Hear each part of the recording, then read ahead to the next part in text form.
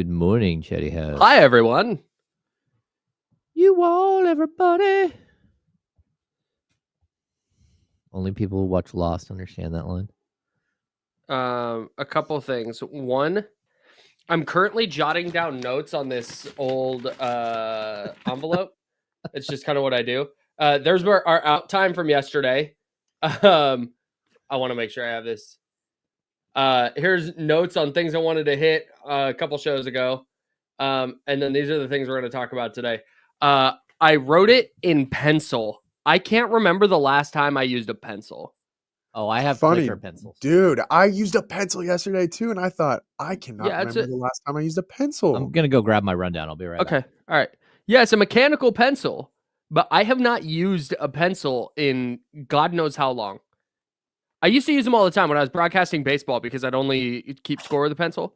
But now, like, I can't remember the last time I wrote with a pencil. That was a weird sensation. Good morning, everybody. Russ Dog gets the belt. Shout out to Russ Dog for getting the Friday belt. But more importantly, it's Katrina's birthday today. Hey, happy birthday, Katrina. Let's go. On a Friday? Come on. This is big time. It doesn't get better than that. 21st birthday on a Friday is so fire. Oh, Let's man. go. Let's go. Man, come on. I'm blessed and cursed. I never have to work on my birthday, but also everyone's busy on my birthday, so tough. It's rough. Yeah, only keep score with a pencil. People who keep score, hey, it's on Sunday, it's all weekend. Let's go. That's a birthday weekend. Yeah. What was I gonna? I just had a great moment with new Aaron. Love that for you. People who keep baseball score with a pen freak me out. Why? What happened? I was quoting Super Troopers. As one does. On my way to go get the rundown. What line was it? Well, because we were talking about writing it down. I said, I wrote it on the paper. Yeah. Call Ramrod. Yeah, call Ramrod, yeah. So anyway, no, that's Rabbit's coffee. And Aaron's like, what'd you say over there? I was like, I was just quoting Super Troopers. And he threw out a quote. And I'm like, what? And then a liter of cola. Yeah, can I get a liter of cola? I said, and then I went inside. I said, I got to do a show, meow. Am I saying meow? It's time to do the show, right? Meow. Right, meow. Oh, nice, Joe.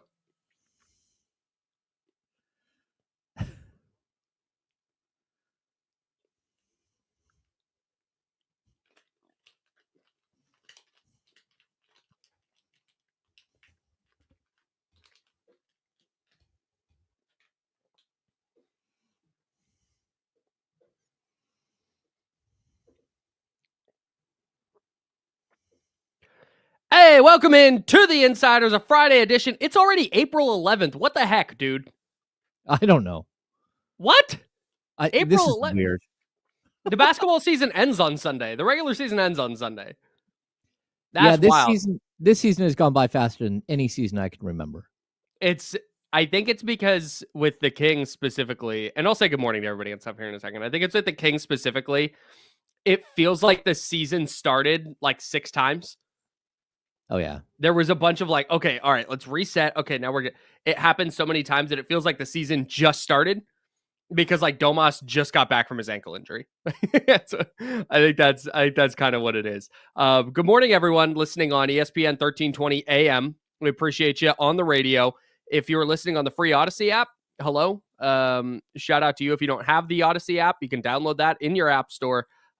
Search ESPN 1320, favorite us. And then we're just right there, and you can listen to us live around the world on the free Odyssey app. YouTube, Twitch, the Chatty House, youtube.com/ESPN1320, twitch.tv/ESPN1320. And of course, a salute to our podcast listeners, the James Ham and Kyle Madson Show. If that is how you consume the program, hello, we thank you very much. If you've not subscribed to the James Ham and Kyle Madson Show, wherever you get your podcasts, fix that ASAP. But if you have already, salute, hope the future is going well. All right, before we get into the Kings-Clippers game, the penultimate game of the regular season for the Kings, I did a sound bath last night. I don't even know what that is, Kyle. Bro, I was not familiar either, but my wife had gone and done one, and she said, I think you'd really enjoy it. So I was like, yeah. Let's go do this. It's this small room. It's like a yoga studio kind of. But it's very dim, like very like Zen. Okay. And you lay down on a yoga mat. She actually has like dog beds that you can lay on. But you bring a yoga mat and you lay down, and it's like those bowls, those glass bowls of different sizes. And Okay. then she takes like this wand thing and like moves them around the bowls, and it makes these really like soothing sounds. And that's just all you hear, and you just lay and you lay down, and most people fall asleep, and you do this for 45 minutes. And it was fascinating. Yeah, dude, that's what it is. But it was fascinating because I felt like I was asleep, but I don't remember falling asleep, and I don't really remember waking up. Like my stream of consciousness, my stream of thought never really stopped.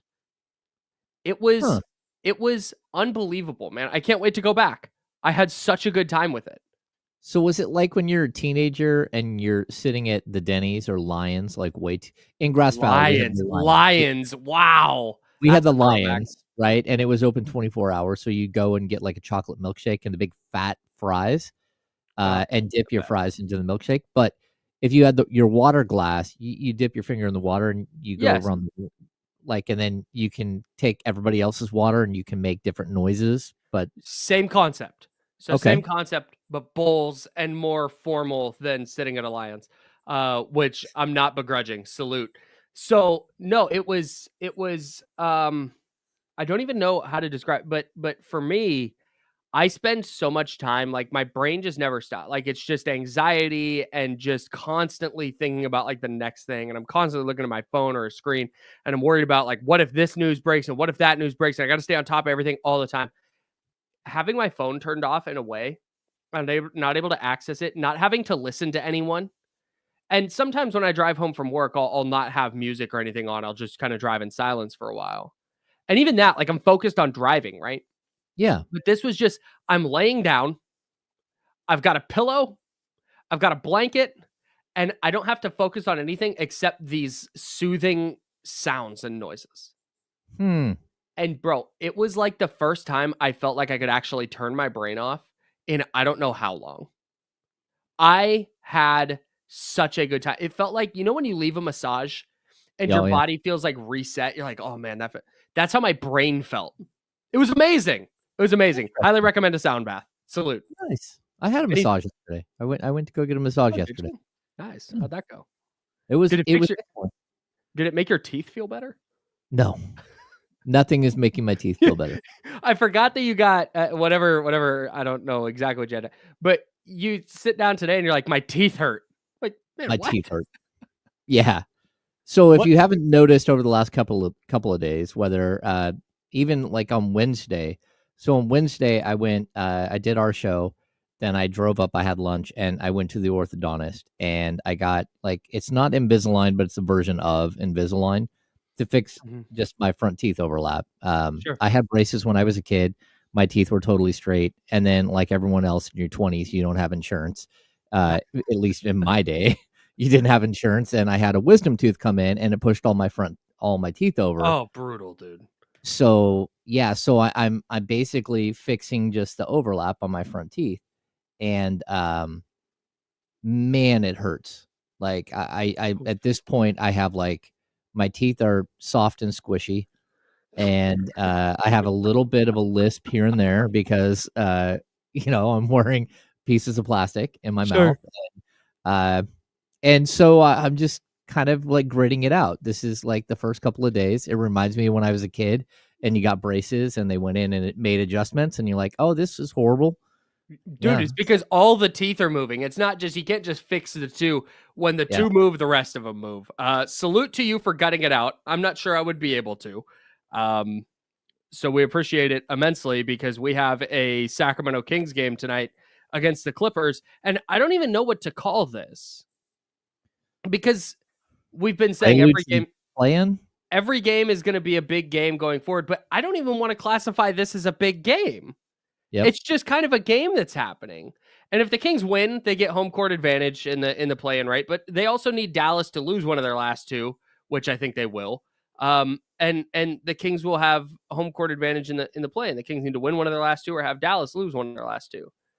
So I don't even want to call this like a big. It's just a. It's just kind of there. It's just a game that's happening. The Kings have to win one of the two, and if they win both, they finish the season at 500. Right. If they don't, then again, it's going to be once again another sub 500 season. And I think the crazy thing people may or may not know is that in the history, the 40 plus years now in Sacramento, the Kings have the 8-year run of Rick Adelman over 500. They have the last 2 years over 500. They don't have another season over 500. Dave Yeager capped out at 39 wins. Gary St. Jean, I think, had 39 2 years in a row. And this would be like the 11th out of 41 years of Kings basketball where they would be at 500, which is just crazy to think. That's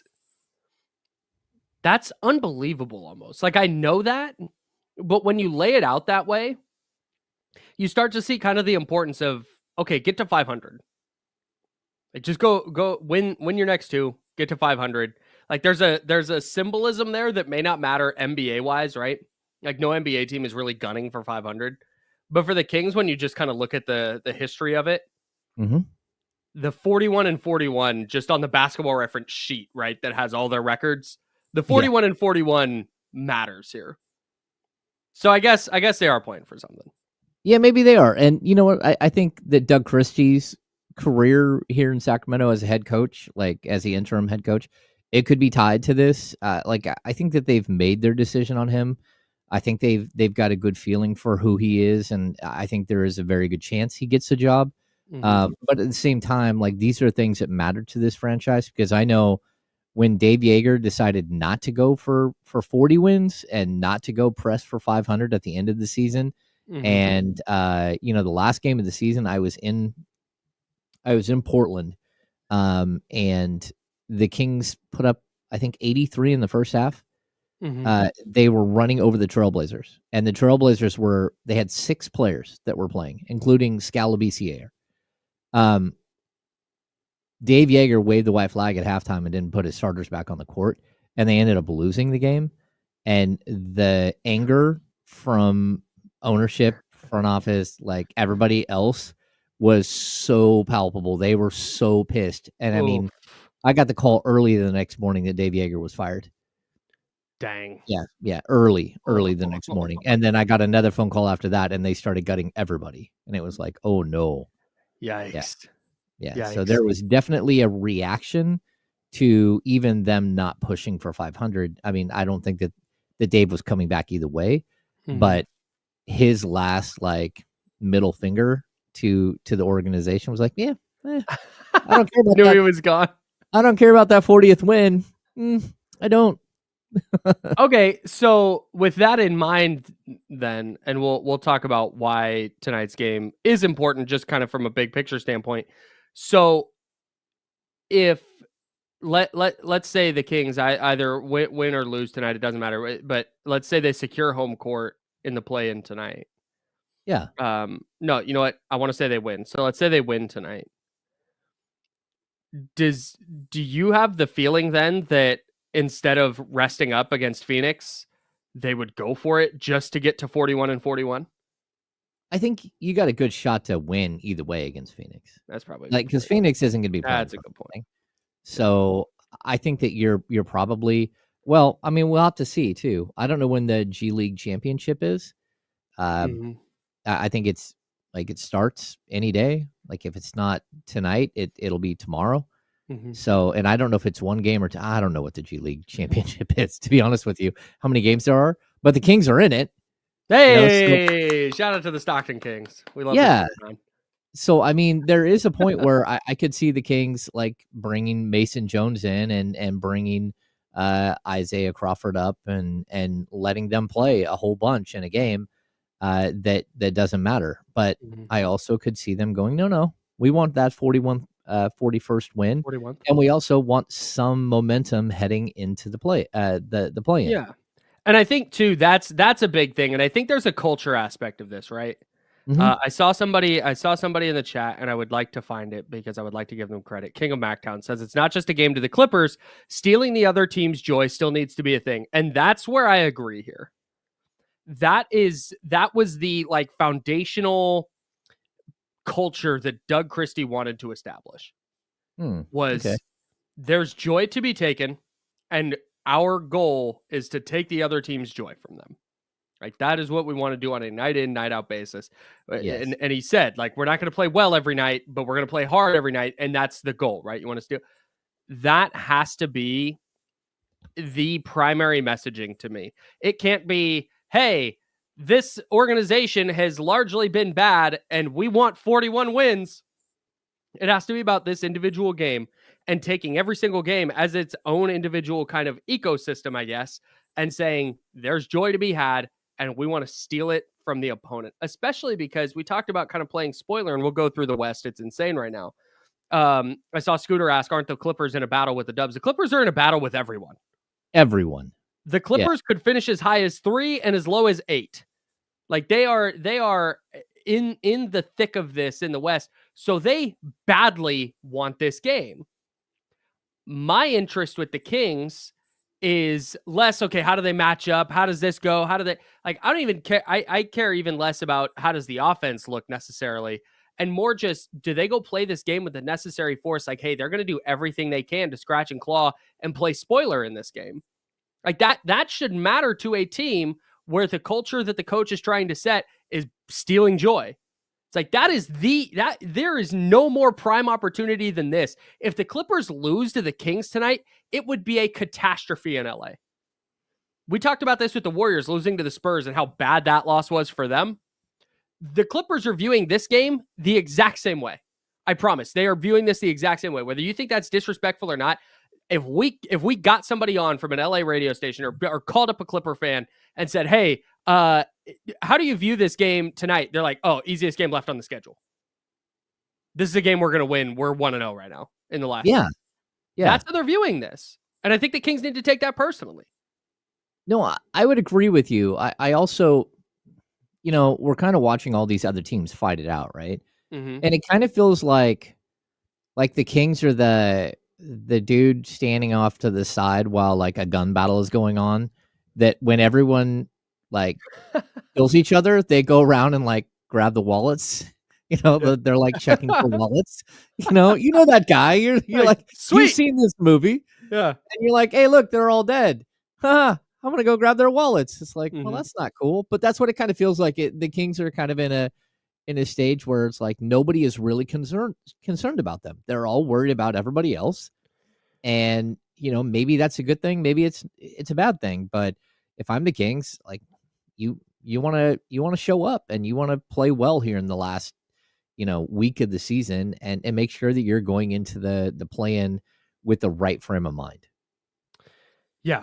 Yeah. I'm right there with you. We'll continue talking about this. We'll continue talking about the Kings game tonight and just the chaos that's going on in the West. Like the Kings aren't in that chaos, but with their game tonight, they play a really, really significant role in that. So we'll continue looking at that while looking at the game tonight and looking around the NBA. A couple of very good questions in the chatty house. We'll get to those at youtube.com/ESPN 1320, twitch.tv/ESPN 1320. And if you would like to join the program, please hop on the Elk Grove Kia talk line at 916-909-1320. That's 916-909-1320. If you'd like to join the show, that's James Ham. I'm Kyle Madson. Joe Brazil on the 1s and 2s. We're back in a second on ESPN 1320. It's Sacramento Sports Leader. Clear.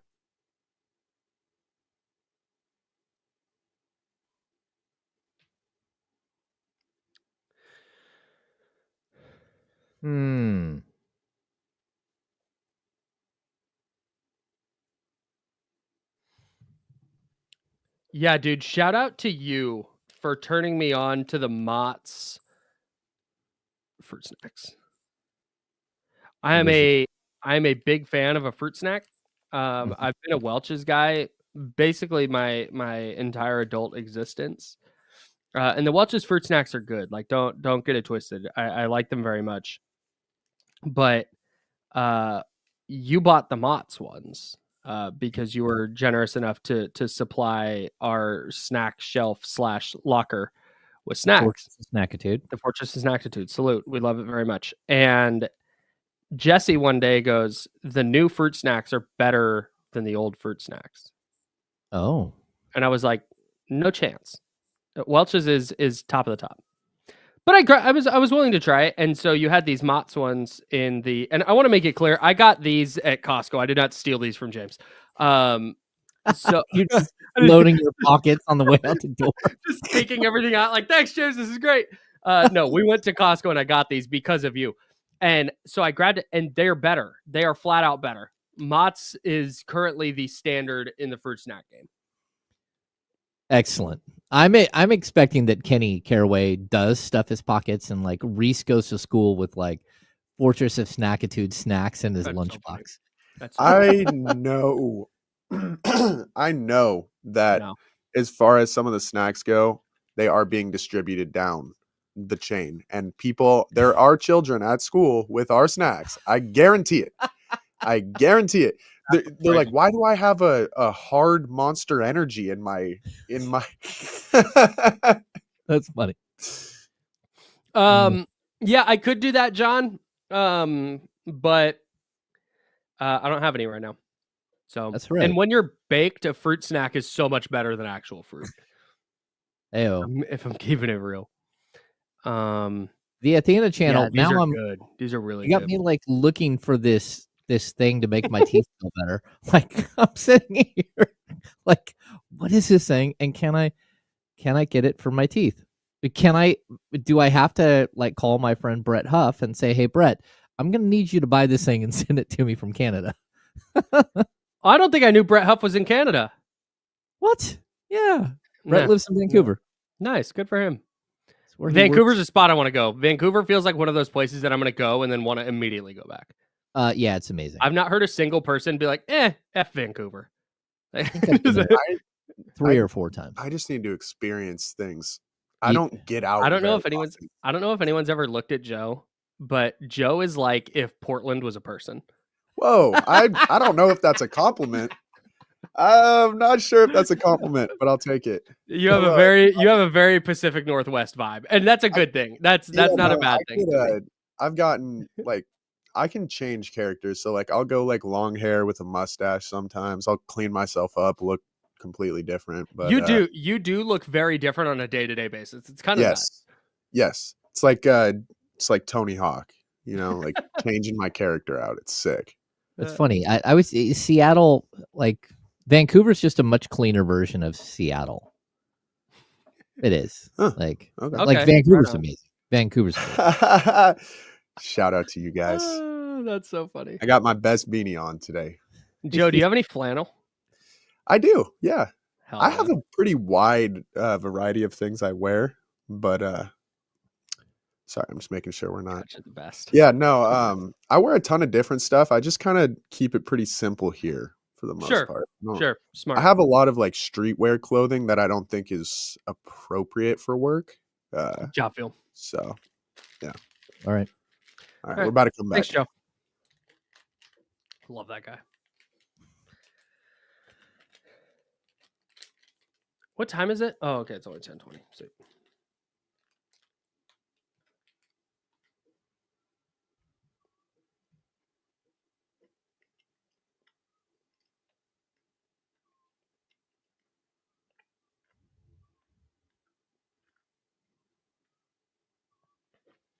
Now, back to the Insiders with James Ham and Kyle Madson, brought to you by Jiffy Lube on ESPN 1320. Yeah, he's James. I'm Kyle. Joe Brazil on the ones and twos. We're sponsored by Jiffy Lube, as you just heard the voice guy say.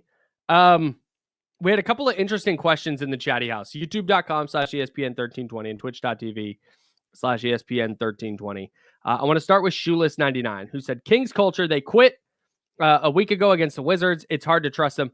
I would agree. And that's why tonight is very important to me.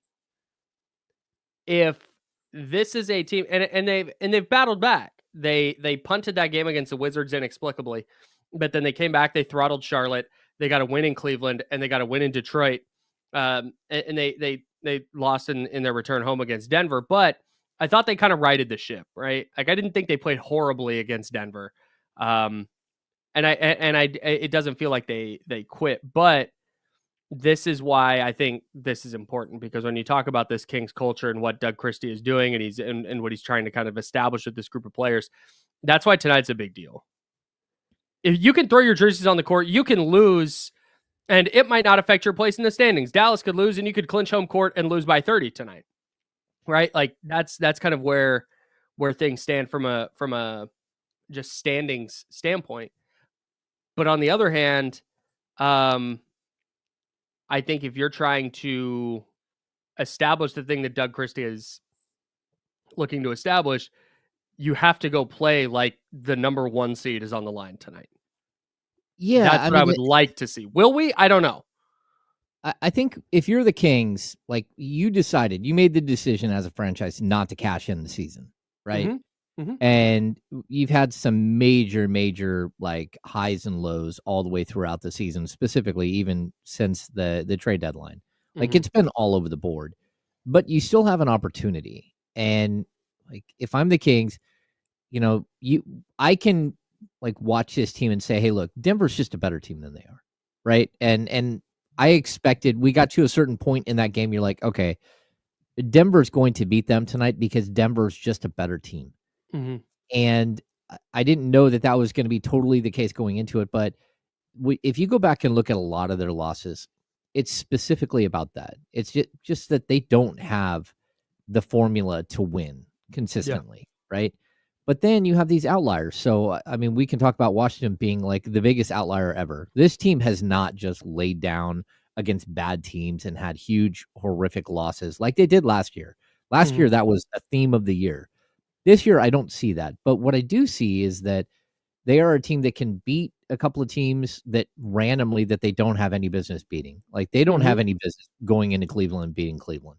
Cleveland has 63 wins on the season. They're one of the best teams in the league.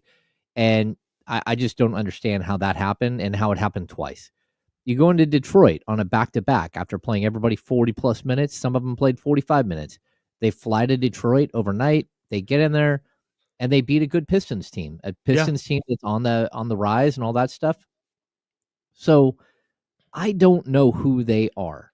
And I would like to tell you that we're going to get halfway through this Clippers game, and it's going to be like, oh, this is the same team that showed up against the Cavs. But I don't think that I wouldn't bet on that happening. No. But it can be. And that's what's so weird about this team. It's that they can beat good teams, and they can, again, we talked about how last year they were 0-4 against Houston. This year they're 3-1 or 4-0 or 3-0, whatever it is. And the same with New Orleans. Last year they couldn't beat New Orleans. New Orleans is a different team this year. They're not good, but again, the Kings were able to beat them. The Kings just don't make any sense. Last year they couldn't lose to the Lakers. This year, they can't beat the Lakers. Like you don't. Weird. From one year to the next, it's like the same group of dudes, and then all of a sudden it's not. But you have no idea. And being a coach for this team, I can't even imagine like the angst going into a game, thinking, okay, I prepped, I did everything that I know I can do to get this team ready, and then they go out and it's almost a coin flip on which team is going to like show up on the court. And again, the Denver game, I think it was a good effort. If you get that same effort against the Clippers, you'll have a shot. But I also like there are limitations to this team, and I think that we see that time and time again as well. Yeah, like there's just certain things like we talk about DeMar DeRozan in the offense. We talk about the overall like force that they play with. Like those are controllable things. There's also just roster shortcomings that everybody knows they have. And they're exacerbated when Keegan Murray and Jake LaRavia aren't playing. Oh, totally. So like there's just certain ceilings they're going to hit. And they are literally what we've been saying since January. Like if you're doing power rankings, they're like 15th, 16th. Yeah. Like they are the line of demarcation between good and bad NBA teams. It's like if you're worse than the Kings, you're bad. If you're better than the Kings, you're good, and they're just right smack in the middle. And I don't think that's. I mean, there's I think kind of worse places to be. We'll talk in the summer about changes they can or need to make or whatever. But I think for now, as we go into a game against the Los Angeles Clippers, who the Kings have had a hard time beating this year, it's like, yeah, they could win. They could definitely win.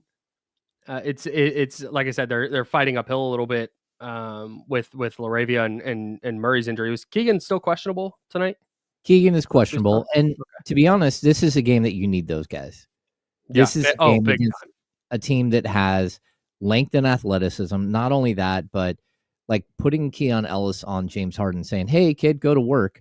It's like, hey, James Harden outweighs Keon Ellis by like 65 pounds. I don't think like James Harden is a massive person. Yeah, he's a big dude. He's a legit 6'6", 6'5", 6'6". Yeah, and I think he's just like wide. Like he's a really, really tough guy. Like there's a reason he's one of the best scorers of all time. Yeah, and the problem is that he uses his physicality so well. He's listed at 6'5", 220. I'm going to put him more like 230. Oh, yeah, at least, yeah, he's a hoss. And again, I think Keon Ellis might be listed at 185, but I'm going to guess it's not 185. Yeah, it's just really tough when you're going into a game and you know he's listed at 175. So again, we're looking at just on listing 45-pound weight difference. Yeah. That's where you really need Laravia and you really need Keegan Murray to defend him. And then we haven't even got to the fact that they have Kawhi Leonard. And then they have all these other wings. They have Amir Coffey. They have Derek Jones Jr. This is how a team should be built in the modern NBA. They have Chris Dunn, who isn't a 6'7" athletic, but he is a very, very good defender. Yeah. For his size and his position. He's a bit of a hack. They're a really tough matchup. Sure. Yeah. I just wanted to look real quick. We were talking about James Harden. Did you know James Harden is 11th all time in scoring? Yeah, that's crazy. Yeah. That's wild, man. He's at 27,625 points. It's funny you say that, actually. We were looking yesterday. I was on D-Lon Casey for Jesse, and we were looking at the all-time scoring leaders and putting Debo on there, kind of seeing where he'd land after it's all done. And James Harden was the one that stuck out to me the most. So it's funny you say that. I was like, oh, okay. Yeah, that's really high. He's going to be comfortably top 10 by the time he's done. Oh, yeah. James Harden's an incredible scorer. And Randy Lilly brings up in the chat Norman Powell, too, that he's another guy. And the Kings haven't faced Norman Powell many times this year. It seems like every time they play the Clippers, Norman Powell is hurt, and they're not going up against him. But he's had an excellent season. The one time I do remember him playing, he tore the Kings up. So you're kind of like 8 threes or something. Yeah, it's something crazy. And that's the problem that the Kings have. It was early in the season that they, again, you might be able to slow Norman Powell down with a guy like Keon Ellis, but you just don't have the other pieces to stop a team like this specifically, especially if Laravia and Murray are going to continue to miss time. And this is where, for me, it comes back to, all right, you're going to have to grit this game out. You're going to have to scratch and claw and just find different ways to gain an edge, gain an advantage, pulling down rebounds, second chance points, getting to 50-50 balls. Like, it's just all of the Kings are going to have to win on so many of the margins, because I don't think you can go in and just go blow for blow with this Clippers team in your current state and beat them. And that's where it comes back to that culture thing we're talking about. And like, okay, can everybody get on that same page where everybody's boxing out, everybody's diving on the floor, everybody's doing all the things you need to be doing to kind of swing an upset in this way. Yeah, and if you don't have everybody pulling the same direction and trying their best to play team basketball, you're going to lose badly. Like, this is a quality team with a couple of guys that can put up huge numbers on you at any moment. Yeah. Norman Powell, by the way, you mentioned his one game against the Kings this year. He went for 31, 12, and 2 in that game. Oof. Yeah. But that was back on November 8th. He's also questionable. I remember it. I remember being early in the season, and they also at that point they didn't have Kawhi Leonard. Yes. So yes. The other thing I wanted to get to from the chatty house, Jay Hardaway says Kings need this win more than the Clippers. I disagree. oh yeah. The Clippers are in a spot where if they lose, they could fight. They're in 5th right now in the West at 48-32. But they're in a spot where if they lose tonight, they finish their season against the Warriors in Golden State, and if they lose that game, they could be staring at the number 7 seed. So yeah, they need this one against the Kings. And by extension, just real quick, Warriors fans are all Kings fans tonight. They would love to see the Clippers lose this. Yeah, I mean, the Clippers continue to hang out with this whole group, right? I mean, if the Clippers win, they actually have a shot to catch the Lakers for the number 3 seed. Like, they're only a game behind the Lakers for the 3rd seed. But if they lose, they can drop all the way to 8. And the Kings are locked into either the 9 or the 10, but most likely the 9. And that's just it. I mean, like, the Kings, like, do they have something to play for? Yeah, we can talk about trying to get to 41 wins, talk about having positive momentum, all that stuff. But at the end of the day, the win doesn't really mean anything functionally for them outside of, because they can also get a Dallas loss. They can, if they beat the Suns on Sunday, they'll be the 9 seed without any question. They have their magic number for the 9 seed is 1. So they need any combination of a win or a loss by the Dallas Mavericks. And they go in as a number 9 seed and host the first playing game. Dallas has the Raptors tonight. And then do you know who they finished their season with? I don't know who they finished. It's a tough one. Against. Is it? Yeah. The Raptors tonight, and it's the Grizzlies. And Memphis is going to badly need that. Memphis, the number 7 seed, after losing last night to the Timberwolves. So yeah, I get why this is an important game for the Kings. Just when you talk about trying to establish momentum and you try and talk about establishing culture and this and that, like that's all fine. But the Kings could lose this game and still host their 9-10 playing game. Like, there's nowhere up they can go. And you just said it. The Clippers are in a spot where if they lose tonight and lose to the Warriors, they could be sitting in the 8th seed and going on the road for a play-in game. Well, yeah, that would be devastating. If the Clippers went out and the Nuggets lose one game, the Clippers could actually be the 4 seed and host the first round playoff series. Like where they're at right now is like really, really safe. Like a 4-5 matchup, whether it's home or away against the Nuggets. That's kind of, I think a lot of teams look around being like, yeah, I wouldn't mind being that 4-5 because sure, Denver beat the Kings the first game after Michael Malone's firing, but that doesn't mean anything once we get to a playoff series. And then, the rest of the way that if you fall all the way to 7, say you lose your first play-in game, but you win your second, if you're the Clippers, that puts you in a 1-8 matchup against OKC. Oh, it's man. Not good. Yeah, and Steve Kerr talked about it on 95.7 with Willard and Dibbs yesterday, 95.7, our sister station out in San Francisco. And he said, like, forget like the 8 seed of it all, right? Forget maybe having to play OKC. That's 2 extra games that you're playing, potentially. If you're in the play-in, you could be playing 2 extra games. You could be going on the road for one of those games. Yeah. And just that's like, we talk in baseball, there's high stress innings for pitchers. The second inning, if your team's up 7-0, is very different from the 7th inning in a tie game and you have the bases loaded with 1 out. Like, there's high stress pitches and low stress pitches. Those are all high stress games. Every minute you're playing, in the first game, if you're the 7-8, you're trying to not have to play a second game. And then if you lose, now all of a sudden your season's on the line. And then if you win that one, okay, now you have to go climb the mountain that is the Oklahoma City Thunder. So that's where, if you're talking about it, again, the Kings are in an unavoidable spot. They're the number 9 seed. But when you're talking about if this game's important for the Clippers or what this means for these teams in the West down the stretch at 3 through 8, it's like, this is everything. These are ostensibly playoff games for them. No, totally. And if you are, let's say like you said, you lose the first one, you're the 8 seed, and you drop down. Well, you're the 7. You lose the first, you're going to play. Let's say it's the Kings.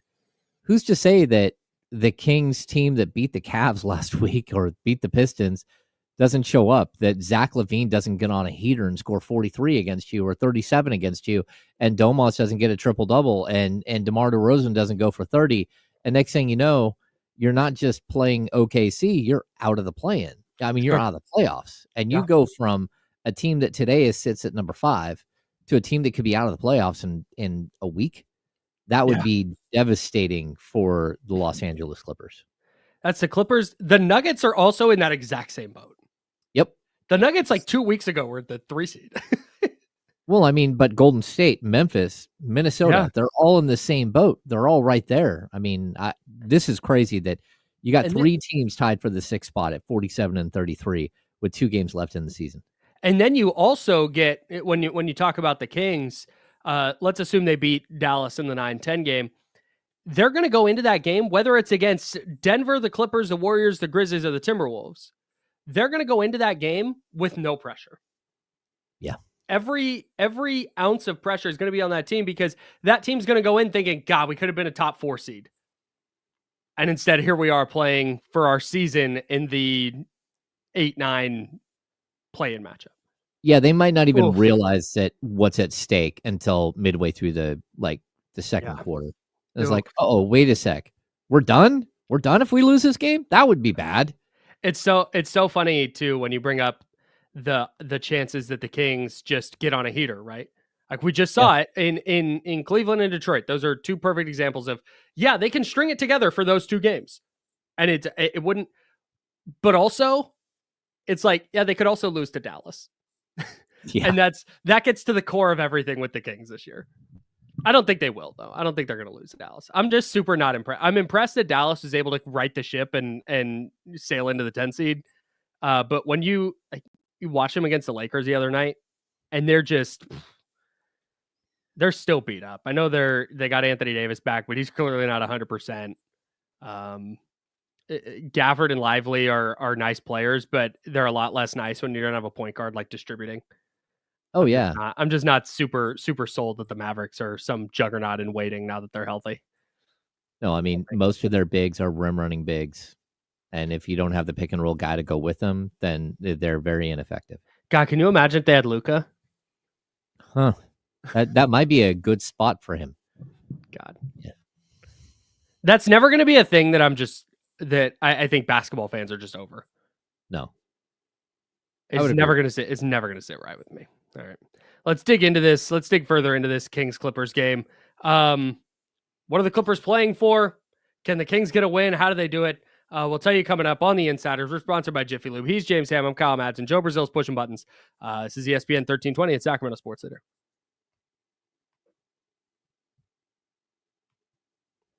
Clear. Clay will torch the Kings for 45. Oh, how quickly we forget. Yeah. Oh, how quickly we forget. It's not what he looked like.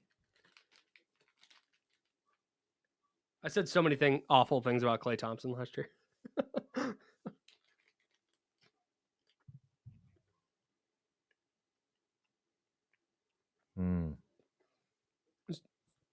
So I dropped my car off this morning to get it serviced. And they called me during the show to let me know that my air filter needs to be changed. How much money do you think they are charging me to replace my air filter? In your new car? Mm-hmm. I mean, your new car has an air filter? Mm-hmm. Oh. I can't imagine. I mean, it's not a hybrid. $110. $110. $110 for a thing I'm going to go to the auto shop, buy for $40, and replace my damn self. Yeah, but $109.95, dog. You have an electric car. Yeah. Like an Still air needs to filter filter. the air. Oh, I think he's talking about like his AC air filter, right? Well, okay, so you have an in-cabin air filter. Mm-hmm. That's different than a standard air filter. A standard air filter it's the air that gets sucked through that goes through the carburetor. Yeah. or the intake. Yeah, I still need a cabin air filter though. Well, yeah, but a cabin air filter, most people don't switch out in the entire life of their vehicle. They tried to. Yeah, no, it's I'm confused by this, Kyle. I change my cabin air filter in my Civic all the time. Okay. We're gonna go to YouTube because I've not had to do this in this car yet. Oh, yeah. Yeah, but your car's not even a year old. That just seems strange to me. The cabin air filter would have replacing already. Yeah, but keep in mind how much I drive and the roads I drive on. It's a lot of dirt. Oh, I didn't know you drive. I didn't know there's dirt on the river road. Yeah, drive behind a lot of trucks. Change air filter in Hyundai Kona.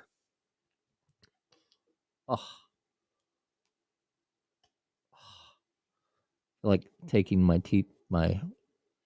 top plate out.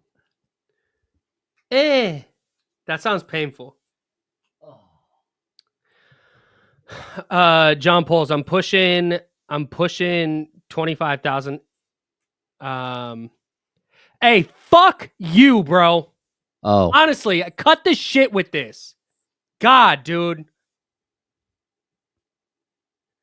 So I got my car in July, and I'm at like 25,000 miles, almost 25,000 miles.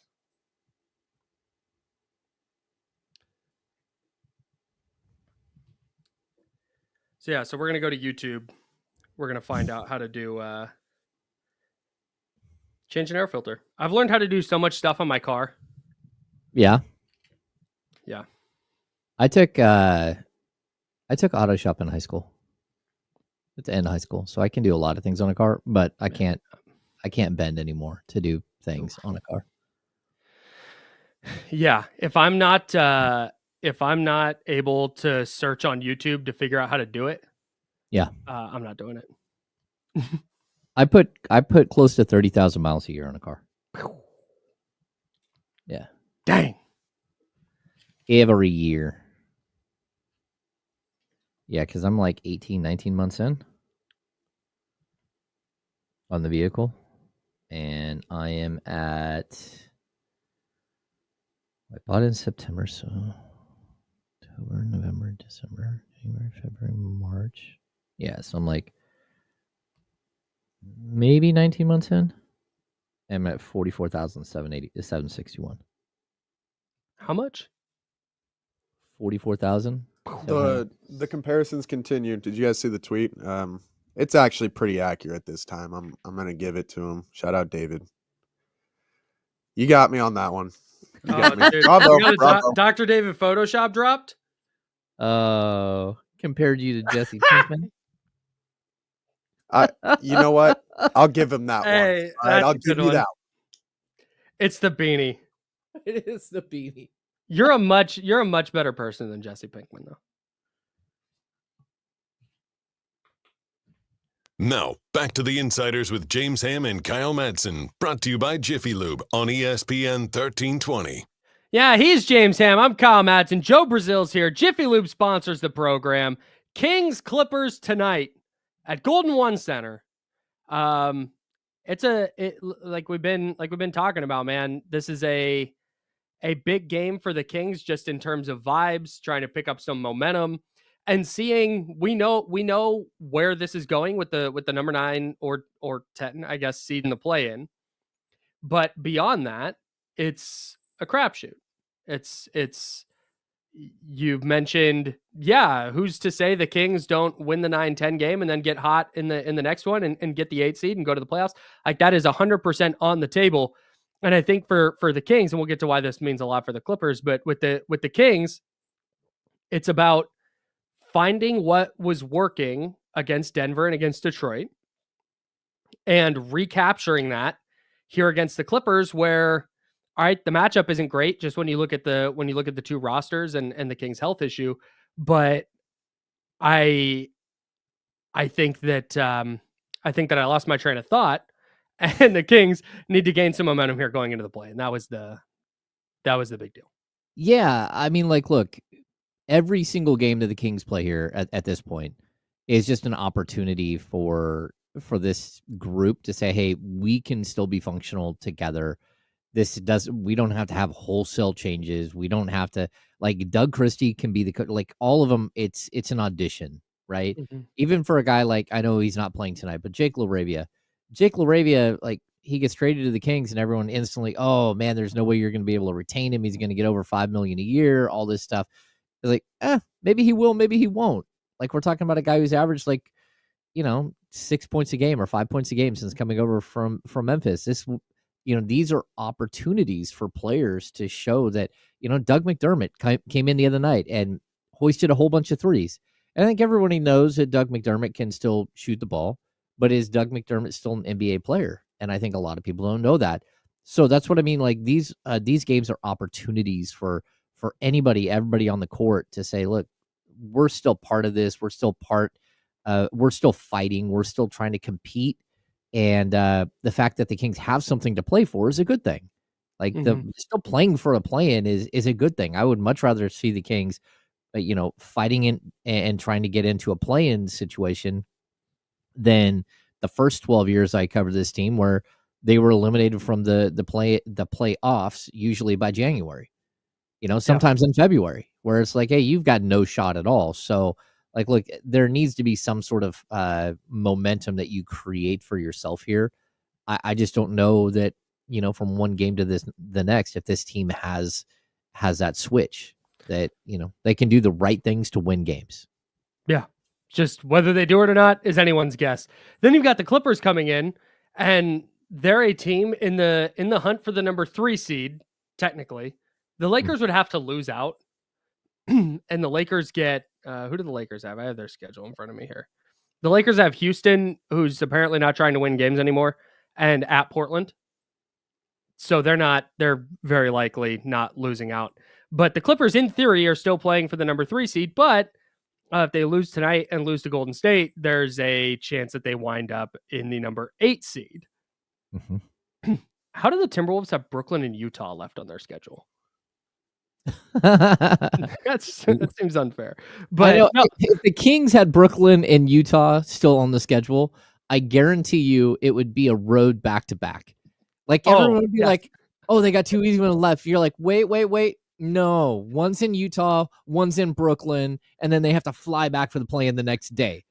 It's a night game in Utah with a 12:30 tip in Brooklyn the next day. Yeah, it's something random and weird, and right. Oh, that's not going to end well. Yeah. But no, man, the Clippers have a ton to play for going into this game, and I think that's where. That's a big part of the motivation tonight for the Kings, like just playing spoiler. Like, it might not affect your place in the standings, but you can really, really have a hand in shaking up the West. And I think if you're going in and you're beating a highly motivated Clippers team, you talk about momentum. That's a huge momentum boost over the next couple. I'm buying the Clippers. I'm officially buying the Clippers because I was super wrong about them to start the year. I didn't feel like because they lost Paul George, Kawhi Leonard's got the injury stuff, and James Harden's older, and it's like, man, Norman Powell is going to be more Norman Powell is going to be the answer. But they've gotten Ivica Zubac is playing at a darn near an all NBA level. James Harden has been outstanding. Norman Powell was darn near an all-star. Kawhi Leonard is back healthy and playing really, really well down the stretch. Not only was I wrong about the Clippers, but I'm buying in on them in a way that I did not buy in on them as a postseason team last year. Yeah, I'm with you. I think we overlooked them just because that's who they are. Sure. They're a team that's fallen on their face way too many times for us to believe, in who they are as a franchise, who they are as a group of players. And some of the moves they've made, I like them. I really like Terrence Mann. I'm not sure that I would have traded him for Bogdan Bogdanovic at this point. But then again, you watch Bogey play and you're like, hey, they really needed that guy. They really needed that type of guy who can control the offense off the bench. Like, this is a deep and talented team. They've got a lot of, the pieces that would make perfect sense for the Kings. Let's get to the injury report for tonight? Because I think this is going to play a significant role in whether the Kings can swing an upset. What's the Kings injury report look like? Yeah, we got Jake LaRavia and Malik Monk are out. LaRavia, of course, has a thumb issue. Malik Monk has a calf issue. Monk will be reevaluated in 2 weeks. LaRavia is starting his return to play. Maybe he's back by this weekend, but certainly I would assume another week away from the game would give him an opportunity to play in the play-in game. And Keegan Murray is questionable. We have he definitely is. He's on the mend, but he's got a low back issue, and he's been questionable for the last 3 games. So we're gonna have to wait and see if he plays. How much of his absence do you think is gearing up for the play-in? Like just making sure that when he comes back, he's healthy? I don't know, because all of these games mean so much to the Kings, and I think if Keegan could play, they'd want him out there. And the fact that they haven't ruled him out of any game until later on in the day shows you that, they are hopeful that he'll play. And then when he can't go, they're like, okay, this isn't great. And so, low back problems can linger. And so if he can play, I think he'll be out there tonight. And then what about the Clippers? Yeah, for the Clippers, Nick Batum, Amir Coffey, and Patty Mills are all out. Norman Powell and Ivica Zubats are both questionable. So, this looks more like an injury report for a team that doesn't care about the game tonight. Yeah, which is very odd. Yeah, and maybe they're just gearing up because they know if they beat Golden State, they'll be in a good spot. Yeah, but that's very strange. So, what is the Kings starting lineup with no Keegan? Would just be Ellis, Levine, DeRozan, Trey Lyles, and Sabonis. No changes. Yeah, that would be the lineup if Murray doesn't play. It'll be Ellis, Levine, DeRozan, Murray, Sabonis, and if not Murray, it'll be Lyles most likely. And what do we think about the Clippers starters? Chris Dunn, James Harden, Derek Jones Jr., Kawhi Leonard, Zubats, I think will be the starters unless, again, they get Norman Powell back. Powell has been, I think, bouncing back and forth between the bench and the starting role, or he did last year. No, he started 58 games. So if Norman Powell can play, he'll start over Chris Dunn. Chris Dunn gives him a better defensive option, but again, a guy who fouls a ton, like ultra aggressive defender who fouls way too much. I was trying to look at who their backup if Zubats can't play. Going Mo Bamba, is he still there? No, Mo Bamba's not there. That's a good question. Drew Eubanks. They don't have Kai Jones anymore. Drew Eubanks, of course. Huh. Yeah, that's a matchup. Boy, is it, man. I think we could probably see Kawhi play minutes on Domas if yeah, probably if they don't have their center. But Zubats has been good. What's your matchup of the game? This is an interesting one that you wrote down. Yeah, for me, I've got Zach LaVine against James Harden, and I know they might not defend each other all that much, but you know what? They might have to. This is, I think, if you're the Kings, you need a 30-plus point night out of Zach LaVine. You need him to be the focal point because that's where this team looks functionally the best, when he's just like a crazy, crazy scorer from all over the court. And if you can get him rolling and you can keep James Harden from, having one of those crazy big nights where he's basically just shooting from the perimeter and giving you nothing else, I think the Kings have a shot. Yeah, man. And I think there's part of it, like there's the defensive aspect, but if James Harden does get hot like that and does start scoring, that's where I want to see Zach LaVine take over the game a little bit. Like, all right, they've got a guy that the Kings have a guy who can go shot for shot with James Harden. So go do it. That's what I would like to see tonight for sure. That's a very, very good one. James Ham's there. Joe Brazil is on the ones and twos. I'm Kyle Madson. We'll have keys to a Kings victory. Finally getting a win over the Clippers. We'll have the keys coming up next here on ESPN 1320. That is Sacramento Sports Leader.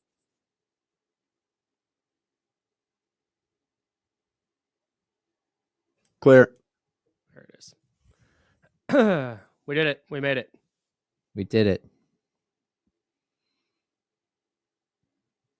So I just saw Pamela and Bill walking by, and I said, do I look like Jesse from Breaking Bad today? Ah, They went, Did either one of them know who Jesse from Breaking Bad oh, is? yeah, of course. You sure? I would hope it's like the most popular show of all time. Like I would hope. But not everybody watches They shows understood about meth. That's true. They understood what I was saying. Yes, they did. And they essentially said, yes, you do look like him today. And I said, well, maybe I shouldn't dress like him if I don't want people to think I look like him. That's probably a good start. like facially, you don't look like him, but the yellow beanie is. Oh no, I know. I know. It's the yellow beanie for sure. Yeah, I didn't think that James Harden was going to age particularly gracefully. I counted out the idea that Kawhi would be effective at all. I didn't see this leap coming from Ivica Zubats. Like they still had some good players, but I didn't think they were going to be a freaking 4 or 5 seed. Yeah. I mean, only because they keep proving that they aren't a 1-2 seed, 3 seed. They've had the talent for a couple of years, but they just show you that they're not there. Yeah.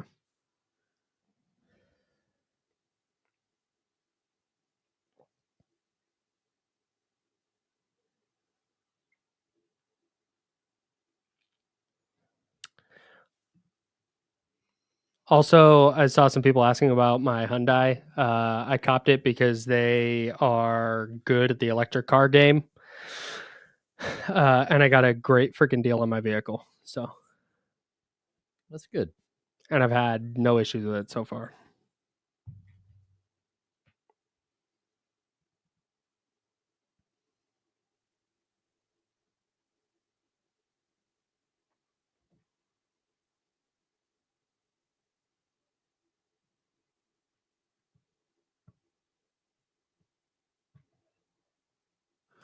Thank you, David. This is a very big moment in my career right now. I feel very blessed. I'm officially official. Hell yeah. I'm with you here, Steven. They were obsessed with her. Whatever. People What are is weird. That's what from is- Survivor. That's from Oh, got it. Okay. Yeah.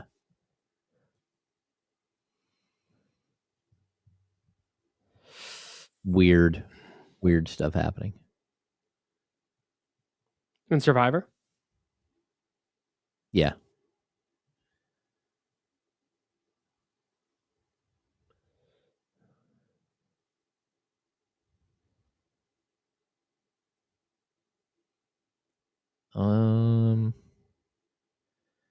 Yeah, it'll be interesting to see. Yeah. We'll get to the plan next week. I did not. That's the biggest downside to electric cars right now. Mm-hmm. Is the range, at least on the ones that when I was researching them, the range is not enough to get to LA from here or to Anaheim. So All right, here we go. Stop and charge, but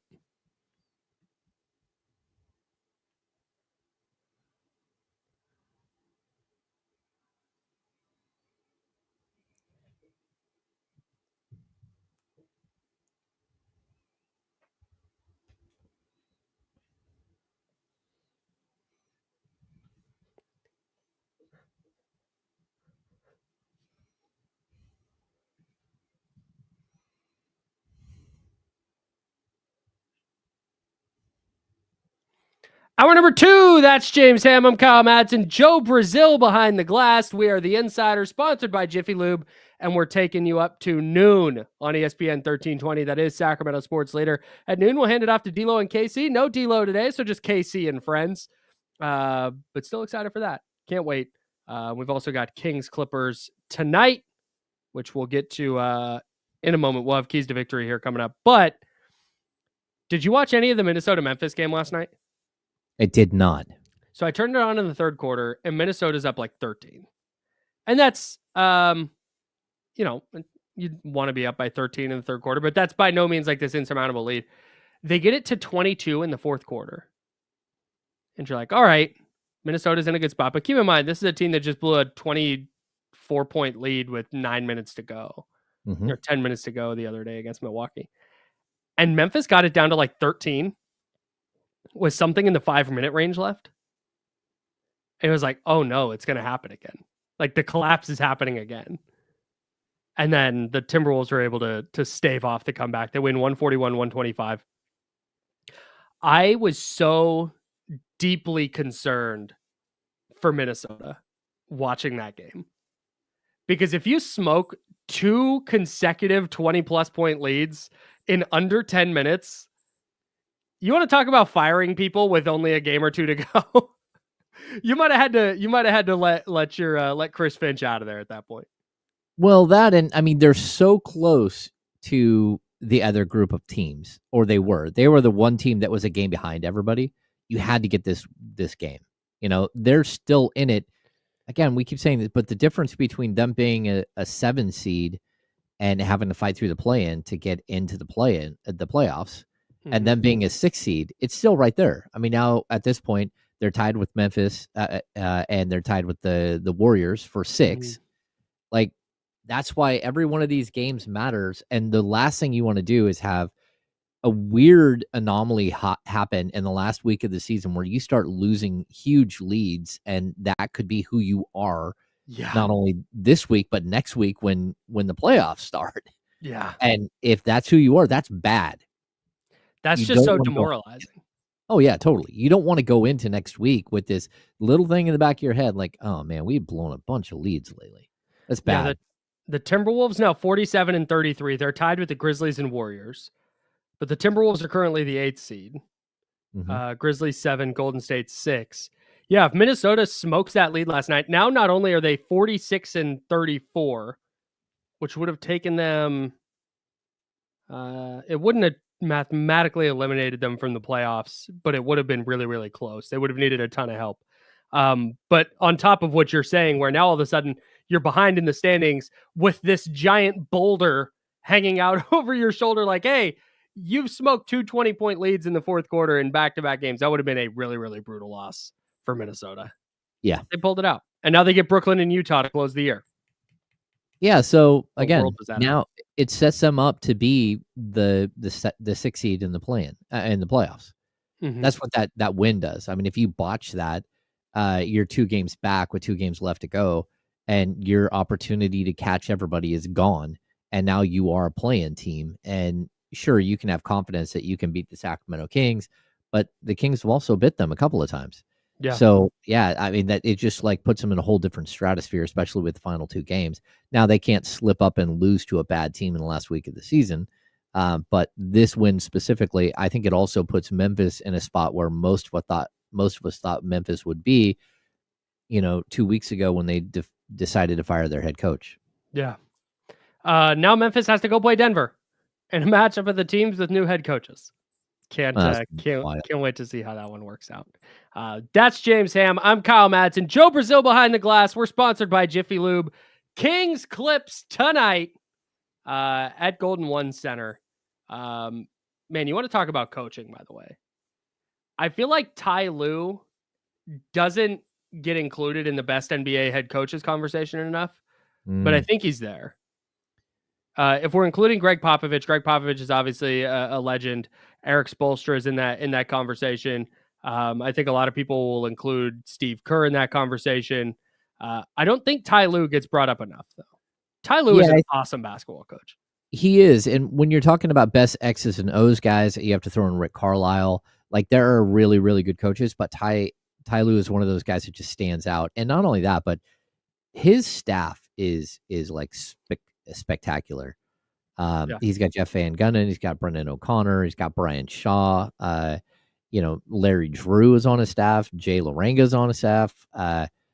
They put so much money into the extras that a great team should do. And for me, that's what separates, again, Ballmer from so many other owners. Yep. You can spend a bunch of money on players and you can go over the luxury tax, you can do all that, right? And sometimes that works, sometimes it doesn't. But if you really want to support a team, especially an aging team, you better go out and have a great training staff. You better go out and have a great medical staff. You better go out and pay head coaches to be assistants, which is what this is. Like, I don't know how many of these guys have head coaching experience, but I'm going to guess it's like 4. Yep. And that to me is pretty spectacular. I will never understand. This is a bigger conversation. I want to get to keys to victory here in a second, but I'll never understand. I mean, I understand it, right? It's a money-making venture for a lot of these guys, but the team owners that don't do everything they can to win. Yeah. It's so frustrating to me that there are so many owners, and this is not a conversation about any team in particular. This is across sports. There are so many owners that are just fine with, yeah, no, we're just going to make money hand over fist, and the on-field product or on-court product, as long as we're not 0-16 or 0-17 in the NFL, or as long as we're not, bottom dwellers every year in the NBA, we'll be kind of competitive if necessary. I'll never understand it. Yeah, I don't get it either. I mean, you have an opportunity to support an entire group of players the right way. And if you don't do it and you lose because of that, it's never made any sense to me. Like you have to be firing on all cylinders. And that's why having a great front office that, again, searches and has a budget to go get the right people. And it's everything. It's again, player performance, it's media relations, it's all of it plays in together. And if you're not spending the money, or if you're not getting the right people in place, it can totally derail everything. And you don't even think about it like, oh, that couldn't possibly impact winning on the court. No, it does. Absolutely. It absolutely does. Let's get to keys to victory for a Kings win tonight against the Los Angeles Clippers. Golden One Center is where that game is happening. The penultimate game of the regular season. James Ham, Joe, do you have your buttons ready? My man, number 1. Play like this is a playoff game. You have to go for the win. Like, the Kings have been in the playoffs basically every game, meaning the value of it is equal to a playoff game for like the last 4 or 5 games. You got to show up, and this is a big moment for this team still. And also, you got to show up at home. Like, this team has not been good at home, and it's a good opportunity to not only put your foot down and say, hey, look, we're still here, but we're here and we're going to represent, our community, our franchise the right way. Yeah, man. It's like, we talk about vibes all the time and culture building, and this is that. This is exactly what you're talking about. Treat this as if you're the team fighting for the number 3 seed. You know what their home record is, Kyle? What is it? 19-20.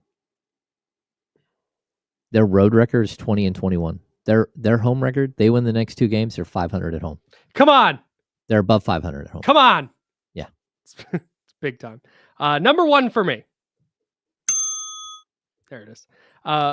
I need ball movement against a good defensive team. This is not let's just go ISO and figure it out because they have too many good defenders. They have too many guys who are going to double and get their hands into passing lanes if you try and pass out of that double. I need ball movement today. I need player movement today. I need those things, and see if you can find little creases and cracks in this defense, because if you try and sit there and everybody's stagnant, and whether it's Zach LaVine or Domas or DeMar DeRozan or Keon Ellis or whoever, if they're trying to just create one-on-one constantly, you're going to have a really, really hard time putting the ball in the basket. Yeah, I agree. And to that point, don't watch what they're doing, because they play a lot of ISO ball. Don't just get in some weird, like, 1990s, like New York Knicks versus Miami Heat battle. Like, go out there, like, play the game the way it's the modern game. Like, move the ball, share the ball, get everybody involved. This team's just way better when they do that. Yep, no doubt. Number 2. You got to limit Zubats. They have the players to do this, but this is a player that, like, look at the advanced stats. Like, people could be like, why do they keep talking about Ivica Zubats? And it's because he has been absolutely spectacular. The advanced metrics have him as, like, what, a top 6 player in the league? He's unbelievable this year. Yeah, he's efficient. He's a huge body. And, like, he just fills up the whole lane. And if you're not doing your work early, keeping him away from the basket, he's going to torch you. He's like, realistically, he's what the Memphis Grizzlies hope that Zach Edey will become. And like this is a very, very good player, and it's kind of out of nowhere that he's become this good. He's been okay the last couple of years. He's been a solid rotational player, but now he's like very, very good. His career high last year, 11.7 points. His career high in rebounds was a couple years ago, 9.9, and his career high in assists was 2 years ago at 1.6. This year, 16.7 points, 12.6 boards, 2.7 assists, and over a block a game.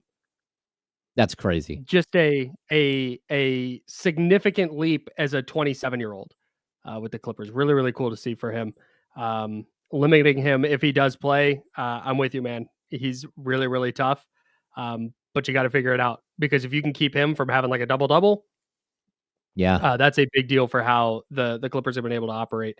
The other thing is James Harden does a really good job of finding him in space down low. Mm-hmm. And I think trying to front him and just trying to kind of go ball denial is going to be the way to do that. Number 2 for me. Make James Harden a shooter. I know that volume-wise, he's made like a ton of threes, like the second most made threes all time or whatever. But I will take that. I will take him putting up 12, 13, 14 threes. I will take that over allowing him to get into the lane and start dishing out assists and drawing fouls and getting people in foul trouble and slowing the game down. I will take that. And hey, you know what? He went 8 of 14 from 3. What are you going to do? I would so much rather have that than him just constantly getting into the lane, mucking the game up, because that's where they can get really, really dangerous. Yeah, I agree. He's like an old school, again, he is the original foul grifter, and he has an ability to have you off balance all the time. Now, he's not nearly as good at it as he used to be, but if you can make him into, like what you said, a jump shooter, and a lot of times that jump shot isn't on. He has very bad games, and if you can keep him away from the basket, I don't know how the Kings do that, because again, if there is no Keegan Murray tonight, how are you going to do that? It should get really interesting.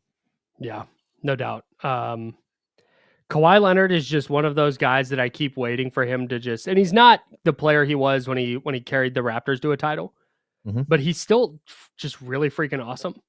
Yeah. And I keep waiting for the year that Kawhi comes back and it's like, oh, all right, Kawhi's just not that good anymore.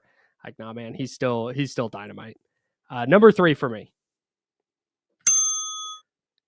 Don't leave Derek Jones open in the corner. I don't care what you have to do. Keep a body around Derek Jones and contest him in the corner. How many times have we watched Derek Jones against the Kings in a big spot, 5-point game, 2 minutes left? He catches in the corner and buries a 3. Yep. It happens. He just kills him.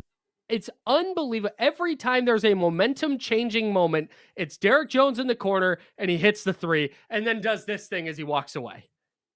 Yeah, we're like, oh, look at that. He's wide open again. Like, wow, look, Derek Jones wide open. I'm not saying stick to him like glue, like it's Steph Curry. I'm not saying that, but just close out, be close enough to close out and get a body on him. I swear he's going to get an open corner 3 tonight, and it's going to make me so mad. We missed my number 3. Oh, did we? We did. I don't challenge. Did you not bring up Kawhi? I did, but I brought him up in the James Harden discussion. Don't challenge Kawhi. I do not want to see a repeat of the DeMar DeRozan trying to score over Aaron Gordon thing. Kawhi Leonard's still a great defender. Do not challenge him, because he will lock you up. Like, move the ball. Find the right shooter. Get somebody else open. Yeah, and Kawhi is not the perimeter defender that he was. Mm-hmm. But at the same time, if you just try and back him into the post, or you try and back him into that 15-footer that DeMar likes on the baseline, that's not happening. Nope. But they're gonna match up a couple of times, and I'm really looking forward to it, though. Should be fun. Anyways. I'm Kyle Madson. That's James Ham. Joe Brazil behind the glass. Penultimate regular season game for the Kings tonight. We'll see if they can bounce back, finish the regular season strong heading into the play, and maybe pick up some momentum. We're following all that right here on The Insiders on ESPN 1320, 10 a.m. every day on Sacramento Sports Leader. Clear. I can't tell you how difficult it was to not derail that conversation to talk about Heelys and soaps. You're the generation. I'm trying to think. Yeah, no, you missed the Heelys soaps. I was also craze. A little bit captivated by the Heely talk. Like Heelys the shoes? Yeah. Oh yeah, but one of my boys had them. All right, so my parents would not allow me to get Heelys. Oh, okay. My grandfather came to visit from Arkansas. He and I were very close, and we'd go shopping. Like he'd take me to the mall, and we'd go to Copeland's, of course. If there's a baseball bat I wanted, or a glove, or whatever, like he'd always get it for me. And so I was probably like 11 around this time, maybe 12. And we go to the store, and I'm like, I want some Heelys. And this is my grandfather. He's like, bet, dog, I got you. Let's go. So going we get around these the parents. Yeah, going around my folks. And I tried to do the thing where I like left them by the front door, so my parents would like see them and maybe see them while I wasn't there, so they didn't. So I tried to like do that, right? If they're watching, sorry guys, but I would wear them like outside, and I'd ride them around the street, and I'd go like around the block, because my parents wouldn't like. They knew I was out, playing with my friends or whatever. And I'm coming around the corner one day, and I'm going down the street because my hill is kind of a downhill, and I've got my Heelys on, and I'm a Heelyan, and I ate it. I fell so hard right in front of my house. Oh no. And I look up, and my dad is standing on the front porch watching this entire thing. And I got the like, what the hell is that? Like, you were not supposed to have these, etc., etc. Hey, it's Charlie. Hi, Charlie. I just wanted to tell you that one of the jocks that was here before you came did the bowl thing, but she did it in a hot salt bath. Yes, that's a thing that this place also does. And she couldn't like stand up straight for 3 days, man. She was just so relaxed. It was unbelievable. I'm doing that. There's one later on in April, and that's exactly what we're doing. So now I'm looking forward to it even more. Now you're all in. I'm all the way in. Oh, we may have to do that as a staff. 15 seconds. I would love that for us. 15 seconds. Okay. Hot salt bath, anyone? Oh, anyway. And everyone out there, medulla oblongata.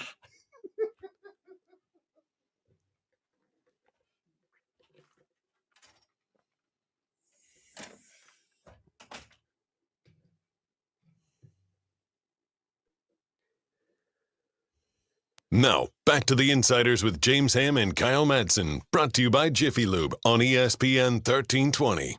Staff outing at the hot salt bath? I'm in. Let's go. Let's go. James Ham, Kyle, Joe Brazil, Jiffy Lube, the whole shebang. I have separated out my tiers in the West. I've redone them. Mm-hmm. And as I was jotting these down, as I was taking notes, I think I think I kind of have 4 tiers, but I'm going to make it a 5th one just for the sake of conversation. Okay. Because I think in reality, it's OKC or tier 1. And then I think everyone else is tier 2. And then I think the play-in teams are tier 3. Like that makes sense. Yeah. Like, right? So I tried to split it up a little bit. And this is splitting hairs. Tier 1 remains Oklahoma City by themselves. Okay. Yeah, dude. I love this is just my new bit. Tier 2. I say my new bit like I made up tiers. This revolutionary sports radio thing, I'm going to take the teams and I'm going to put them into tiers instead of ranking them. It's revolutionary. Thank you. Yeah, it's a new thing we're doing. ESPN 1320, tap in. Okay, so they're the contender tier. Tier 2 is my like I can definitely see it tier. Mm-hmm. And there I have the Los Angeles Lakers because they have LeBron and Luka. And apparently Austin Reeves, who's just awesome now, but that's neither here nor there. I got nothing. He's a really good player. I'm gonna put the Clippers in tier 2 for right now. Oh, I'm just really impressed with how they're playing. And when we start talking about, and I started this chat because I thought it was a really good point. Terrence in the chat, salute, hello, thank you for watching. Says it's crazy how we identify all this stuff to be great and the Kings don't do any of it. I think that's the Clippers do a lot of it. They have the athleticism on the wings that we talk about. They have multiple very good ball handlers and scorers in James Harden and Kawhi Leonard. They have a very, very good big in Ivica Zubats. Like, they have all of the pieces. They have a great coach and a very good coaching staff with Ty Lue and his staff. I'm just buying in on the Clippers, and I think the knock on them, and it's fair, is, well, what if Kawhi gets hurt? Yeah. In which case, obviously, it's different. But right now, he looks healthy. He's playing well. And if he's doing that, I'm going to put the Clippers there in tier 2 with the Lakers. And I feel good about it. Interesting. I mean, I'm not that bought in on the Clippers. I like the Clippers. I like what they've built here. Sure. But again, I think with the Clippers, it's always the same thing. Like, you got to show me, because we keep doing like paper championships with them. Sure. And they never ever get there. Yeah. They end up like, again, they just never figure it out and never figure out how to take the next step. Yeah. And so, yeah, I get it. But at the same time, I think I wouldn't be shocked if somehow the Clippers end up being in the play-in tournament, or they end up being a team that gets bounced in the first round. I think they're going to be a tough out no matter what. I think they're not the team that you circle and say, I want to play that team. But I think it's because a lot of the other teams are in the midst of chaos. Yeah. Like Denver is in chaos. You could even say Minnesota is in chaos. Like, they just had their ownership change finally go through, and they've been all over the board all season long. They have not been consistently good. They've been consistently marginal. And so I think that you're probably right. Like, again, you've got your tiers, but like Houston is a team that I think could be that good. But again, they're like a year or two away from being at that step. So that's why Houston is in tier 3. And this is I have a big question about them tier. Okay. That's Houston, Golden State, Denver, and Minnesota. The question with Houston is what you just brought up. Like, in theory, like, yeah, Ime Udoka, really good coach. Defensively, they've been awesome this year. You're really excited about Jalen Green and Tari Eason, and God, I'm forgetting all their dudes now. Alperen Şengün and Amen Thompson, who might be the best of all of them. Like, you're really excited about that group. And then they have the veterans. They got Jeff Green, and they got Fred VanVleet, and they got Dylan Brooks. Like, Ime Udoka, I think I mentioned, very, very good coach. But also, this is the question I have about Houston is the question I had about the Kings 2 years ago, the question I had about Oklahoma City last year. There's steps to this. And if Houston made this run, I wouldn't be like jaw on the floor, can't believe this happened. But they're a team we haven't seen, this particular group. This is a team we haven't seen make a playoff run before. So until they do that, it's going to be a question mark for me. Well, that, and Kyle, when I just said it with the Clippers, right? No one wants to play the Clippers in the first round. Nobody wants to play the Lakers, and probably nobody wants to play the Golden State Warriors. Everybody wants to play the Houston Rockets. And it's not because they don't have talent. I said it before the season. I think this is the most talented team in the NBA. Like, young talent-wise, this team has so much talent. I think there's more talent in Houston than there is in OKC. That doesn't mean it ever gets realized. It doesn't. But at the same time, when you're looking at this team, there is a way that teams organically grow and get better and become contenders. And they might be a year, they might be 2 years away from that.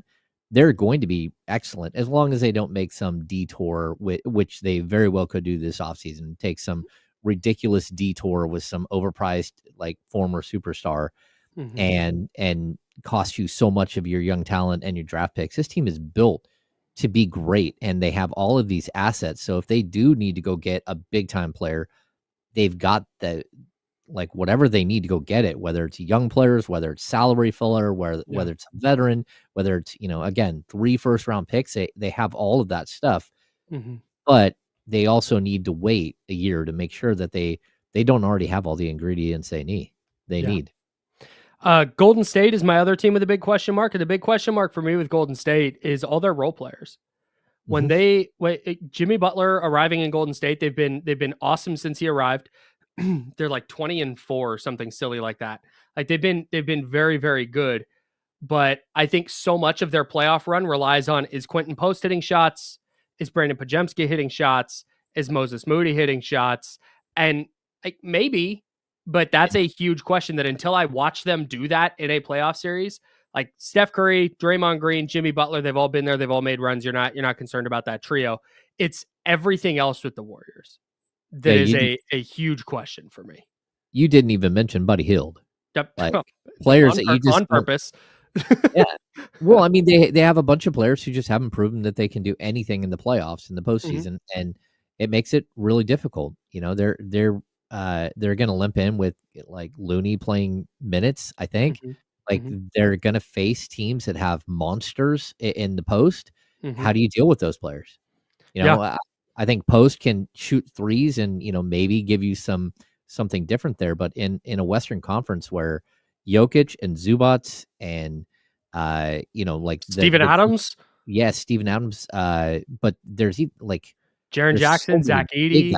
Zach Edey, there's so Rudy many Gobert. Yeah, there's a lot of gigantic dudes that you're going to have to deal with. Even if somehow the Kings sneak in, man, that Domantas Sabonis is spectacular. Yeah. Like, how are you going to deal with that if you're the Golden State Warriors and they're come on, Looney? Yeah, I'm joking. No, the response to that would be, well, Draymond is an awesome defender, but I mean, for 6-7 games in a couple of weeks, for 4 rounds. Yeah. It's a lot to ask. To ask. So again, maybe they make a run, but if I've got the youth question about Houston, I've got it about Golden State too, despite their top end veterans. Denver is the other team I have a big question with, and it's because they just changed their coach. Yeah. I don't know what Denver, like they looked fine against the Kings, but I have Memphis a tier below, and I'll explain why in a second. But Denver, they just changed their coach. I have no idea what they're going to look like. But the reason they're not a tier below this is because it's still Jokic, it's still Aaron Gordon, it's still Christian Brown. Like they're still very, very talented. But I have no idea what to think of the Denver Nuggets after changing coaches. Well, and I think Denver has this weird thing hanging out there about Jamal Murray and whether he's going to play, when he's going to be back, if he's going to be back. Yeah. Like this season, there's a lot of questions there with Murray, and if he's not there, I don't think they've got a very good shot of advancing very far. But if he comes back, he's just so good in the playoffs that you have to look at that team and go, okay, maybe. Real quick, we can dive further into this in a minute if you want. But would you trade Zach LaVine for Jamal Murray straight across? I'd have a tough time doing it. I think I would too. Yeah, the health stuff with Jamal Murray, and then just the weird like playoffs last year and Olympics this year and the start of it like this season. I don't know. I don't trust him. It's tough. I mean, he's way younger, but he's just he's always at that like right below all-star level. And I think with Zach is taken it to all-star level multiple times. He's been there twice, and I don't look at Jamal Murray as a player who has been snubbed ever. He's just not quite good enough to be an all-star, and Zach LaVine has proven again a couple of times that he is an all-star caliber player, and I think there is a higher ceiling, and I'm also I would be very concerned about how either one of these guys hold up, but even Jamal Murray, it feels like it's more than 1 or 2 injuries. He's starting to break down in a very specific way that I don't think we're seeing with LaVine. The other thing you have to consider with Jamal Murray is Zach LaVine has next year and then a player option for 26-27, correct? Yeah. Jamal Murray has an extension that kicks in next year. that pays him 46.3, 50.1, 53.8, and 57.5 over the next 4 years. Nope. Not doing it. I don't think so either. There's enough. If you look at the things with Denver, there's enough there that whether it's their draft pick situation or their contract situation, that you can very easily see why Calvin Booth is not there anymore. Like, yeah, for sure. They don't have a 25, 27, 29, or 31 first round pick. They don't have a second round pick in almost any of the year, and they can't trade any of their first round picks at all. So because all of them are already, even their 2032 that they get next year, they can't trade that because their 2031's already gone. Stepien rule blocks it. Right. And then they they signed Zeke Najee to a 4-year deal, and now he's not even in their rotation anymore. Yeah, I like Zeke Najee. Yeah, he beat up the Kings last time they played. Yeah. Zeke Najee for Zach LaVine straight across. Who says no? I'm joking. All right, my last team in tier 3 of the big question is Minnesota. And Minnesota's been this weird up and down team where I feel like their ceiling is really high, but my question is, how does it look with Julius Randle when you get into a 7-game playoff series? And you get into those big moments where, okay, it's tied down the stretch and it's going to be a lot of Anthony Edwards. How does Julius Randle respond to that? And how do they keep him involved? That's my big question with Minnesota. Well, I think the biggest question is like the chemistry issues, and is he going to get in the way? Like I'm with you. Like I think a lot of it's just like give Ant the ball and get it out of the way, and then when he steps off the court, go ahead. Someone else could take over. Yeah. But when he's on the court, like go set screens for him, go clear him out, go do things that make him better. Yeah. And it's not easy because that's not who Julius Randle is. He's fighting against like who he naturally is as a player all the time. Yeah, man. They couldn't get past Dallas last year in the conference finals, and I don't think they're better this year. Yeah. Like they've been playing better down the stretch, and Julius Randle's fitting in a little better. But like I said, what does that look like in the playoffs? That's the question for me. Tier 4, I have a bigger question with this team, and it's Memphis. Oh yeah. Not only did they change their coach, but I don't get it. I have not watched Memphis one time this year and been like, man, juggernaut. Like they've got good players. Yeah. And celebrations aside, Ja Morant, when he's on, is just a pure electricity. And then Jaren Jackson's a defensive player of the year candidate, and Zach Edey's probably going to be first team all rookie. And you start to, and Luke Kennard can shoot it, and Jalen Wells being out is a big deal. Mm-hmm. Jalen Wells was really, really good for them. He broken wrist, no definitive timetable for return for him.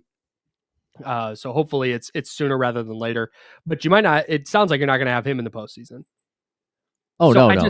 He's done for the year for sure. And now you have a rookie coach going into the playoffs. It's like, I just didn't really see it with Memphis before Taylor Jenkins left. Yeah. So that's why they go into a 4th tier. Cause my question with them is a little bigger than it is with the other teams. Well, you brought it up too. I just want to, like, the new thing with Ja Morant, like he's decided now he's going to use a grenade because the handgun thing or the rifle thing was out. Like, man, can you just get better people advising him? And you just can we just somebody help him? Like, what's next? It's like they say, hey, you can't do the grenade. So what is he gonna put on a hoodie and dark glasses and have a package like he's a Unabomber? Like, what exactly are we gonna do? It just doesn't make any sense. Like, hey, how about you just stop being a fool? Just stop that. We'll just start there. If you might get suspended or fined for it, then don't do it. Like the parents' car sitting out in the driveway, you can take that car, but you're never going to drive again. Do you want to go take the car without your parents' permission, or do you not? Like, make smart decisions. It's not that hard. We're sending you out there. I think you need to be the advisor. Just like you're going to be in Ja Morant's camp. We need James to advise Ja. Absolutely. Here's my thing with it. I got a little bit annoyed that everybody was calling it a finger gun celebration, because if he was doing this, like, this is finger guns to me. This is like as a lame white guy, I know all about a finger gun, right? It wasn't that. It was very clearly like right. Like there was more to it with a guy who had previously been suspended twice for gun-related things. On the other hand, a grenade is really funny. Like that's it's why don't you tell everybody this? Hey, first do this, and then throw it. Oh no, it's not a grenade; it's a water balloon. Like that's fine. Everyone's like, "Hey, it's a water balloon." That's funny. But no, grenade just puts him right back in the whole thing where he's using weapons. I thought the grenade was funny though. I'm not. I can agree with. It's a funny like workaround, right? Like he's like, cool. I'm not allowed to do a rifle. I'm not allowed to do a gun. I'm not allowed to do a bazooka. I'm gonna lob a grenade and see if the NBA is gonna find me for that. Okay, but it's very like stands. Like, look, if the NBA says, Good "Hey, one, Drew.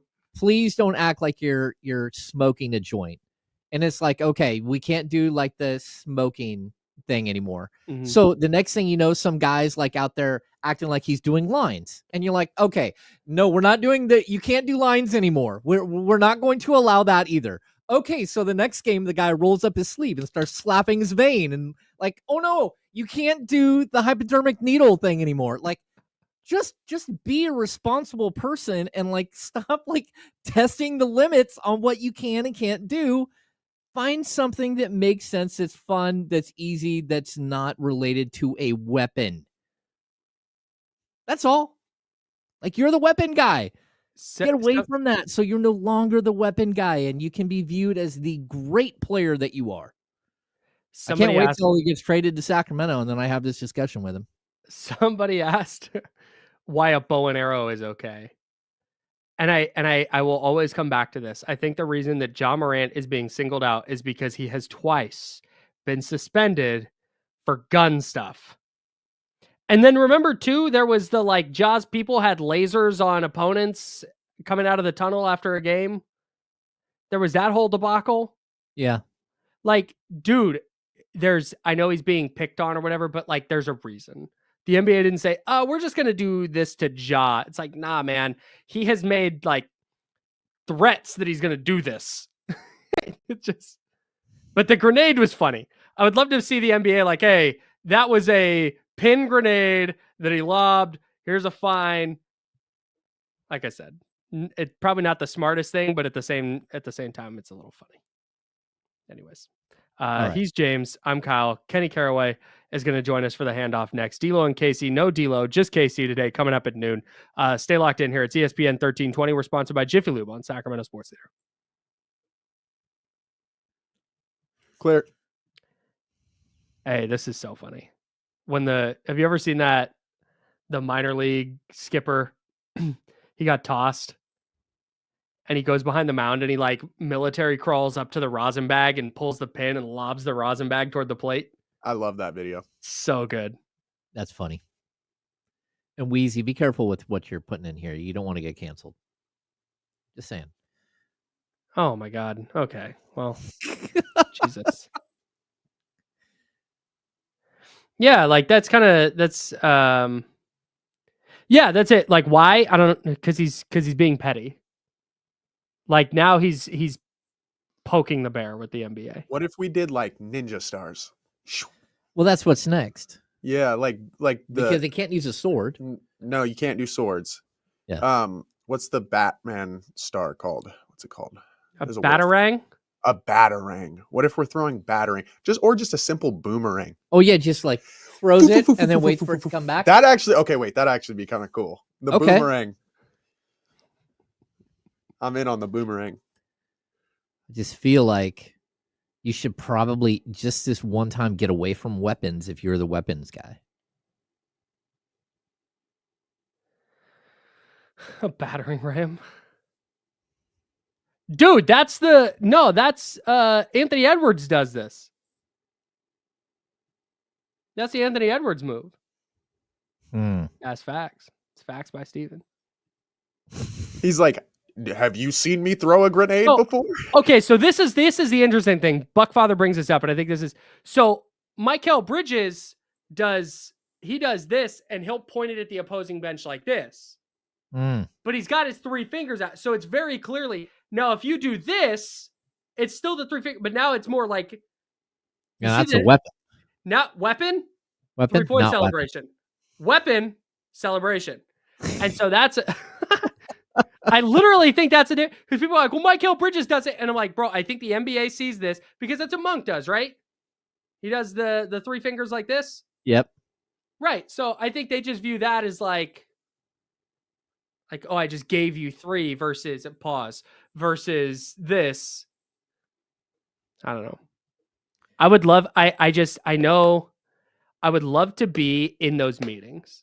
I would love to sit down at whatever Zoom or whatever conference room at NBA HQ where they're like, okay, what constitutes pantomiming a weapon? 10 seconds. Just a bunch of stuffy old dudes figuring it out. Yeah.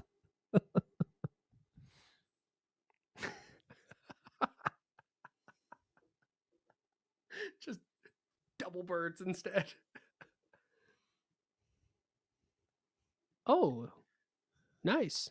Now, back to the Insiders with James Ham and Kyle Madson, brought to you by Jiffy Lube on ESPN 1320. Hey, is that right? Keegan Murray's been upgraded to available? Is that confirmed?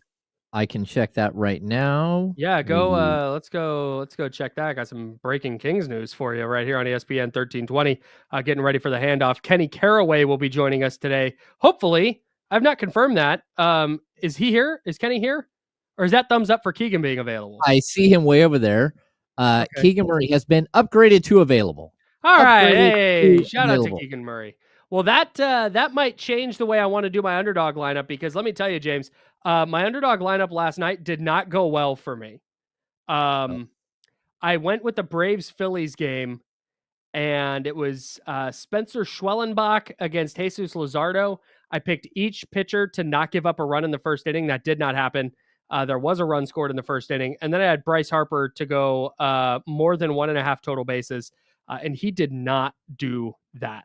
But luckily, with the NBA playoffs starting, it's a good time to jump on underdog, because my favorite part with the NBA postseason with underdog and daily fantasy, their pick'em game, you pick higher or lower on at least 2 player stats. My favorite part about it is you get a feel for a series and you get a feel for certain matchups. And that's where you can really jump in and start to put together some winning lineups. So that is what I am looking to do starting tonight. I'm going Kings, Clippers. I'm leaving out baseball, but they have baseball, they have basketball, they have hockey. All your favorite teams, all your favorite leagues. Here's my lineup tonight. I'm going with James Harden.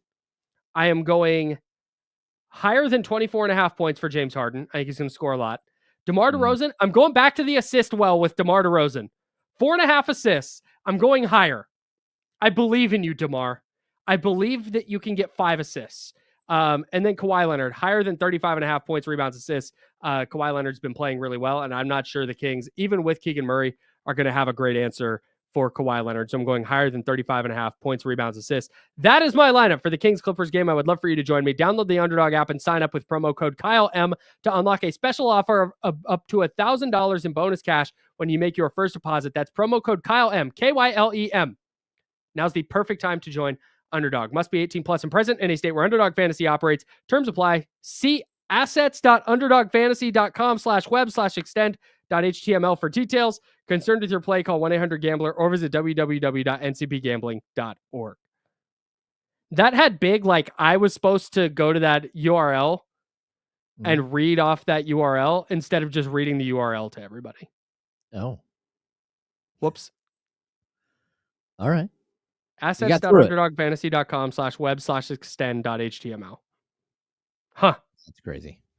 Very, very odd. I'm a little worried about my Kawhi pick now that Keegan's playing. Yeah. Well, I think Kawhi's. I think Keegan's probably going to play a lot of minutes against James Harden. So who's on Kawhi? Lyles? Yeah, maybe Lyles. I mean, again, I think you might get DeRozan some minutes there because it's not like a speed thing. So it just depends if he's cooking. Whoever's cooking, I think you're going to get Keegan Murray. Kenny Caraway. Kenny Caraway.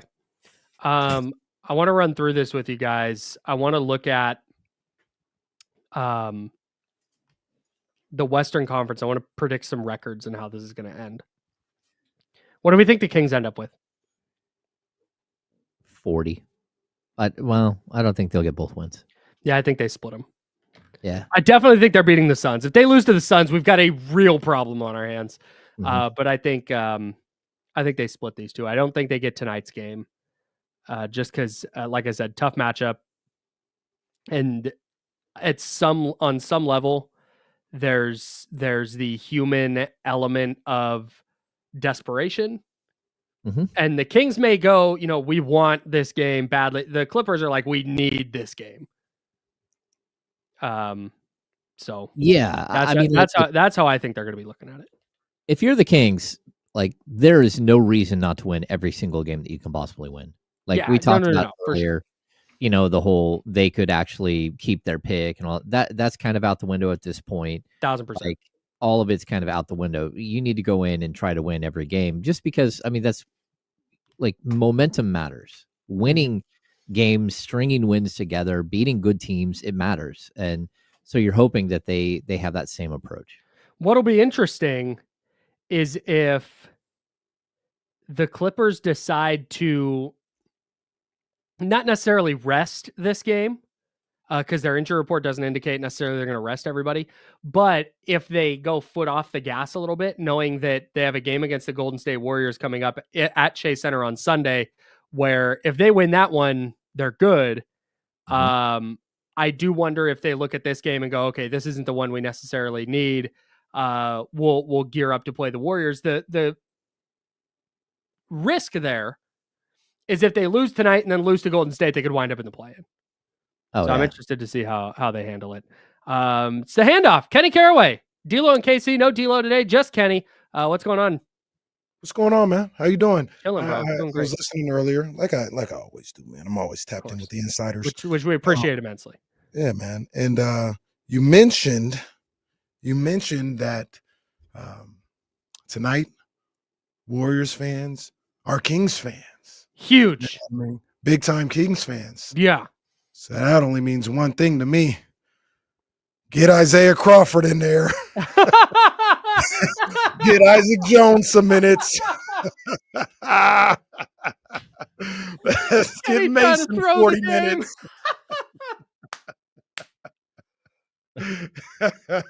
Just to mess with the Warriors fans.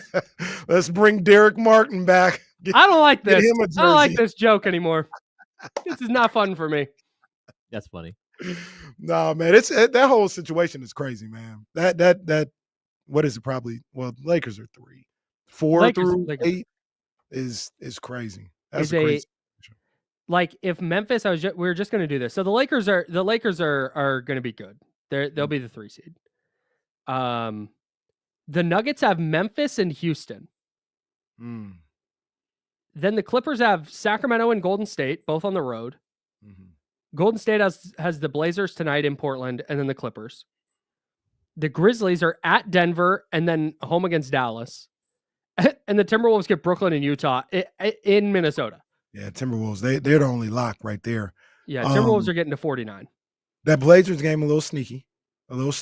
You never know how Diddy might be feeling. I think the Warriors are going to win that game, though. I do think they're going to win that game. But if they trick that one. Yeah.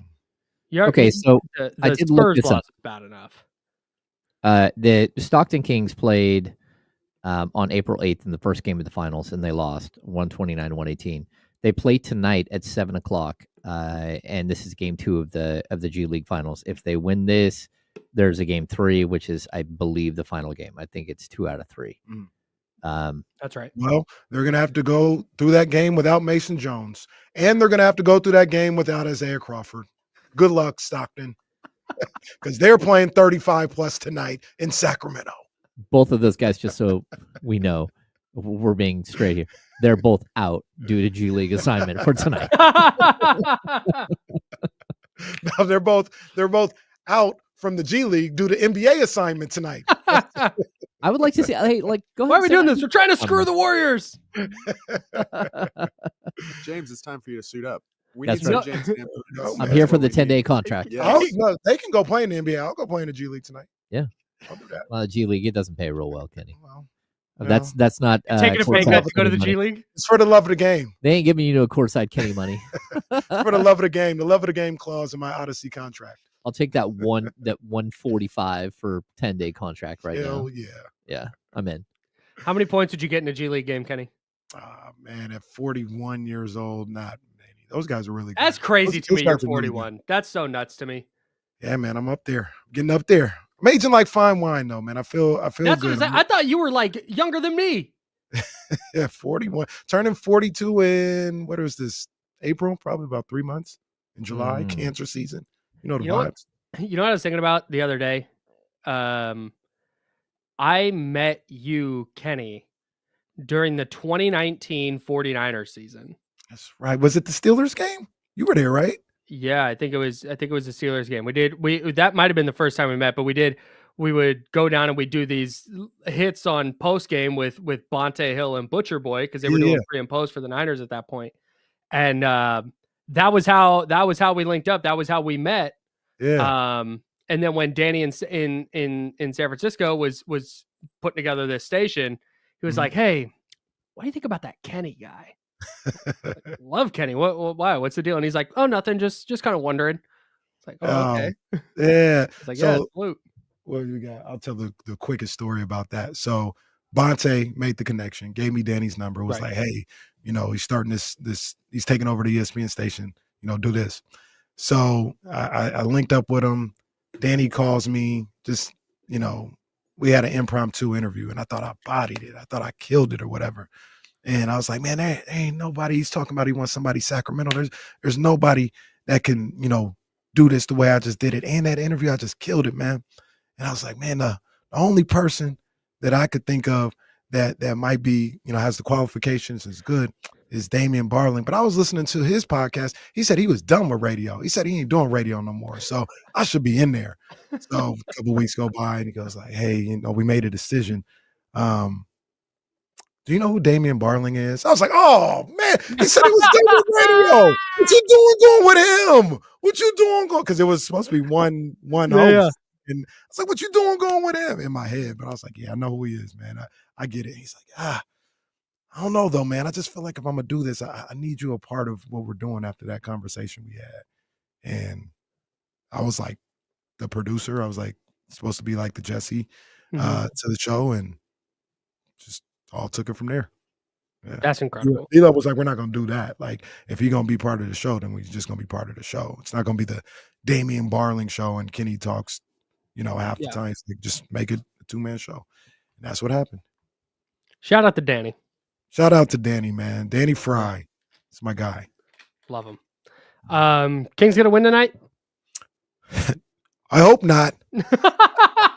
I'll mess with you.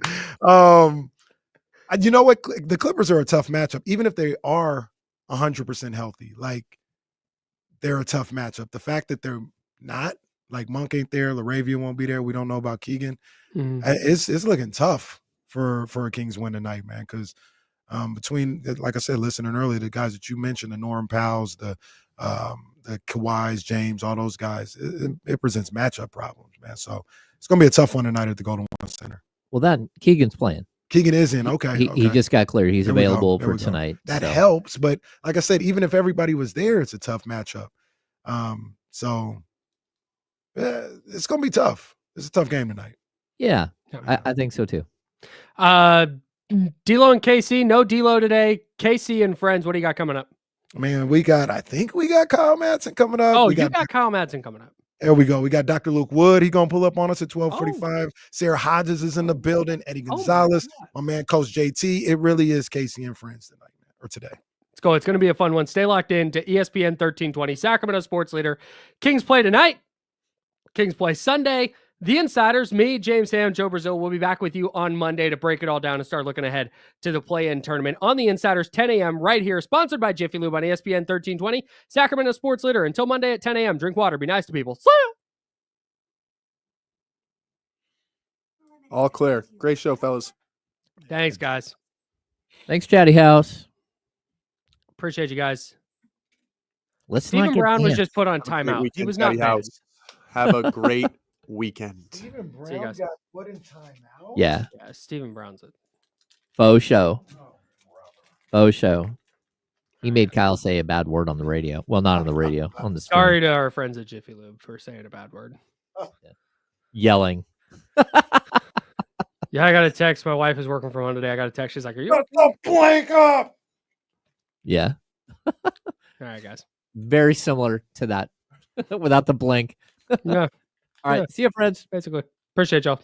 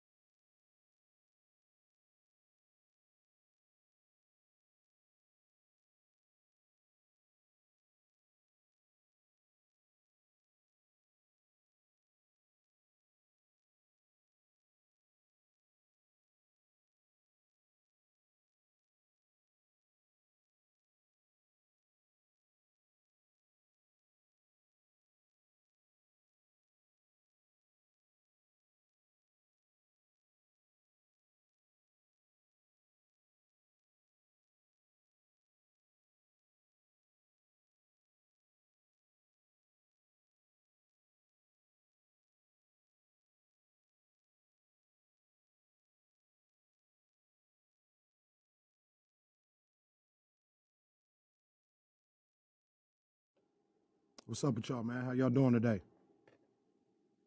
How y'all doing today? It's Friday. Weather is great. But I'm in the studio for X amount of hours, so that's why I can wear a sweater. Don't really matter how the weather is for me. Imagine waking up and it's North Dakota outside. Oh, gosh. I'd be out of there. All right.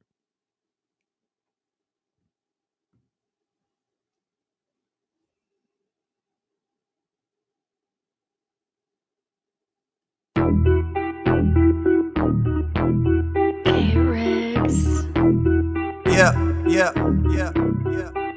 We got them screaming D-Lo, KC, D-Lo, KC, D-Lo, KC, D-Lo. We got them screaming D-Lo, KC, D-Lo, KC, D-Lo, D-Lo. We your number one spot. We your number one spot for some sports, huh? Got the city going crazy when we work, huh? We top two, but we ain't two, we in first, huh? And when you need the real, we is who you search, huh? D-Lo, KC, D-Lo, KC, D-Lo, KC, D-Lo. We your number one spot. Yeah, man. Come on. I need more. More fire.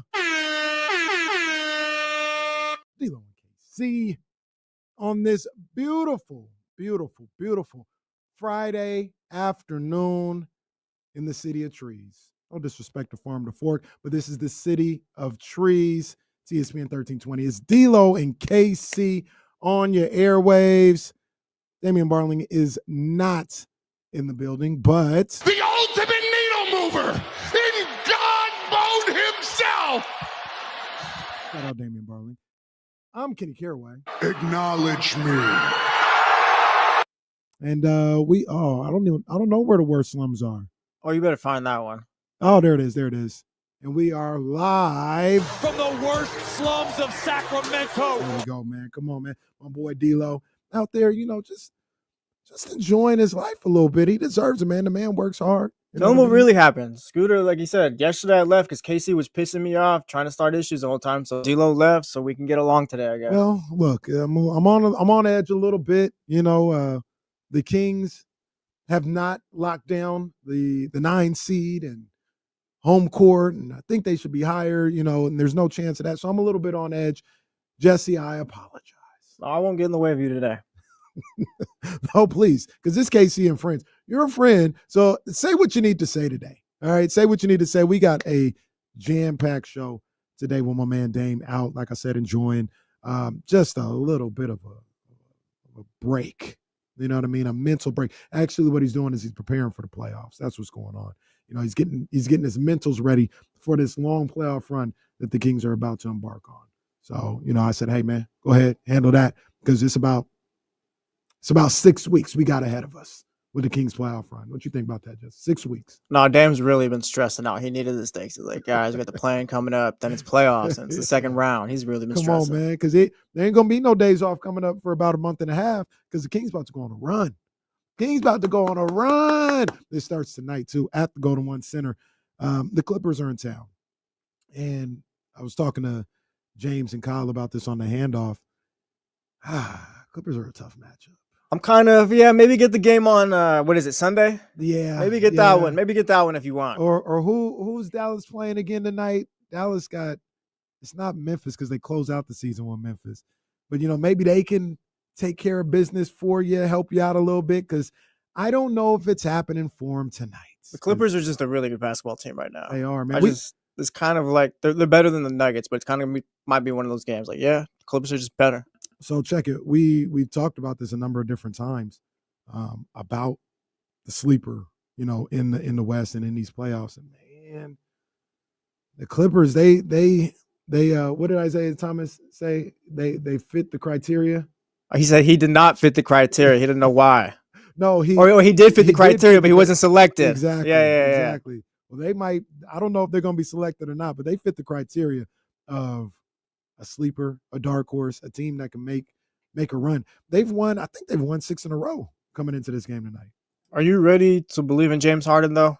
Well, it's kind of midnight hits, and that's the caveat. Although James has surprised probably everybody this year with the way he's performed. He's going to make an All-NBA team, and he deserves to make an All-NBA team. He's been really, really good. Kawhi, maybe this is the exact way to kind of have Kawhi Leonard as a guy that comes along. When did he start playing? In January, February? Sounds Something right. like that. And now you gear him up for the playoffs. I'm looking at their schedule right now. A lot of green here. Let's count. They've got, I think this is 6, 7, 8, 9, 10, 11, 12, 13. They've won 13 of 15, if my math. Right now, they'd be matched up with Denver in the first round too. They can. That's I'm picking Clippers in that series. Bring your brooms. That feels a bit much. That feels a bit broom. much. Nah, that feels a bit much. You're right. I give Denver and 2. they wouldn't have home court, right? Yeah, no, they're the 5th seed right now. Same record though, so it could flip. Clippers, and I want to say 5, but maybe they want to eliminate them on their home court. I wouldn't hate that, but Clippers in 6. Just show them respect for Jokic. Just show them respect for Jokic. Coach Jokic. Right. At the clipboard, he was diagramming the play. Well, that's why they get paid $10 million. You think to they let can Jokic call the plays? You think they can get OKC in the second round? The Clippers? Yes. I think the Clippers can get to the conference finals. I'm not picking them to get to the finals. But we talked about dark horses. We talked about being surprised and all this other stuff. I would not be surprised if the Clippers made a run and got to the conference finals. They're really, really good. Really good. Well coached. And in the last month and a half, they're playing as good as anybody in basketball, to be honest with you. So it's going to be a tough game. I was, like I said, I was telling the insiders, they were wondering if Kings would get the win tonight. And I said, look, Kings are dealing with some stuff. No Monk, no LaRavia. We did get word that Keegan Murray will play tonight, so that helps. But if the Kings were 100% healthy, it'd be a bad matchup for the Clippers and the Kings. They're not even 100% healthy, and it's just. Well, it's like the game against Denver. They played hard, but it's just that's only going to take you so far. You just don't have the guys right now. Yeah, and it's when you're short the way they are right now. Stephen Brown's back. I checked because he got put in timeout. You saw that? I didn't say I heard about it. Hey, Stephen Brown, you got to relax, big dog. You got to relax. But I said short, and that's what reminded me of Stephen Brown. But if they were with them being shorthanded, you almost got to be perfect. You can't have off games from DeRozan, from Levine, and not that DeRozan shot the ball poorly on Wednesday. Levine was fine, but you can't have DeRozan shooting poorly with all those guys out. You need to be on your A game, and that's what it's going to take for them tonight to beat a team like the Clippers. At this point, does it matter to you whether they finish 41-41 or 40-41 or 39 and whatever? So we talked about it yesterday. Does a 500 record matter to you at this point? We talked about it yesterday with Dame. The insiders were talking about it as well. I get wanting that. I get wanting the 41-41 500 record. But I look at it like this, and this is probably a little too simplistic.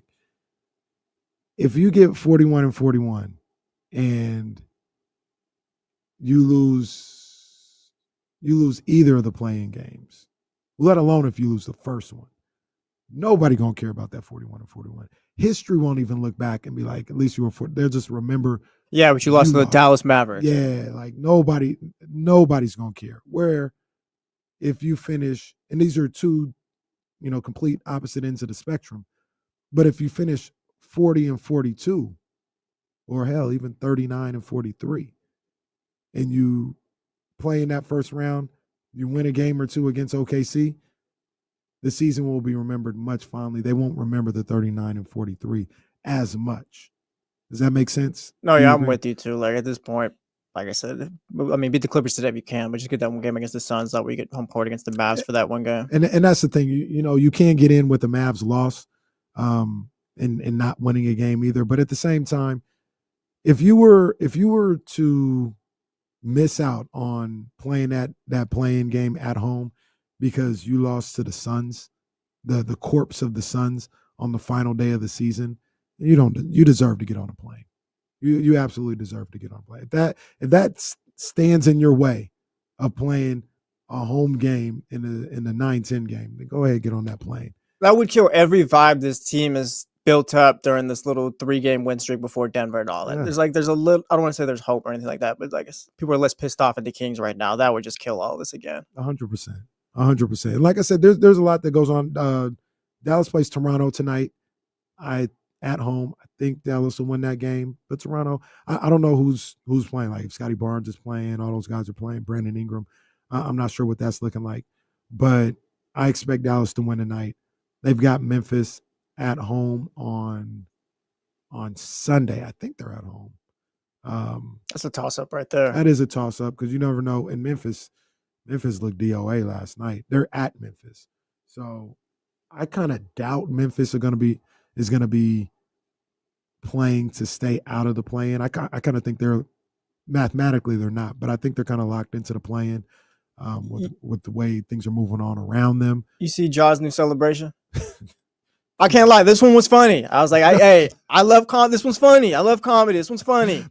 I get this one. John Wild Boy. John Wild Boy, man. He's a wild boy, and he's just leaning into you can't tell me what to do. That's what you said. I can't do this, but you never said anything about the grenade. That one might stick. He did it the other night in Charlotte, and he just kind of threw it out there. People weren't really sure what was going on, but he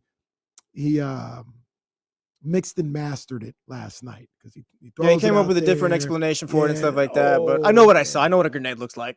Oh, he tried to say it wasn't a grenade? I think he's more meaningful, something like that. All right, bro. No, I did look. There's you don't need to like go crazy about him about anybody else doing that celebration. Like I get it.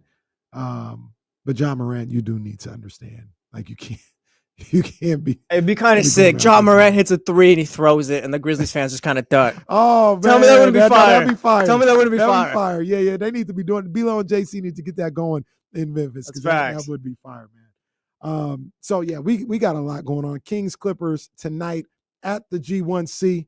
We'll be talking about that, but it is KC and friends, and boy, the friends are pulling up today. Kyle Madson, he's going to join us next. My main man, Dr. Luke Wood, is he's not in the building, but he's on the show today at 12:45. D'Lo's going to be so mad. Yeah, poor D'Lo. That's the first thing I thought of when I saw that graphic. My man been grinding, man. He been grinding, trying to make sure this happens, and they say it happens, and he can't even be here. So yeah, Dr. Luke Wood is going to be here. Sara Hodges, she is going to be in the building. She's going to pull up on us. Eddie Gonzalez is going to pull up on us. Then my man, Coach JT, is going to be here as well, man. So jam-packed show, D'Lo and KC, ESPN 1320, Sacramento's #1 sports station. We'll be right back. See, I like this. We're all brainstorming this idea. Terrence, I don't mind this idea too. Like jaw throws and they say boom or something like that. No, that is kind of fire. Yeah, we're cooking. Too bad they might not have many more games left to do this. Yeah. You might trade him this offseason too. We'll do it with Jaw's next team. If he comes here, we'll do it. We'll do it. Boom.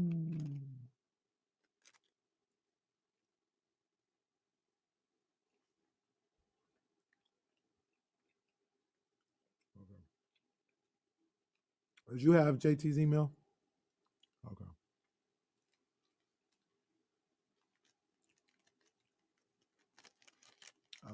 I'll tap in and check with him.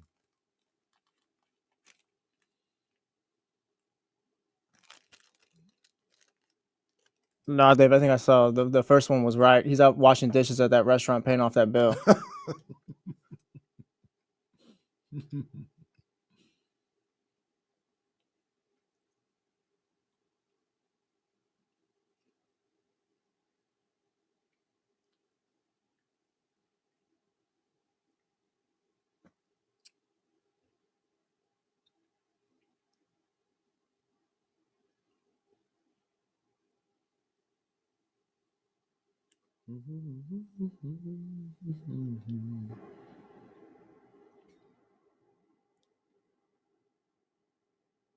I had Nations for dinner yesterday. Oh. Because the one in the town was right down the street from me. The burgers are fine.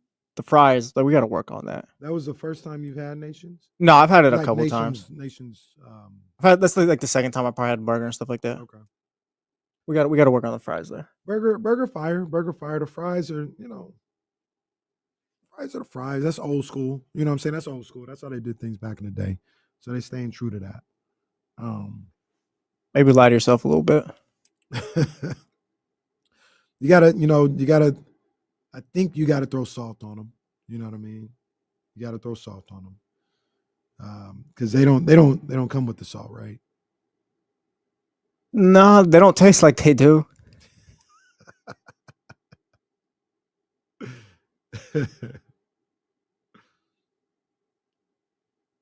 Not yesterday. I'll go apple pie or blueberry cheesecake from there. That was fire. Randy Lilly. No, I've never heard of this place. Where's it at? Monsoon Burger. No, I never heard of it either. CJ Burgers and Brew is fire. Yeah, I like that spot.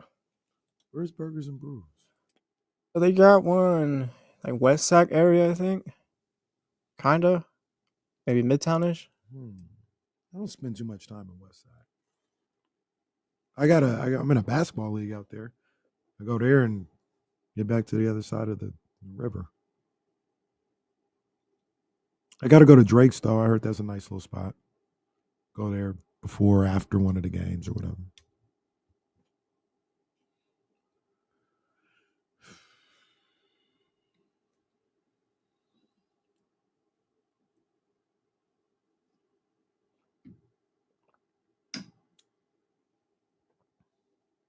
Whitey's?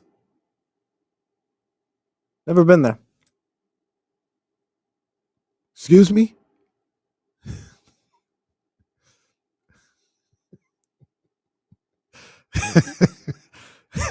All right. Now, during the break, we talking about burger spots, and Jesse said he went to Nations yesterday. Shout out to Nations. Shout out. I'm a big proponent of Nations breakfast. I've never tried Nation's breakfast. Yeah, That's one thing I haven't had yet. Any time of the day, I have some Nations breakfast. I've had the burgers before. It's cool. It's cool. The fries are the fries. It is what it is. But yeah, I'm a big fan of Nations, and then they were just naming off different burger spots, and they said Whitey's was a good one. Maybe it is. I just had never heard of it. That's all. And maybe I'm late to the game. That's fine. Kyle, you been to Whitey's Burgers before? No. Oh. People say it's bomb though, so I ain't go. I'm gonna try it. All right. Try it. We got the one and only. It's Kyle Madson from the Insiders and Candlestick Chronicles. What's up on us? Like he does every Friday at about this time. We do have the one and only, potentially, the one and only currently scheduled, like Super Sacramento Day here. The A's are playing the Mets at Sutter Health Park. The Kings are playing the Clippers. Motor One Center. It's the second time this happened, right? Well, no, because the Kings weren't home the first time. This is the first time they'll be home, and it actually will happen 2 times because same thing will happen on Sunday. Wait, no. No, it happened in Denver against Denver. They played the Padres at 12:30.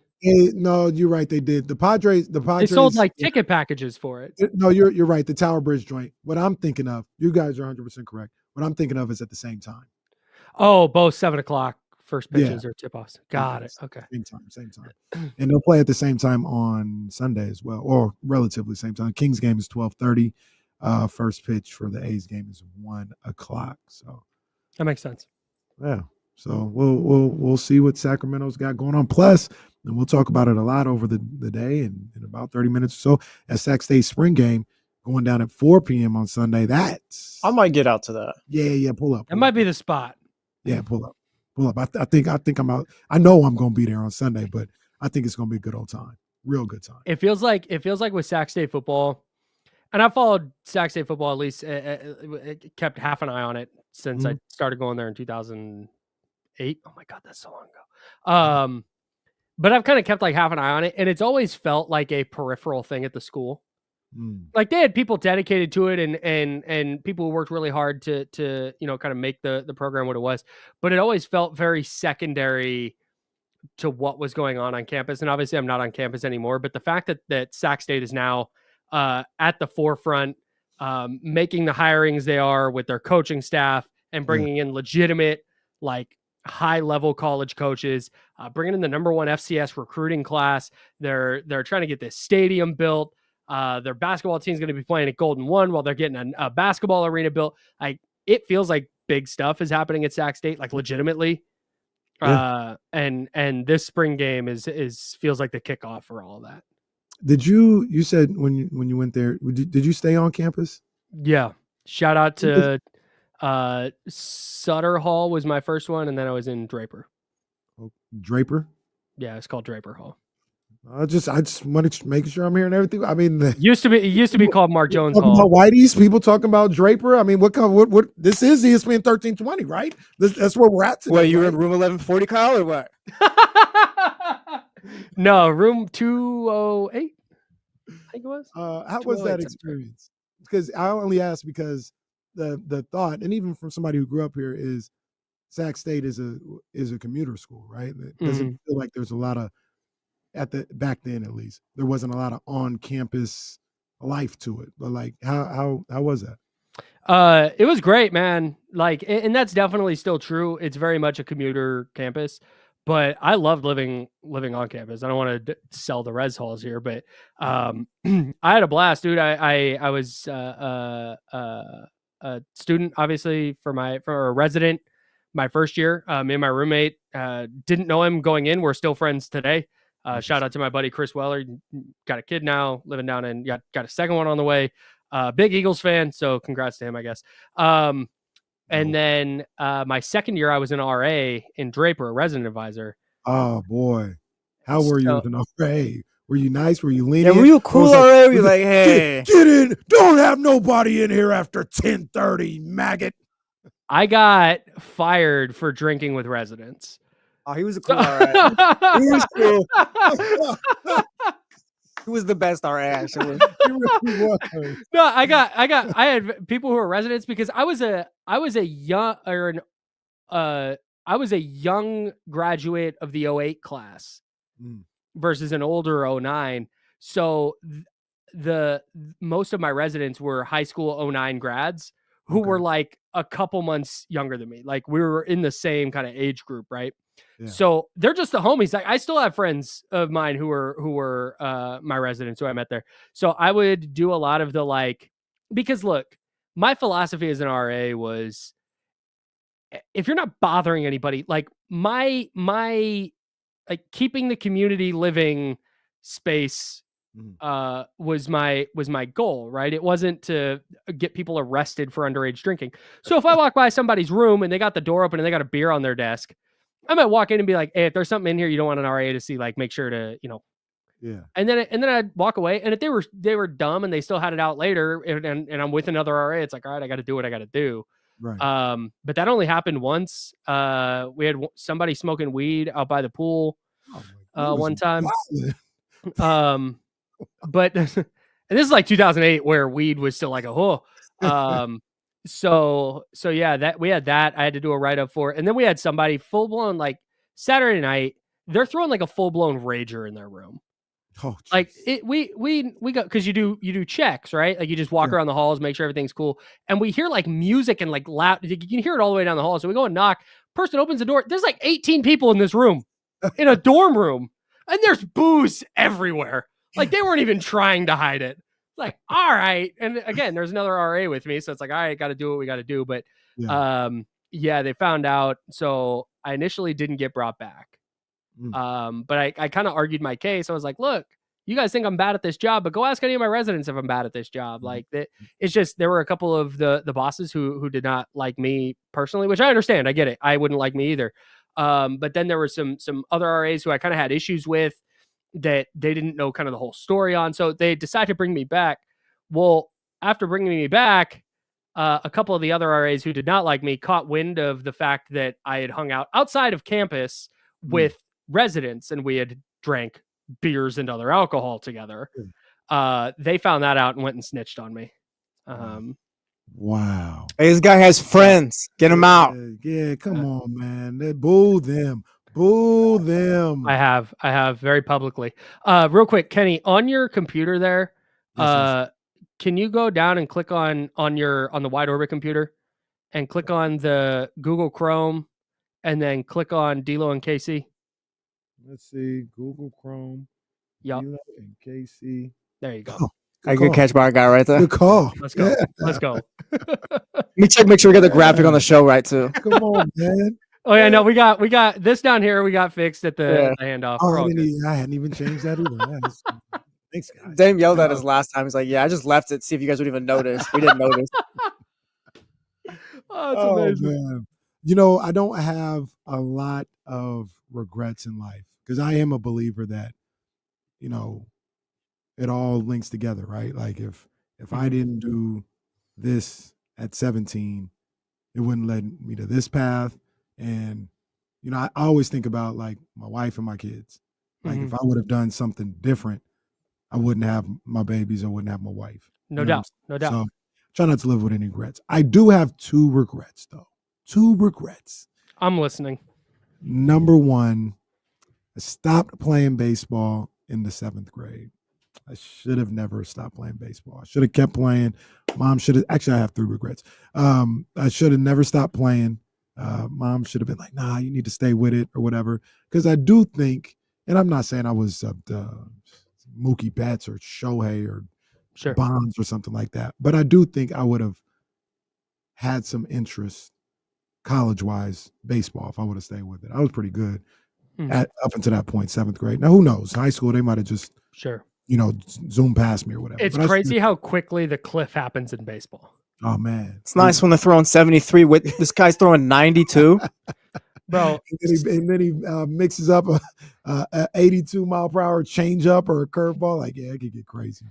I had my senior day in high school, and it was very clear by that point I was not going to play past high school.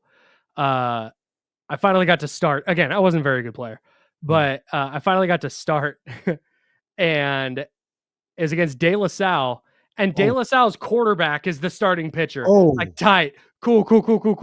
But I was batting ninth, dude. I got a 90-mile-an-hour fastball down the middle. That's a base hit, baby. Let's go. Hey, Come on. Hey, let them know I'm here. Yeah, I'm but, here. Like, this guy's going to pump a straight fastball by me, and I'm swinging. And I did. Let's go. There we go. Yeah, so I wish like I said, who knows where it would have ended, but I shouldn't have stopped playing. I should have just kept playing. So that's a regret. And the other thing, we were talking about college. I wish I would have went to the East Coast for college. I wish I would have. I tell all the, the young boys and girls that, I talk with and, are undecided, that are from here. Mm-hmm. I try to tell them, I'm like, hey man, go away. Sacramento ain't going nowhere. If you go out there in the first semester or whatever, you don't like it, is because it's a different life on the East Coast and in the South or something like that.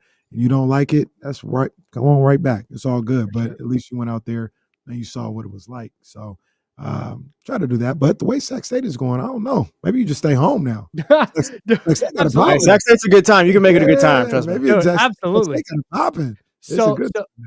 So this is always what I'm with you, right? Like I'm very happy with where I am in life. And so I don't want to say like I regret anything, but I always said, I wish I had gone to a school with like, because at the time, like I said, Sac State doing big time investment in sports now. But when I was going to school, they didn't. And I was like, man, you watch College Game Day and you see these tailgates and it's like, man, that would have been sick to go experience that. Yeah. But at the same time, I had such a great time at Sac State. And then I got a job down in Arizona out of college. So I went down and I lived in Arizona for 2.5 years, got to experience very different culture down in Arizona. So got to go experience that. And yeah, same deal. I eventually made my way home and I absolutely don't regret going to Sac State because being at Sac State is what got me into media here in Sacramento. So salute to the 916. Yes, sir. Yeah, man, it all worked out. Yep. So This Is Your Life is over for now. We'll have another episode next week. We'll hear D'Lo's regrets on Monday. Welcome back, D'Lo. Got any regrets? That's the first thing remind me, Jesse. That's the first thing I'm asking him on Monday. Does he have any regrets? Kings locked up the 9th seed after beating the Suns, but D'Lo, what are your biggest regrets in life? Kings could lock up the 9 seed tonight. We talked about it on the handoff a little bit, Kyle. The Clippers, it's just a tough matchup, regardless if you got injuries or not. For the Kings, at least, that's just a tough matchup. And we talked about it a little bit on the show over the last week or so, and I want to know what you think. I think the Clippers are like a real serious dark horse in the Western Conference playoffs. Like, I don't want to go too far, but like I can see a world where they get to the conference finals. I'm so happy you brought this up because I'm trying this new thing called tiers. I love the tiers. And I'm taking teams and instead of putting them in like in power rankings, I'm separating them into tiers.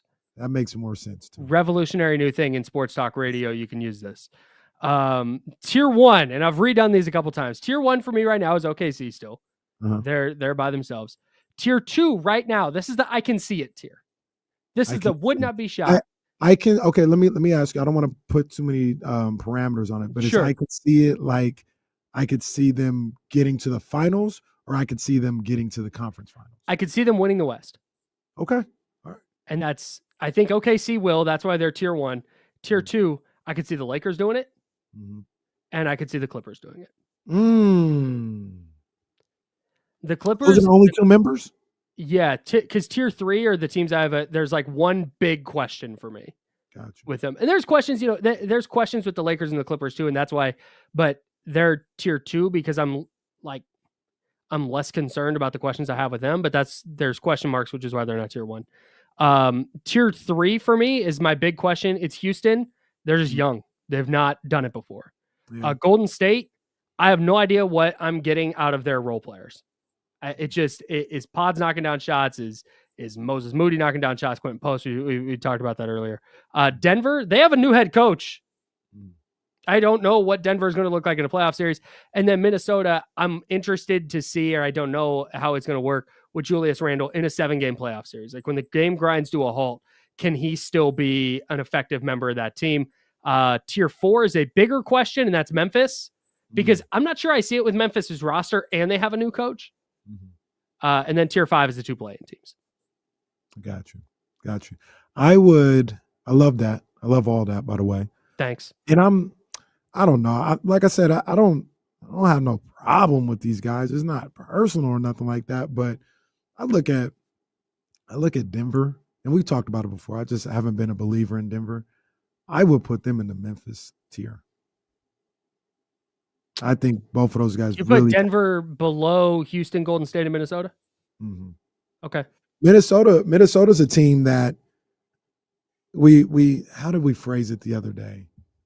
I think I mentioned it to you after they beat Denver last week, but like, I guess it was just like a dark horse conversation. Minnesota is a dark horse for me. Like if Minnesota got to the Western Conference Finals, I would not be that shocked. Okay. I really wouldn't be that shocked. They got I say this in an endearing way. They got a crazy factor. Like them boys is kind of crazy. Like they just, they believe, like they'll play anybody and believe, oh yeah, we got these guys. You know what I mean? Like they all kind of take that. They take on like Ant's personality. Right. Exactly. And I like that in a team. I like a team that isn't afraid or intimidated or ruffled by any matchup they have. Like Minnesota, if they played OKC, they'd be like, yeah, it's going to be tough, but we probably got them in 5 or 6. That's exactly what they'd be saying. For sure. Yes, let me say. And I like that about them. So I think they're, along with the Warriors and the Rockets, that tier that you had, I think they're a step above Denver right now. Especially, maybe before the Malone firing, I had Denver on that same tier, but afterwards, I can't see it. Yeah, that's completely fair. Denver for me was in tier 2 until they fired Malone, and that's why they went down to 3. But yeah, their depth might be a real problem. Yeah, because outside of their starting 5, you look when the guys are bringing off the bench, is like, man, Russell Westbrook going to save you in a playoff series. Peyton Watson going to save you in a playoff series. Like, I don't think I see that. But they have Nikola Jokic, and if David Adelman is any kind of coach, like they might be kind of dangerous. Well, I mean, like I don't hate putting them in 4 though. Like you pointed out the other day when they played the Kings. I mean, Jokic is the coach. Unbelievable. Like David Adelman wasn't even looking at the whiteboard. He's sitting over off to the side. Like, he's like cleaning up some Gatorade on. But dude, that's the thing. That's one of the things with Nikola Jokic, and I don't want to turn this into like Nikola Jokic is in no way underrated. Like nobody thinks Nikola Jokic isn't one of the 1 or 2 best players in the league right now. Like I think everybody's just kind of on that page, right? I'll say 5 best players in the league just to avoid the argument. Nobody's disputing that, right? No. The thing with Jokic though is he gives off this air like he doesn't care about basketball. That dude cares about basketball so much. I don't think he cares about the other stuff. I think he cares about all that comes with being in the NBA. And you can quibble with that, but like I don't know if you guys watched the Court of Gold documentary about the I'm on men's episode basketball 4. tournament. Yeah, and I've been on episode 4 for like a month. It's so good. Just it's amazing. If you don't want to watch Steph Curry bail out the US, that's fine. I totally get it. But I'm okay with that. That was a moment. That was a moment that I didn't see live, by the way. We'll talk about that story another time or later. That's a regret. Well, yeah. Yeah. So I had to be a family man. It's okay. So where is it going? There's so many clips of Jokic, like, because they do this behind the scenes locker room stuff. And he's like on the whiteboard. He's like, you got to do this. And when they switch this, we got to do that. Like that dude is a basketball savant. And Yeah, I think because he's not interested in the off court stuff, it gives off this like, oh, he doesn't care. That dude cares a lot. 100%, man. And he cares about winning. He Yes. wants to win. Like, he seems like one of those guys that if you're not, he can live with not succeeding, right? Like, he can, like, you're not always going to win, and he can live with that. But if you're not doing what you're supposed to do and you're not winning, that's when he gets flustered. Yep. You know what I mean? And that's when he gets pissed off. And I love that about him. I love that about him. Jokic. There is no conversation about top 5 and all this other stuff. Maybe there's a conversation about best in the world. I'm not going to argue with anybody who says he is number 1. What needs to start happening with Jokic, I think, is we got to start figuring out where this guy is all time and where he's going to be at all time. Is this I think we talked about this a little bit a week or two ago, but is he, when it's said and done, is he going to be a top 10 player to ever play the game? It kind of feels like it, man. So I don't know, because everybody's criteria with this are different. And if he only wins 1 title, for some people, that's just going to disqualify him. Like, because when you start talking about, I think I'm one of them. Not to be a hater, but like all my top 10, they all got multiples.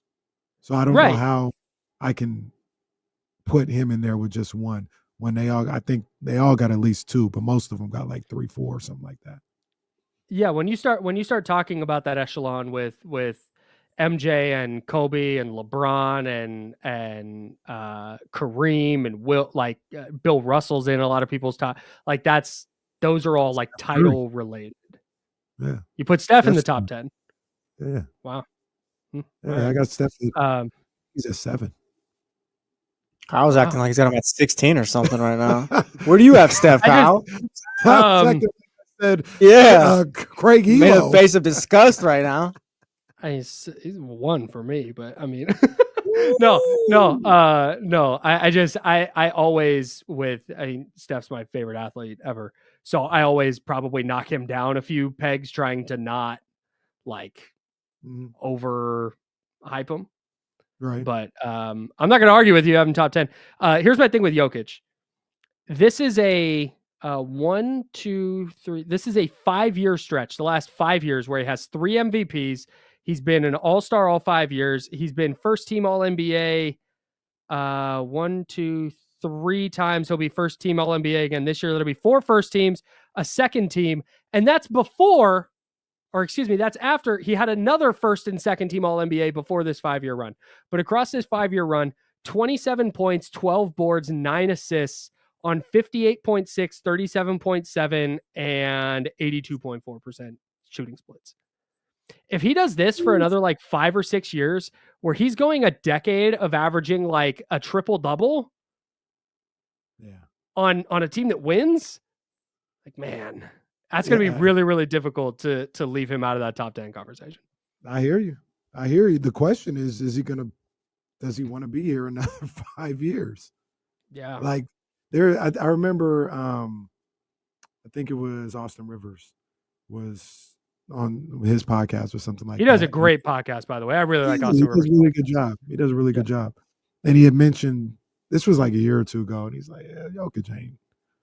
What you see from LeBron and all this other stuff playing 40, Jokic ain't doing that.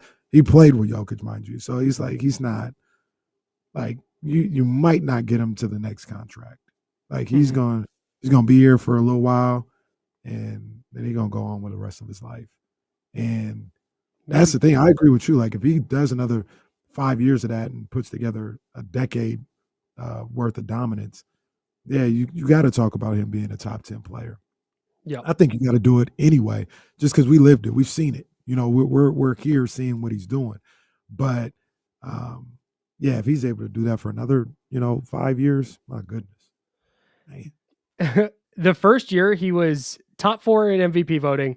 First team All-NBA was 2018-19. That was the first year he had made his first of, going to be 5 first team All-NBAs. He averaged 20, 11, and 7. and it was like, oh my God, look at Nikola Jokic. And now he's at 30, 13 and 10. That's crazy, man. Ooh. Ooh. And and like I said, Man. it doesn't have to be an argument because I love them both. They're both great. But I'm not gonna fight nobody with this, but I always point to Giannis being the best. Giannis is in the league right now. In the league right now. I just think I don't hate that. He does. The numbers are similar. Like the assist numbers are a little different. Like Giannis is like 6, and obviously Jokic is like 10 or something like that. But you combine the other end of the floor and how dominant he is as a defensive player, and I think that balances out some of the offensive stuff. But I just think those two, honestly, they're so similar. You know what I'm saying? As far as like production and the longevity of what they've been able to do. Those two, we live in an age where those two probably have gone back and forth, and then Joel maybe a year or two being the best player in the game for almost a decade now. Those two guys. I think the last couple early playoff exits have probably knocked Giannis down in some people's minds. And whether he was, I think he was hurt for at least one of those. Might have been both. Did he come back late in the Pacers series? No, he never. I don't think he ever came back in the Pacers series. He came back for the Heat series. That's right. He missed the first couple games with the back, right? Yeah. So it's like it's there's that. There's like he's a little bit differently skilled, right, than Jokic. Like I think there's a physical force that Giannis plays with that Jokic doesn't, or more finesse. Yeah. To Jokic's game. But man, I'm with you. If Giannis was doing exactly what Giannis does for the Knicks or the Lakers, oh man, there would be no there'd be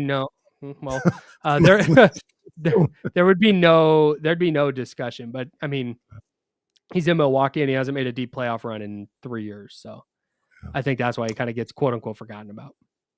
Kyle Madson, appreciate you as always. I had planned to ask you a 49ers question this is probably the fourth straight week this has happened. It hasn't happened. So it's all good. We'll try again next week. We got 2 weeks to talk some draft, man. There we go, man. Kyle Madson of the Insiders. Appreciate you. When we come back, man, the president of Sacramento State, Dr. Luke Wood, is going to join us right here on D-Lo and KC, ESPN 1320, Sacramento's #1 sports station.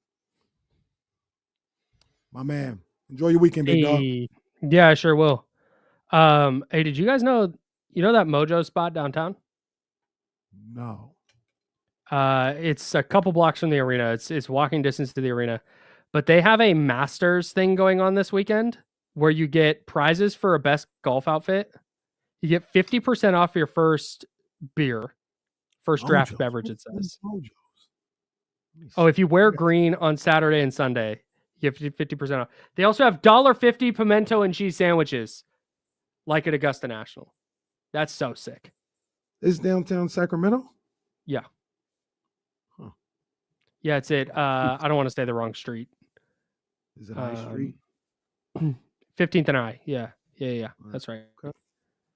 Yeah, good food, good beer. Yeah. Let's see what Mojo's talking about. I ain't never in that. All right. Yeah. I'll hit the Discord. I might head up there to watch the Kings game there on Sunday. Okay. You gonna be out? You gonna be out here on Sunday, huh? Maybe. I gotta check and see what we got happening at the crib, but might head out there. All right, big dog. That's just my new spot downtown. So salute. I like that. I didn't even know it was there. Good looking. Yeah, walking distance to the arena too. Go before the game, go after the game. Hell yeah. Salute to Mojo. Follow them on Instagram. Love that. Oh, well, hey, I'm gonna give way to the much more important guest now. We'll see you guys. Come on. You know what time it is. All right, let's bring my man in here real quick. Dr. Luke Wood. My man, we on a commercial break right now, so okay. We're just hanging out, man. For the show, we go for 4 straight hours. So on the radio, we go on a commercial break, but we never take a commercial break on the stream, man. So people are watching us for 4 straight hours. So that's what's going on right now. Man, are you like tired by the end of the day? Or Absolutely. Yeah, absolutely. No, you know what? You get used to it, right? Like we've been doing this since we started the show, like 4.5 years ago. In the first couple of months, it was like, this is crazy. Like, I don't know how I'm gonna do this. And now it's like any other muscle that you train, right? Like you're kind of used to it, used to the flow of the show. So it's second nature. The guys in the chatty house, as we call it, they make it fun. They make it go by pretty fast. That's cool. Yeah.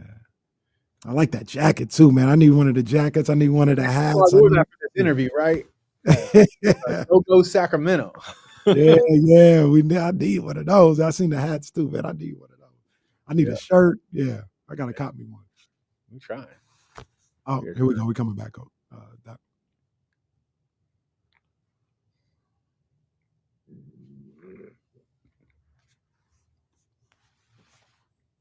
Back here on D-Lo and KC, we have a very, very special guest. My co-host, Damien, he's going to be pretty upset. We've been trying to get a nice little sit down with my man, Dr. Luke Wood, the president of Sac State University. He's a busy man. So we've been trying to chase him down for forever. And we finally do. And Damien's out.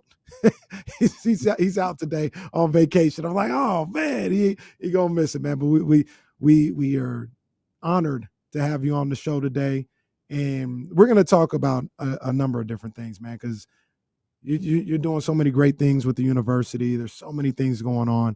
I know you're pressed for a little time, but I'm gonna try and get as much in as I possibly can. So first and foremost, Sac State spring game going down this Sunday at Hornet Stadium, 4 p.m. I definitely want to talk to you about that because I've never experienced what I think I'm going to experience on Sunday in this city before, man. So I can't wait. So we'll get to that. But first, let me ask you about the last 6-7 months or so, right?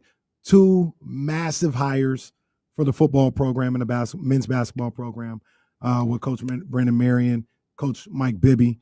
The excitement that those 2 hires have drawn, it can be felt throughout the city, right?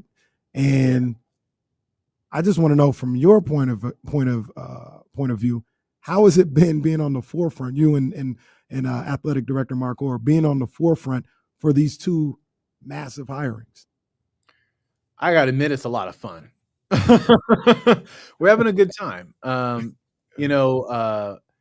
Mark Orr is the one who deserves the credit. He's the visionary. When I first came to Sac State, back to Sac State because I went to school here. But when I first came back, I said, "What is it that you want to see?" to Mark, and as athletic director, he said, "I want to see us being able to compete at the highest level of D1 for all of our athletic programs." And I asked him, "What is it going to take for us to get there?" And he said, "It's going to take, us bringing on the best possible coaches to provide the support the students need, and for us investing in athletic facilities and making the transition to becoming an FBS football team." And, we have followed that game plan, and, the hiring of 2 amazing, powerful coaches who are literally changing the way that people think about Sacramento State overnight, right? It's been amazing. Brennan Marion, the go-go offense. That's why I wore this. Right. That's right. I got a go-go Sacramento jacket on, and that's because our football coach is Brennan Marion. He is the creator, the originator, the developer, the founder of the go-go offense, which is a kind of high-flying, high-scoring flash offense. Out of UNLV, we were able to bring him here to Sacramento State, and in a very short time brought us to having the number 1 FCS recruiting class in the country. Not in Northern California or in California, but in the entire United States. Yeah. And then, of course, announcing Mike Bibby is our new head basketball coach for men's basketball, and just the energy around that. And then, of course, the 3 new recruits that he's gotten already. It's just amazing. It's a great time to be a Hornet. Absolutely. And I've said a few different times, and while people may not realize how successful Sac State has been in some of the Olympic sports. Like the volleyball team has done great, baseball, softball, etc. Soccer. Soccer as well. Right? Yeah, soccer as well. Like they've been killing it in a number of different other sports. And I mean this with all due respect to those sports. To me, though, football and both men's and women's basketball is kind of like the front porch of your university, the front lawn, so to speak, of a school's athletic department. And to be honest with you, in a lot of ways for the entire institution, right? Like, because I don't know much about University of Alabama's curriculum or their institution, but I know the 5-star recruits they typically have, right? So everything kind of centers around those two programs. Is that one of the reasons why there's been a lot of emphasis on making sure the football program is to a certain standard and a certain level as well as those basketball programs? We might have lost. We lost him. Hold on. We'll get him back in a second. We'll get him back here. Technical difficulties, but Dr. Luke Wood will be back here in just a second. Man, you guys can't see it. Some of the people who are watching on the stream, that jacket fire. That jacket. There you go. He's back. I was Coach, Dr. Luke Wood. I was just telling people while we got you connected again, that jacket, man. But he wanted them go points, man. Appreciate that. Absolutely. I don't know how much of the question that you heard, but I was basically saying because it is kind of the front porch or front lawn of an institution, the emphasis on making sure that the football program and the men's and women's basketball program is on a certain level. Is that one of the reasons why there has been a little bit of emphasis on that, because you feel that may boost the profile of the entire institution? Yeah, I mean that's been the focus, right? Is Sacramento State has the ability to be a big name in not just as a academic institution or athletic institution, but as an institution overall. Mm-hmm. And so one of the things I wanted to do as president was to elevate the brand. So that when you turn on ESPN, you see them talking about Sacramento State. You turn on CNN, you see them talking about Sacramento State. And we've been able to show in the last 2 years since I've been here that we can do that. It's not normal for Sacramento State to be in a ticker on ESPN, but you know what? Over the past couple months, that's happened several times. Yeah. So that's what we're trying to do, is to use athletics as a way to elevate the brand, because elevating the brand means that when students graduate, their degree is worth more in the marketplace. And that's what the ultimate end goal is. Right. I want more students coming to Sacramento State. I want students having more resources here, and athletics is a way of doing that. And I want the quality, the perceptional quality of their degree to be changed. And we're using athletics as a way to just elevate everything about it. I love it, man. Dr. Luke Wood, president of Sacramento State, on D-Lo and KC with us right now, kind enough to give us a little bit of his time. I followed that Reddit Q&A you had last night, and that was pretty cool, to be honest with you, to have the president of a university being as open and candid as you could be in that situation. That was really dope. But you spoke about something that made a lot of sense to me, and you talked about essentially, because of the media market the university is in, being here in Sacramento, that like to a certain degree, we are leaving revenue on the table by not maximizing the conference that you're playing in or the level of FBS football that you're in right now. And it just, I never really heard it broken down that way, and it made a lot of sense. Can you kind of expand on that? Because I thought it was an excellent point by you. Yeah. So a lot of people have said to me, like, why would you make the transition to becoming an FBS team? Because ultimately that's going to be more expensive, but they don't understand the finances behind it. So first of all, we are currently an FCS team, Football Championship Subdivision, and we're trying to become an FBS team, Football Bowl Subdivision. And the difference is that essentially our 21 athletic teams, 20 of them compete at the highest level. The only one that doesn't is football. And so we're in the Big Sky. And right now, and we love the Big Sky. They've been great to Sacramento State. I've got nothing but accolades for the presidents, for the commissioner, for the conference as a whole. They want to run a good shop. But our media payout from the Big Sky for all 21 athletic teams is $100,000 a year. That's it. Despite the fact that Sacramento State is in a media market that's the top 20 media market in the nation. So we're a top 20 media market, but there's some things about that media market that matter. Two big things. One, we are not in a highly media market that has a lot of competition. It's Sacramento State football, it's the Kings, and for a few years the A's, but there's not a lot else in the media market. Right. The second thing is that we are the only top 20 media market in the nation that does not have a FBS football team. So we know with this transition that we're making that we're not going to be talking about a media payout of $100,000. Right. We're going to be talking about a media payout in the millions. And a media payout like that long term makes it so that when we face state budget crises like we're doing right now, when we face challenges across other parts of the institution in terms of resources, that athletics can be a buoy that can help us do better by increasing out-of-state enrollment, which those students pay more to come and be and have an in-state experience. Yeah. I think we're making through media rights and also just attendance at games.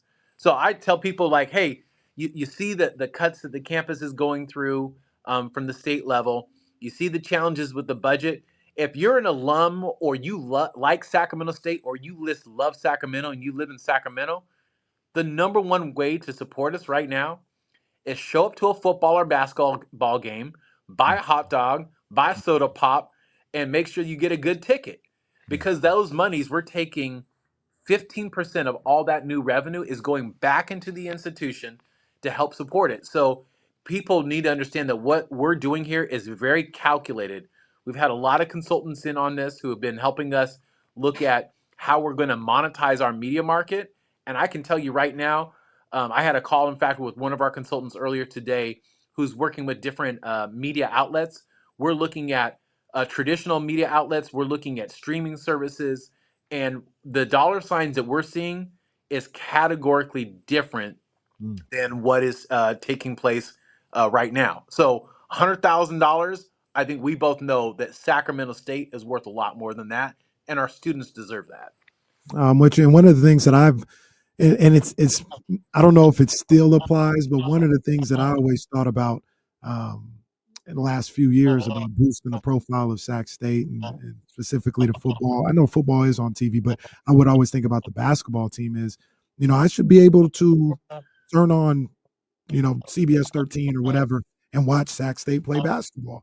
I have no problem going to ESPN Plus and all this other stuff. But some people, like my grandmother, she would, if Sac State was on 13, she would watch it. And, or if they had a deal with somebody else.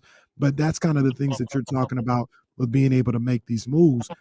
If you're, and we'll get into being independent, you can kind of have say so about how your TV contract goes. You don't have to be locked into the Big Sky's deal with ESPN Plus to be able to have the notoriety that you want in your community.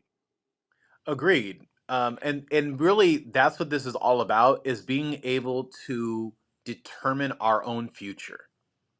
Right now, we can't determine our own future, but when football makes that transition and with the elevation of basketball by hiring Mike Bibby, but not just that, did you see the 3 new players that we just announced? Absolutely. Absolutely. Come on, man. Right? We just picked up Bear Cherry from ULB. For those who don't know, you better ask somebody. We got a great big man. We got Taj Glover, whose dad is Damian Glover, who played in the NBA. We've got Shakir O'Neal, who's the son of Shaq. So those are our 3 players out the gate. There's a lot more that we're in conversations with. We've actually got a big visit coming up to campus here very soon, and I'm excited. This is not the same old Sacramento State. This is a different institution that's making investments, and our community deserves that. Yeah, absolutely, man. President Dr. Luke Wood with D'Lo and KC today, man. And Dr. Wood, the decision to go FBS or make the push to go FBS was something you guys have been very vocal about for a while. So it didn't surprise people that was the news that came out for the application that you're making with the NCAA. But what was maybe a little surprising to some was the willingness to go independent. I know we've been talking about the Pac-12 and Sac-12, that movement, and the Mountain West and all that. And some people were kind of thrown off by the thought of going independent. I'm a big college football fan. I understand what the UConns have done, what UMass is doing, Notre Dame. So I understand the move to go independent is perfectly fine. But what was the thought process with you guys, with you and Mark Orr, about making the move to, hey, if we don't get an invite, that's fine. We'll just go independent.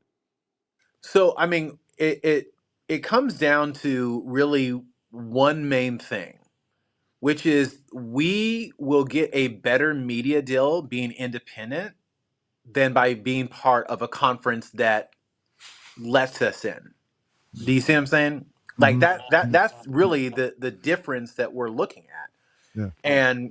And so we certainly could be currently in an FBS conference, but I think our best path is for us to take a few years and be independent and demonstrate the power of our market so that we're in a different bargaining position. So that's the first thing. Second thing, I would say this. No university in the country should consider being independent unless they're in an amazing media market that doesn't have competition. So we're one of the few places in the country that this could actually work. So I wouldn't recommend this strategy to anybody else.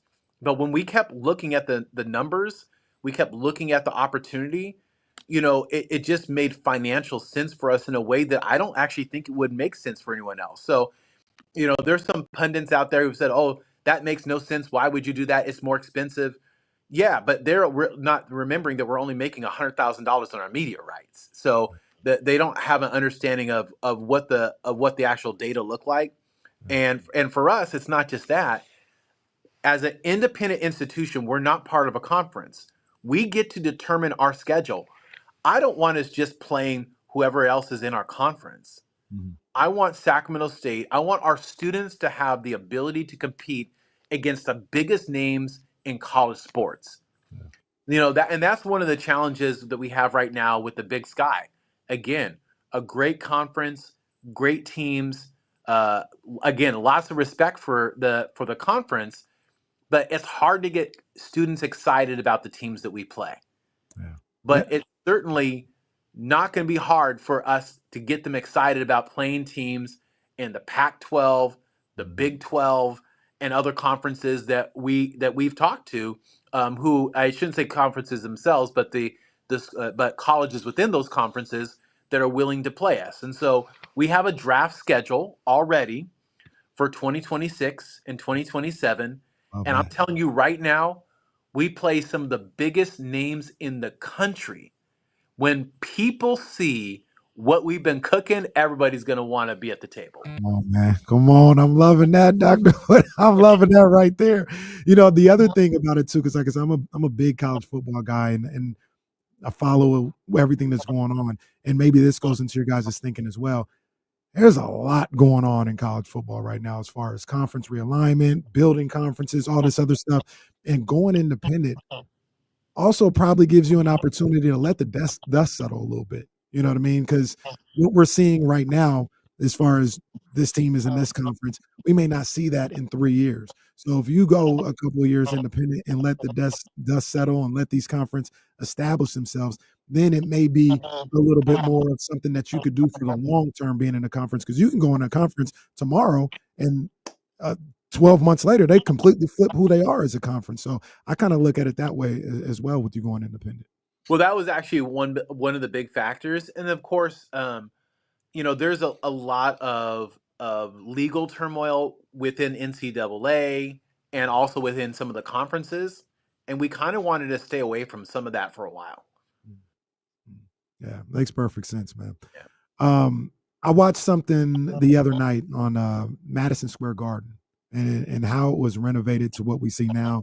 And they talked about how they renovated the garden and they never shut it down for renovations. It was like a still functioning establishment while the transformation and the renovations were going on. Now, Hornet Stadium isn't a venue that's used 250 to 300 days out of the year, so it won't be as drastic. But some of the things that I've heard is Hornet Stadium and the renovations and the vision that you have for the final product is kind of going to be going on while the team is still playing at Hornet Stadium. So, what are some of the things that we could see as soon as September when we go out to Hornet Stadium?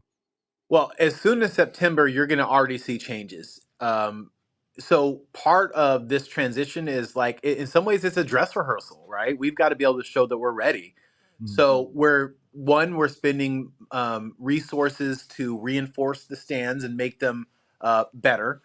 Okay. We're putting padding on the seats so there's more comfortable for the fans. No one likes sitting on benches that make you feel like you're at a high school. So we're fixing that. We're painting.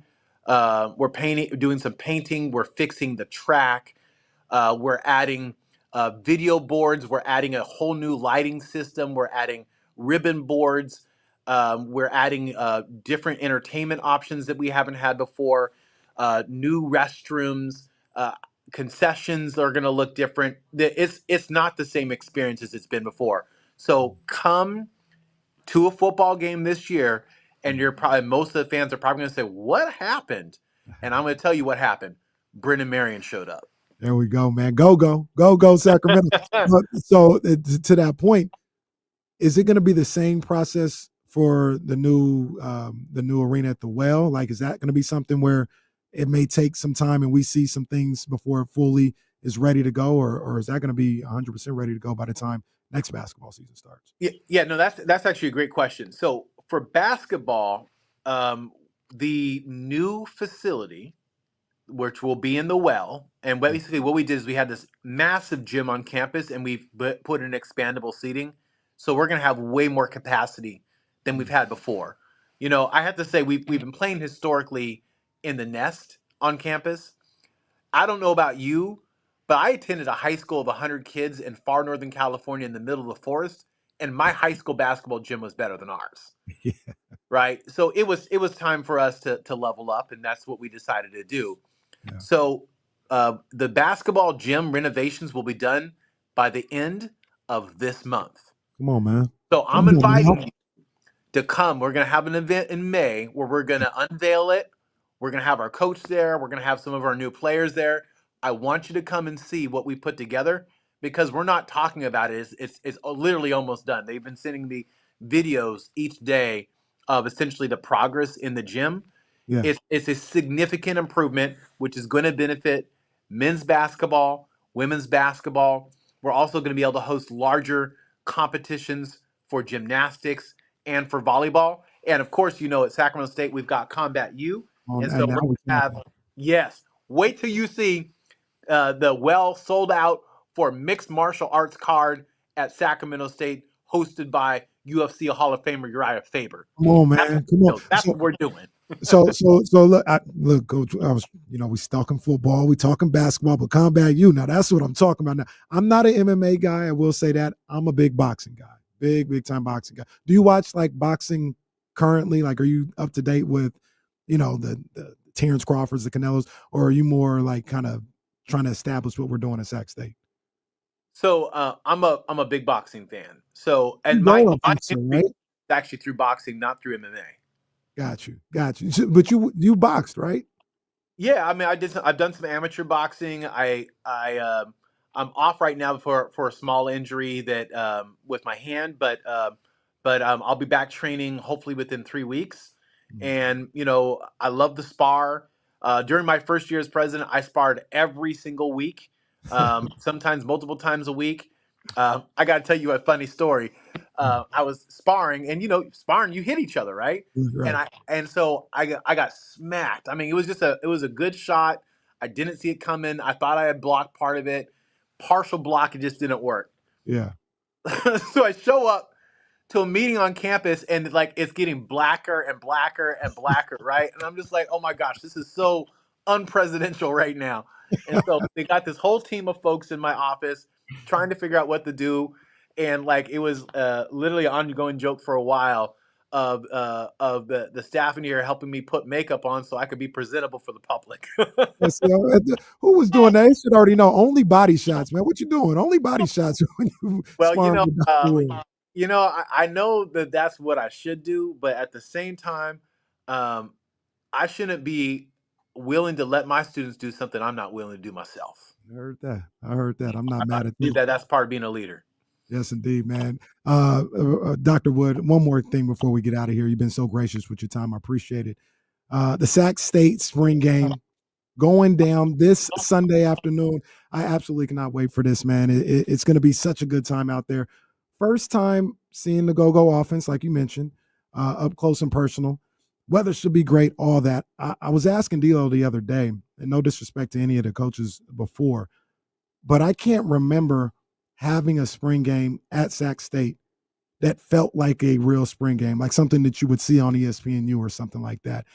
For everyone coming out there on Sunday, some people that are on the fence, some people that are just finding out about it, what can they expect at Hornet Stadium on Sunday? They can expect so first of all, in my Ted Lasso voice, we're talking about practice, right? So listen, the spring game is essentially a practice game.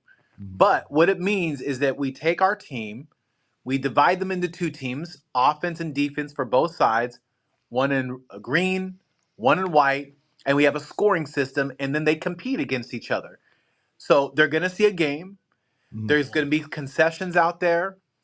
Some folks are doing tailgates. I just found out about that today. We didn't even plan for a tailgate, but we got so many requests. We're like, go ahead. Now I'm gonna have to go to the parking lot. Now I'm gonna have to take a lap. Come on now. Yeah. And that's one of the things I love doing as president is going from place to place and just saying hi to everybody and just seeing the love. But the other part is we're hosting a free musical performance too.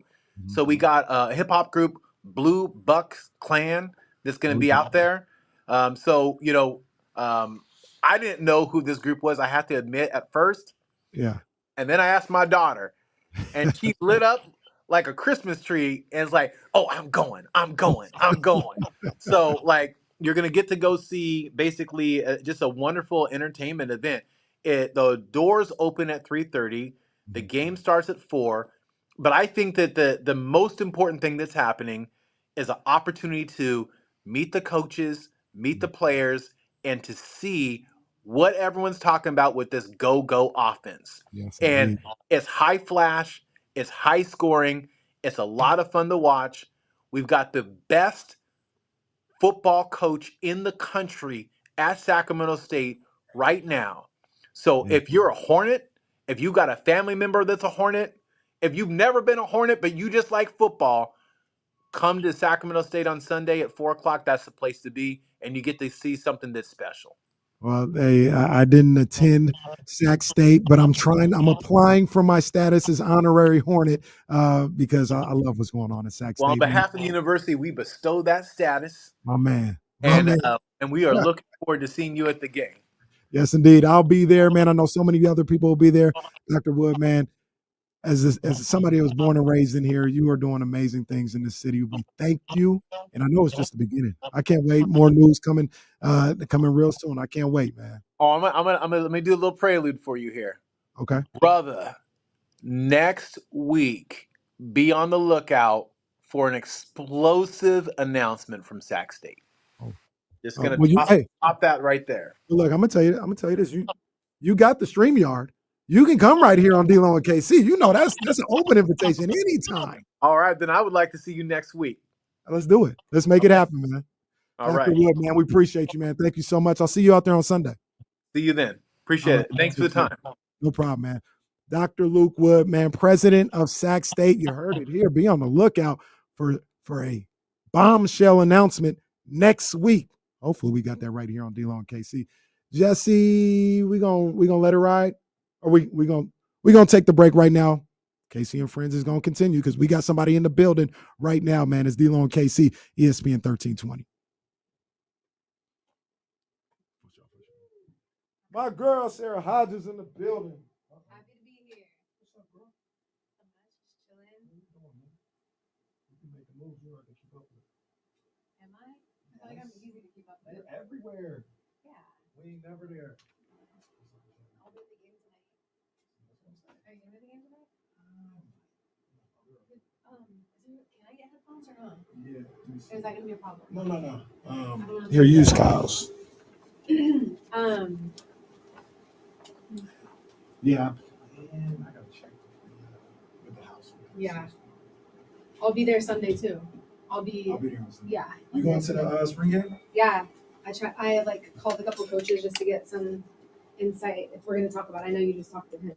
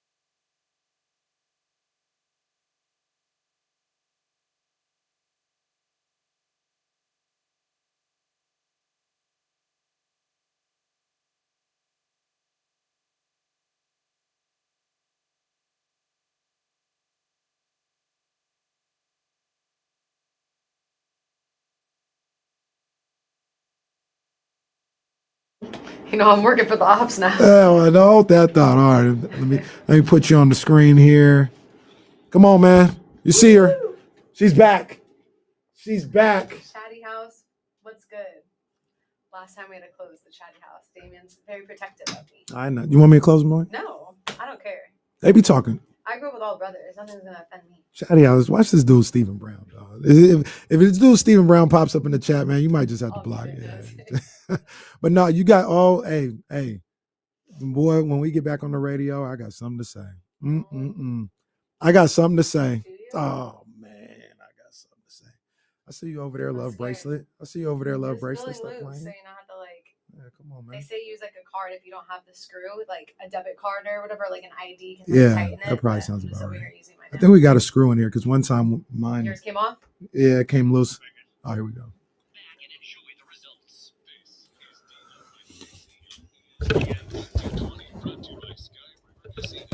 Man, oh man, what a conversation with my guy, Dr. Luke Wood, president of Sacramento State. Man, that was a lot of fun, man. I can't wait to hear what he's talking about next week. He's talking about he's going to drop the mic next week. I cannot wait to hear the news that's going to drop from Sac State coming up real soon. But D-Lo's out today for everybody listening. So you know when D-Lo's gone, it's Casey and friends and one of my great friends. One of my great friends, Sara Hodges, ABC 7? Yeah. ABC 7 in the Bay Area. So this is With what the ops now. Well, yeah, so I know that's hard. No, so this is what I want to talk about. This is what I want to. We weren't going to talk about this off the air. We're going to talk about this right now on the air. Because you know, Sara, it's adorable how prepared she is. I love it. You know, I mean, I never know what you guys are gonna ask me. Yeah, I love it. I love it. I She's try like, my what are we best. talking about? What are we gonna start with? Just great. It's the producer in her. You know what I mean? Of course. And she goes, what are we gonna talk? The Kings. Sac State. Oh, well, hey, are we gonna talk Dubs? I said, so what the hell are you talking about? Do you know where you actually? Are we gonna talk Dubs? Dubs. Just curious. She didn't even say Warriors. She said, we're gonna talk Dubs.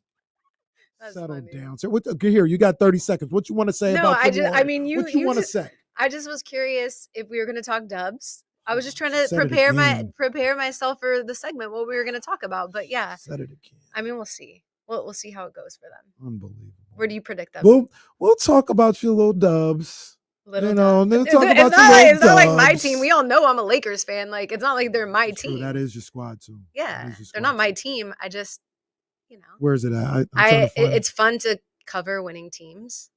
Well, you covered the Beam team. I did. Yeah, did a really good job with that too, man. And Yeah. hopefully the playoffs I come s- back. Yeah, I'm going to games. I still followed the Kings. Yeah. You already know. It's always going to be love for the Kings. Okay. I'm just checking because you come in here talking about we're talking about the Dubs. We talking about the Dubs. You're putting Dubs on it. Real quick though, before we get into all the professional sports, I know your time here at Sac State, you did a lot with Sac State, even sideline reporting. Yeah. They need to bring you back too, by the way. I know. I was like, when you were talking to him about that, the president, I was like, you know what? They should have me sideline these games. And shout out to CBS 13, you know, they do need to be on TV here. I know that we have the football squad, but even then there's no sideline reporter. Right. Make it and that costs a lot of money, I understand, but make it a big time production. Yeah. They would have me like Causeway Classic, you know, type stuff. But, you know, despite what they say about Troy Taylor, he was always great to me. So I would do like, you know, halftime interviews with him, and it was great. Like, it was so much fun, and he always gave great sound and was such a team player. So yeah, man, good times, man. But it seems like they've like upped to the level with Coach Marion coming in here, and just the excitement, the exposure of Sac State. And like I said, you've been around the university a lot. Like, you're still here, even though you're working for the ops, but like. And I still, you know, I call my people, and I get, you know, I still have my ears and eyes. You feel the energy. You feel the energy from Sac State right now. I think that's going to be the biggest difference in what we've seen in years past is energy. And like as the president said, President Wood, like it's going to be fast paced, which is so much fun to watch. Like the hurry up offense, they're going to be flying by, and like even in practices, they're saying that it's like a playoff atmosphere. Even during practices, like the guys are just out there getting after it. They bought in. And I think it's going to be fun to see. I'm excited. Because we talk about the media market, and Dr. Wood, you know, really emphasized that, you know, you're in a position that a lot of other universities aren't in, being in a top 20 media market like Sacramento. That's a good point. You've been in the almost damn near the mecca of college sports, with being in Alabama, being Auburn, and seeing all that other stuff. Is it just tradition that allows, you know, 80,000 to be at one of those games? Because you're in Tuscaloosa. You're in where's Auburn at? It's in Auburn, Alabama. Auburn, Alabama. Got you. But like, you're not in Sacramento, but you're in these places where the city shuts down, the town shuts down. Well, the biggest reason is there's no pro teams around there. I mean, that's the hottest show, right? Like the hottest show in Alabama is Alabama and Auburn. So, you know, you could drive to Tennessee, which isn't too far, you know, to see the Titans play. Memphis is a little bit of a drive, or you can drive to Atlanta. But like, besides that, you know, those are your pro teams. Right. And I think it is history, and just, they love football there. Yeah. Even on the high school level, like, yeah. you know, they show up. Yeah. And what he was saying, like the top 20 market, like the biggest difference is like, that would never happen in Alabama with like a Sac State. Like, you know, you get like other football programs, but they're not going to get the same type of love, right? So it is interesting how he made that point. Like, you're in a top 20 market, and there's really not like big colleges here that would like outshine them. They are the colleges here. Right. So and that's, you know, that's another feather in the cap for Sacramento, because you are in a top 20 market, but it's not like you're in the Bay Area where there's just a gang of other pro sports going on. You're in Sacramento, where it's really the Kings. The A's will be here for a little bit, but it's really the Kings. It's no football. Take advantage. Yeah, so you can get in there and get, you know, I know he said he wants to see 20,000 at these football games. I think they've done like 17, 18 in the last couple of years on the regular. But yeah, if you could get 20,000 on a consistent basis this year, you know, for this team, especially this high-powered offense and this team that I think is going to be one of the best FCS teams in the country with the guys that Coach Marion has brought in, I think that'd be great. That'd be a great springboard for what you're trying to do going to FBS, and, you know, getting that attendance up from 20 to 25,000 or something like that. Because now you're going to have, just throwing out a team out there, now you're going to have Arizona State possibly coming to town, Fresno State coming to town, and it's just going to change the entire dynamics of going to see a football game at Sac State. Yeah, and just obviously transfer portal opening up, you know, getting those guys, getting some big names out here. It's going to draw people to want to come and watch. Yeah. You know, we had a guy like Cameron Scadaboo out here, but like really nobody knew who he was, and he didn't have the respect when now he does, since he went to Arizona State and stuff. But like, I think just getting some big name guys that have already, you know, made a name for themselves to come over and winning, like obviously winning changes everything. Yeah. So for sure. One of the things, thinking about Sac State, that I always thought would be really, really fire, I should have asked Dr. Wood this. When I see him on Sunday, I promise I'm gonna ask him this and suggest this. And you might know this because you had some ties down in the South.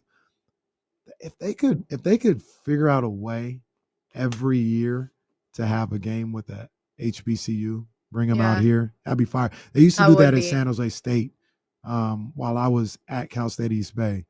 San Jose State for like 2 or 3 years, the coach, on the schedule would have Jackson State or somebody come out. One game at the start of the season. And it was. I actually think I was there when Jackson State made that switch. Yeah. Yeah. Yeah. That is so many moons ago. I'm trying to remember like how it all went down. Yeah. You get them out here and bring them out here to California. And like I said, I think that'd be fire because it was a big deal in San Jose when the HBCU would come out here. Obviously, it's so different. The band is coming with the them, band, just like the culture of it is so much fun. Like it is literally, it's a show. Yeah. Like it's a game, it's a show, it's a culture. It's so much fun. It just changes your whole mindset of like these schools and not just the game, but the culture that they live in. Yeah. And it's a show for sure. Our guy Roddy in the chat talks about San Jose State brought Grambling, that's right, and the band. They got 32,000 people to come to that game. I think that might be a little bit of a cheat code for Sac State if they could pull that off, man. And I know Brendan Marion has ties to HBCUs because he was coaching at Howard, so he's got ties. So maybe he'll be able to. Yeah. If that happens. How do I get a couple dollars off of that? That's You're the mastermind behind it. I need to get a couple dollars off that, or just a little honorary degree. How about that? I'll take that. That works. Dr. Caraway. Season tickets, maybe. Take that. I mean, we're trying to get on that Sara Hodges level. Please, you're already there. No, I'm just you're already there. You everywhere. I'm trying to get to that. I'll be on the sideline Sunday. Oh, see, that's what I'm trying to get. That's what Sarah. I said. I'm trying to get the field pass because that's where Sarah's. I'll be with Pinky. I'm bringing Pinky with me. Pinky and I'm watching her all weekend. She's adorable. Oh, I know. Auntie Sarah. I know. I'm bringing her to the game tonight too. You're coming with me. We're gonna come probably watch the Clippers beat the Kings, but you're gonna be there with me. I'm gonna teach her a thing or two about sports. Well, teach her to be a Kings fan first and foremost. She's a Kings fan. I mean, she's from Sac. We'll go there. Yeah. Okay, we she's like. Definitely not a Clippers fan. Well, don't say it like that. Well, you are a Lakers fan. not. That's how you say the Clippers. Yeah, she's the Clippers are a really good team. They are a good team. I know. I thought they were going to be healthy. Yeah, I thought they were going to be like time. where the Suns are right now. I thought they were finished. And I think a lot of people did. Yeah, they've answered the bell, and I think they're a team that can really make some noise in the playoffs. You talk about them playing the Kings tonight. It's a bad matchup for the Kings. Yeah, it's a bad matchup when they're healthy. Now they're missing Malik Monk. Now they're missing Jake LaRavia. It's tough. But you think the Clippers are going to handle business tonight, huh? I think so. I mean, they've just been playing so well, and so much is on the line for them too. But fun fact, I actually covered a kid in high school that plays for the Clippers right now, Kobe Brown. He switches like G League, like two-way player. What school did he go to? College. He went to Mizzou. Okay. And he's literally one of the best kids ever. And his dad was a coach at Lee High School. The name could have changed now, but in Huntsville. Okay. And I just watched him like from high school, and I followed him in college and rooted for him in college. He played out here and what Sweet 16, whatever, a few years ago, March Madness. Yeah. He played out here. That's what's up. And so hopefully I get to see him play tonight. Yeah. If likely, like if they're winning big, like we'll see him. Or losing big. Or losing big. Yeah, come on now. Yeah. That's true. If the Kings are up 30, you know what I mean? Then he get in there. Exactly. See, I know. I'm like Sarah. She I don't know. even. She ain't even with us no it's more. not. It's not even true. I feel like the Suns is more of the winnable game. I don't know. Maybe they'll win both. Maybe they'll win both. Like, you don't know. It depends if they're consistent, if they're playing together, if the energy is there. I mean, we all seen what the Kings can do. Yeah. So, What do you think about this team? Because I don't think I'm not sure if we talked since Zach LaVine has been here. And you've seen him. What do you think about this Kings team with Zach LaVine, DeMar DeRozan? Like, obviously, you wish Fox wouldn't have left, but he's gone. But now Zach LaVine. What? If somebody wants to go, like I don't really. So let me ask you a side question. Yeah. You would have gotten rid of him at the trade deadline, or would you have played out the season? with De'Aaron Fox knowing he didn't want to be here? That's so tough. I just feel like if anybody doesn't want to be somewhere, I'm just kind of like wiping my hands clean of it. Like especially if it's going to bring the morale down, or if like other players know, if it's just going to kind of like mess with the culture, then just let them go. Yeah. I mean, what's the point? You're going to like, it's like being in a relationship with somebody that doesn't want to be there. Like, I'm cool. Like, wouldn't you be? Yeah, I understand that. And you were able to get Zach LaVine back. Yeah. And I like, and I Zach feel like LaVine he's as a starting to ball settle player. in. Yeah. Like things are going well for him. I mean, you just see him kind of getting into the rhythm with the rest of the guys, and I think it's only going to get better. It's happening at the right time. So we'll just see where they are in this play-in situation. A lot of people aren't believers in Zach LaVine's, not his game, his talent, his skill level, but just his ability to be a number one guy. I know you've seen a lot of Zach LaVine. Do you think he has what it takes to be a franchise player, number one guy on this Kings team? I think so. I mean, I think that we still have to kind of see. I think he brings like a different type of spirit that the Kings need, that frankly I don't think De'Aaron Fox really brought to the team. And you hear like spirit a lot within the guys, and I don't know, maybe it's him preaching it, like maybe it's Doug, like I don't know, but it seems like whatever he's trying to get across, the guys are hearing and listening to. So seems to be more of a leader. It's still a pretty small sample size, and I think like any time that you're coming in like mid-season like that, it's going to take time to kind of find your voice. Yeah. So. And, But I like what I see so far, and I really do think that he's starting to fit in well. this is a good time to do it, going into this play-in game, going into these Yeah. playoffs. We've had a number of different discussions about the expectations we had for this team when they got DeMar DeRozan in the summer. I famously said, oh yeah, 52 wins is the floor for this team, and now they're struggling to get to 41. A lot of people look at it as a disappointment. If they were able to get 2 wins in the play-in and get into the playoffs, is it still a disappointment, even though they didn't reach the heights that we originally had for them? They've had to pivot a couple of different times, firing the coach, or getting rid of a franchise player. Is it still a disappointment if all it is being the 8th seed into the playoffs? Absolutely not. I don't think you see it that way. I mean, I heard you talk about it earlier. So like just to play off that, I think that you were right. Like if you're making it into the playoffs, nobody cares about the record. Like nobody even thinks about that anymore. Okay. I got you. Nobody even thinks about that anymore. You know what I'm saying? So I just think, you make it past the play-in, you get into the playoffs, you make some noise in the playoffs, and nobody cares about the record, because we all know what happened this season. Like it was rough. Like you fire your head coach, you get rid of your franchise player. Like there's a little bit of drama between, De'Aaron and Malik. At least it seemed like. I don't really know like the ins and outs of it, but I feel like the Kings kind of went through it a little bit. Absolutely. You have an interim head coach. Like that's kind of a lot to go through. Yeah. And so if they can find their way into the playoffs, I think it's a win. Nobody cares. I wouldn't as a fan. I'm not a Kings fan, but I just, even if it was the Lakers anyway, like I wouldn't care. You know? Yeah, it's like you said, it's been a lot. They've gone through a lot. We talk about it often. They've gone through like 3 incarnations of this team. Like what you came into Since the season I've been with. here. Well, look, just this year. Yeah. This year. Like you came into the season as one group, right? Yeah. Then you fire the head coach, and that sends things into a spiral. You bring Doug Christie in as the head coach. You have a little bit of a resurgence and rejuvenation. And then De'Aaron Fox says, I want to get out of here. So, which is just crazy. Like how that whole thing happened with coach getting fired. And then everybody's like, and then all of a sudden De'Aaron's gone. And I'm like, what was the point of this? Well, like, what was the point of this? I don't know if I don't know what happened, right? Like as far as like, hey, De'Aaron, we fired Coach Brown. Let's have a conversation. It kind of feels like De'Aaron told them in the summer, I don't want to play for another coach. If you aren't signing him to an extension, then you might as well trade me, or whatever the case may be. They sign Mike Brown. Everybody comes back, as one. They end up firing Mike Brown. And I once again, I don't know. But it feels like they didn't even ask De'Aaron, hey, do you still feel the same way about not playing another coach? Like, that's what I would have done.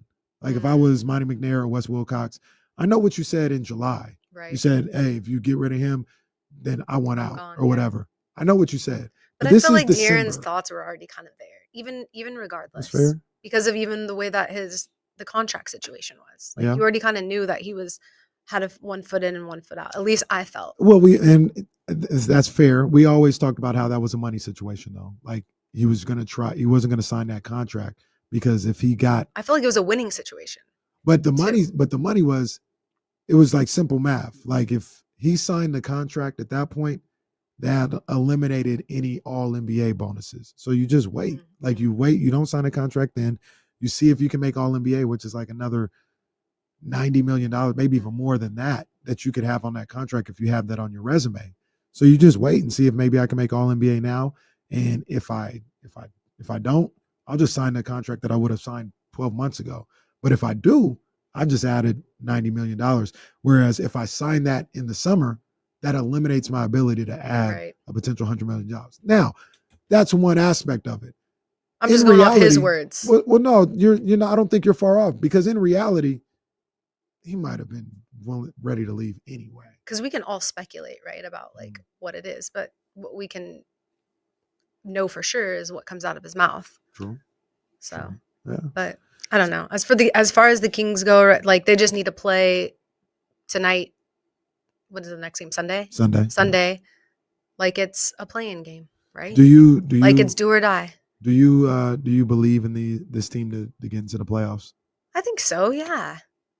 Like, winning the play. I mean, well, I mean, just get there. Just win 2 games. One of them going to have to be on the road against the Timberwolves or something like that. Do you think they have it to be able to pull it together? Because one of the things that it's tough with Malik. With no Malik. Yeah.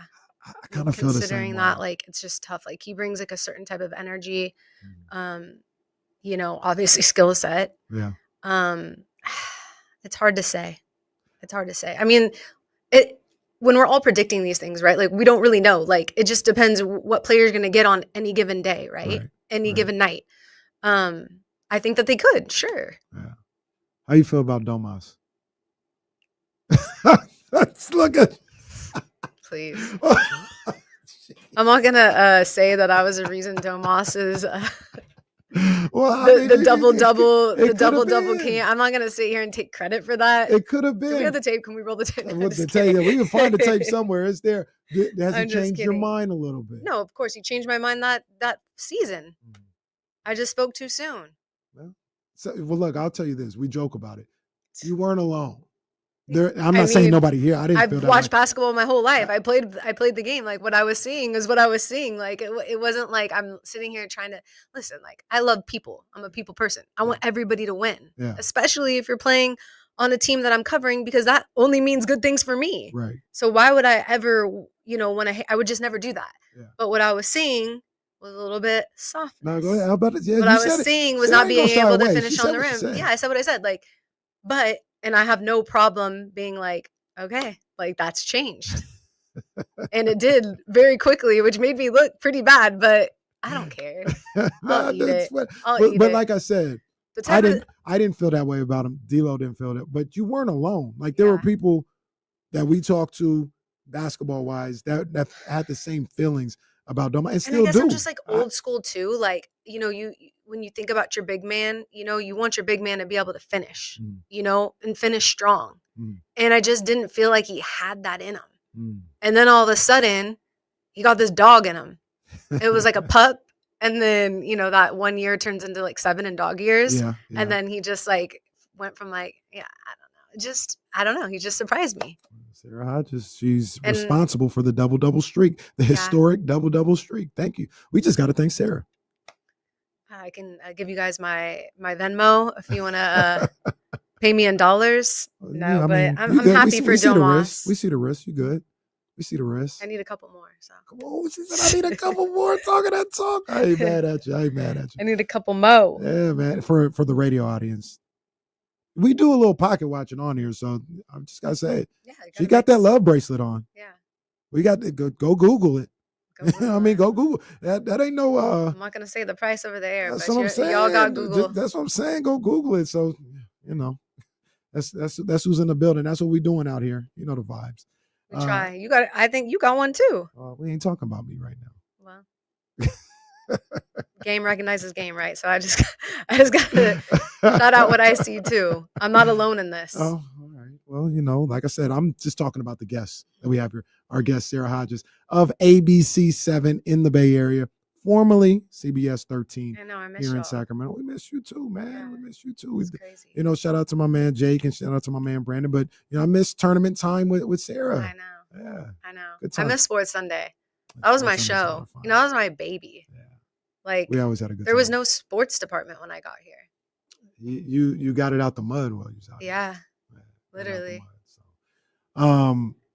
Sara, you still gonna hang around with us for a little bit? Yeah. Right? Yeah. We still got a lot to We talk got about. so much more to talk about. We gotta talk about. I want to talk about your experience at the A's game. Yeah. Because you were there opening night, right? Yeah. Yeah. So I want to talk about that. Sure. I'll give you 45 seconds on your dubs. You want to talk dubs? We'll talk about that. You asked me the questions. We'll talk about that and just NBA in general. We'll have a little fun because Luka is a Laker now. He went back to Dallas. That was that was an emotional moment. I know. Talk about your boy Ja Morant. Pookie. Yeah. It's your boy Ja Morant. Oh my gosh, I love the new celebration. I knew you would. Of course. Yeah, boy. So we'll talk about anything, and then typically we don't do this, but Sara, you're at home. You're at home, right? Yeah.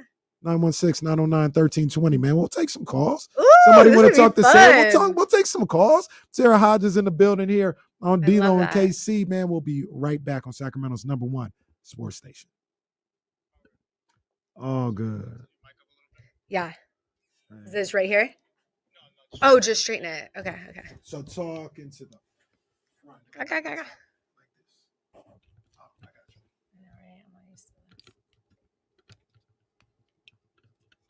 There we go.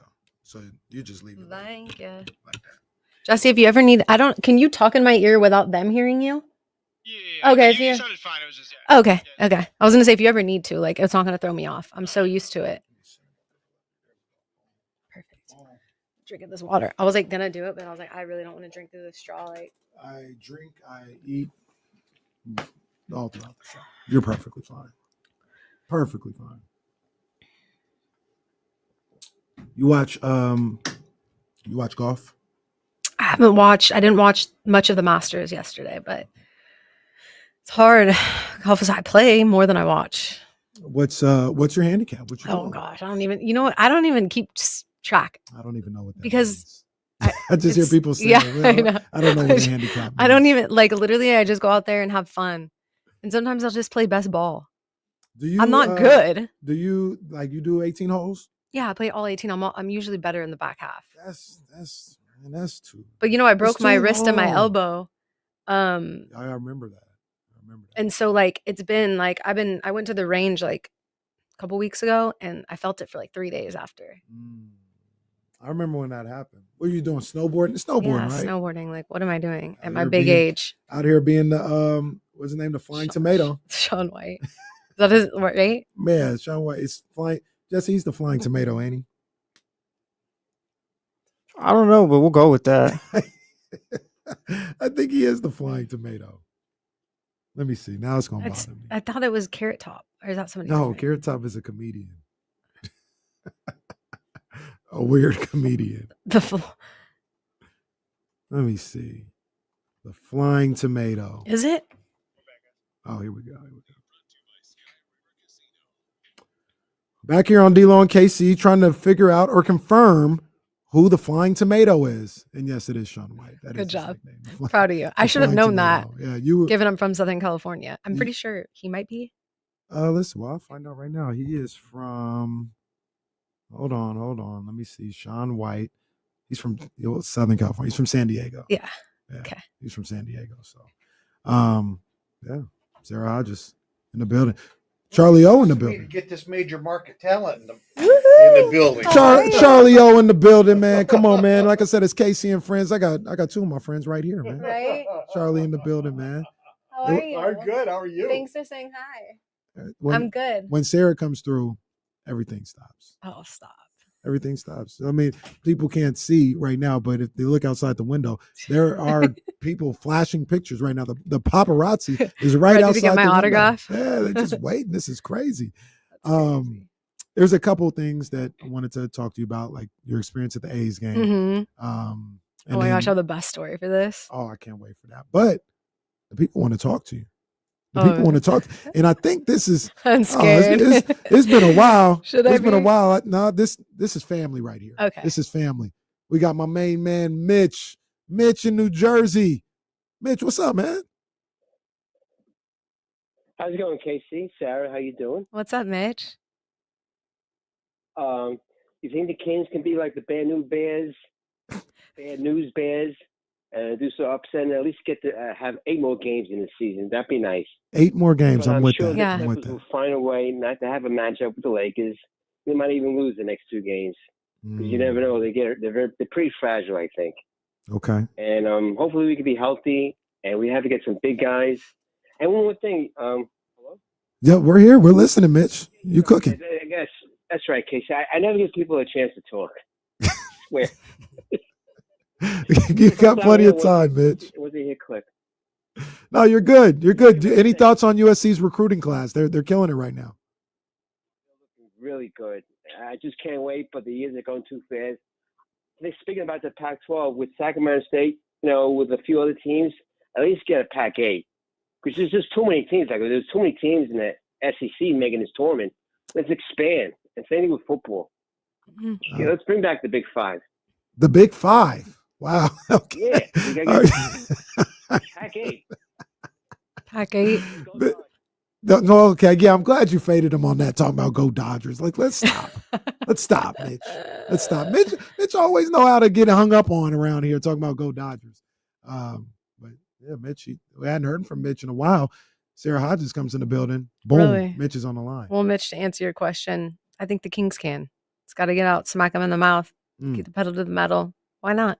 I'm with that. Stranger things have happened. I'm with that 100%. I'd love to see 8 more Kings games. Right? Eventually get Malik back, maybe. Yeah. Well, now that I think, I would love to see 8 more Kings games, but now that I think about it, that's nothing but a sweep. They got 2 games here. Yeah. And 2 games left. They got the play-in games that would get them in, and then they get swept by Oklahoma City. Mitch, that's No. You could have they got to at least said get 9. one. Yeah. You could have that's said true. 9 more games, Mitch. You're My right, goodness. because of the plan. Yeah, but I'm okay. I'm not okay with it. I would accept it. Kings get into the playoffs. I don't know. Face I up- wouldn't accept it. A sweep. So a sweep is crazy. So would you rather lose in the second play-in game? No, I'm not. It's not a would you rather. It's just like I would rather win one, at least one. I would too. I think they would win one. Me I don't too. think they'd get swept. if Me they neither. played OKC. No, I believe that. I don't know. Probably Get swept. they'd get game 3. I'm calling it right now for a playoff series that doesn't exist, that isn't even locked in. Hell, they might not even be playing at home on Wednesday. I'm saying it right now. The Kings will win game 3 against the Thunder. Yeah. I'm saying it right now. You heard it here first. Well, look, hey, when Sara Hodges is in the building, the phones light up. Who we got here on the line? Hold on. The phones light up. People want to talk to Sara Hodges. You can too. 916-909. Huh? Oh, okay. 916-909-1320. Herbert, you're on the line, man, talking to Sara Hodges. What's up, Herbert? Hey, what's up, KC? What's up, Sarah? What up, Herbert? All right. Hey, welcome to SAC. Hey, KC, what's up, man? Hey, What's good? The teacher's gone, man. Substitute teachers in the building. I'm tapping in. Well, the teacher's gone. The sub is here. Is Sarah the sub? Is she the substitute teacher? They're really calling for you. No, they calling for you. They don't call when I'm here by myself. Hey, KC, I'm balling tomorrow. What's up, man? 7 a.m., bro. 7 a.m. Where you at? Well, no, you ain't got to say that. You could text me, man. I got to pull up at one point. I don't know if I can make 7 tomorrow, but I'm definitely gonna pull up and hoop with you, dog. Have you hooped with them before? I done got my game together a little bit, homie. Oh, that's how you feel? What's that jumper looking like? Man, I'm, knees okay. It swells up after, but I'll be okay about a week after, I'm with you, man. You got any thoughts on the Kings, man? Oh, okay. Well, Jesse's Jesse, you did that. It might have been me or him. I was wrong Jesse, button, that but enough. wrong button. Jesse was like, "Cool, bye." He had enough. The Roddy, man, he said these calls, man. I'm telling you, when Sara Hodges comes into town, man, I'm telling you, it gets crazy on the airways, man. You can call in 916-909-1320. We talked about the Kings. I want to get back to the NBA, but I want to make sure I talk about your experience at Sutter Health Park, man. You were out there for opening night, A's Cubs. You were with your dad, right? Yeah, I took my dad. I grew up spending summers in Illinois, so I grew up a Cubs fan. Okay. Interestingly enough, and so when I found out they're opening against the Cubbies, I called my dad, who lives in Southern California. I was like, "You got to come. We're gonna go." Blah blah blah. So he comes. We had the best time. It was obviously jam packed. Yeah. You couldn't even move, but something like I think that they've done a really great job. Because I've been to, and this isn't to throw shade at all on the River Cats and stuff, but like I've been to games where it's like you're kind of waiting. I don't eat glizzies, but like people that I go with do, and like we'll order a hot dog and like be waiting for a while, and everything was like kind of happening fast. Me and my dad had a couple of drinks in us. We were Okay. having fun, but it was jam packed. It was so much fun. Yeah. I had a great time. I I was- mean, the Cubs were just smacking them, They so it was like, dominated. yeah, They dominated that game. it was crazy. But I thought I've only been to one game. It was just the opening night game. I didn't see think you. They're doing. I know you never let me know when you're at. You be at Kings games and don't even let me know you're in. I The saw It's all I good. saw Mia. It's all good. It's all good. No, it's good. It's cool. I should Cool. I should just hit you up every event I go to, so that at least I know. You if should, you're but there. you won't. Yeah, And, I will. and part of the reason why is because Sarah be getting everywhere, man. She backstage. She be on the court. She be taking selfies at center court. So I just want an opportunity to take the You do selfie at too. center court myself. You do too. Yeah, so I'm just let me know where you at. But yeah, I thought they did a pretty good job with the Yeah, stadium. it looks good. The thing that I always say is they can't escape the fact that it's a minor league stadium. Yeah. Nobody's saying like it is a major league ballpark. Yeah. It is what it is. It's a minor league stadium, but I think they've done a pretty good job kind of sprucing it up a little bit. Yeah. I don't know if you've seen a lot of games on TV. On TV, it looks pretty cool. I You mean, know, they we've just seen need to it turn there. the page now of being kind of like, I guess hurt by the A's playing here. I just feel like we need to turn the page, not even just A's fans, just in general, like even players of other teams, because like the MLB allowed it to happen. Yeah. Let's just move on. And it's like, and Well- I feel bad for the city too, because it's like, you have other players just commenting like, oh, like we don't want to play at, and this my Cubbies. It's not fair that we play at a minor league park. And I get it, but it's like, it's where we're at. Yeah. So let's just put on a good show for the fans. Like, this is cool for the city. The people here, it's not their fault. You think that's gonna be the case all year long? Like people kind of complaining about it, or Probably. you think so? I think people will get over it. I think after they play maybe like once here, then maybe, but because it's going to be the question, like, how us media folks are, like, we're going to ask the players and then, so what do you think about playing? So Well, it's you, gonna, you and your Bay Area people just coming down here, just Yeah. doing everthing they can to talk about how terrible. it I is know, down I'm not going to lie. Like, I saw a lot of stuff and I just think it's kind of like, okay, cool. Yeah. Like, I get it.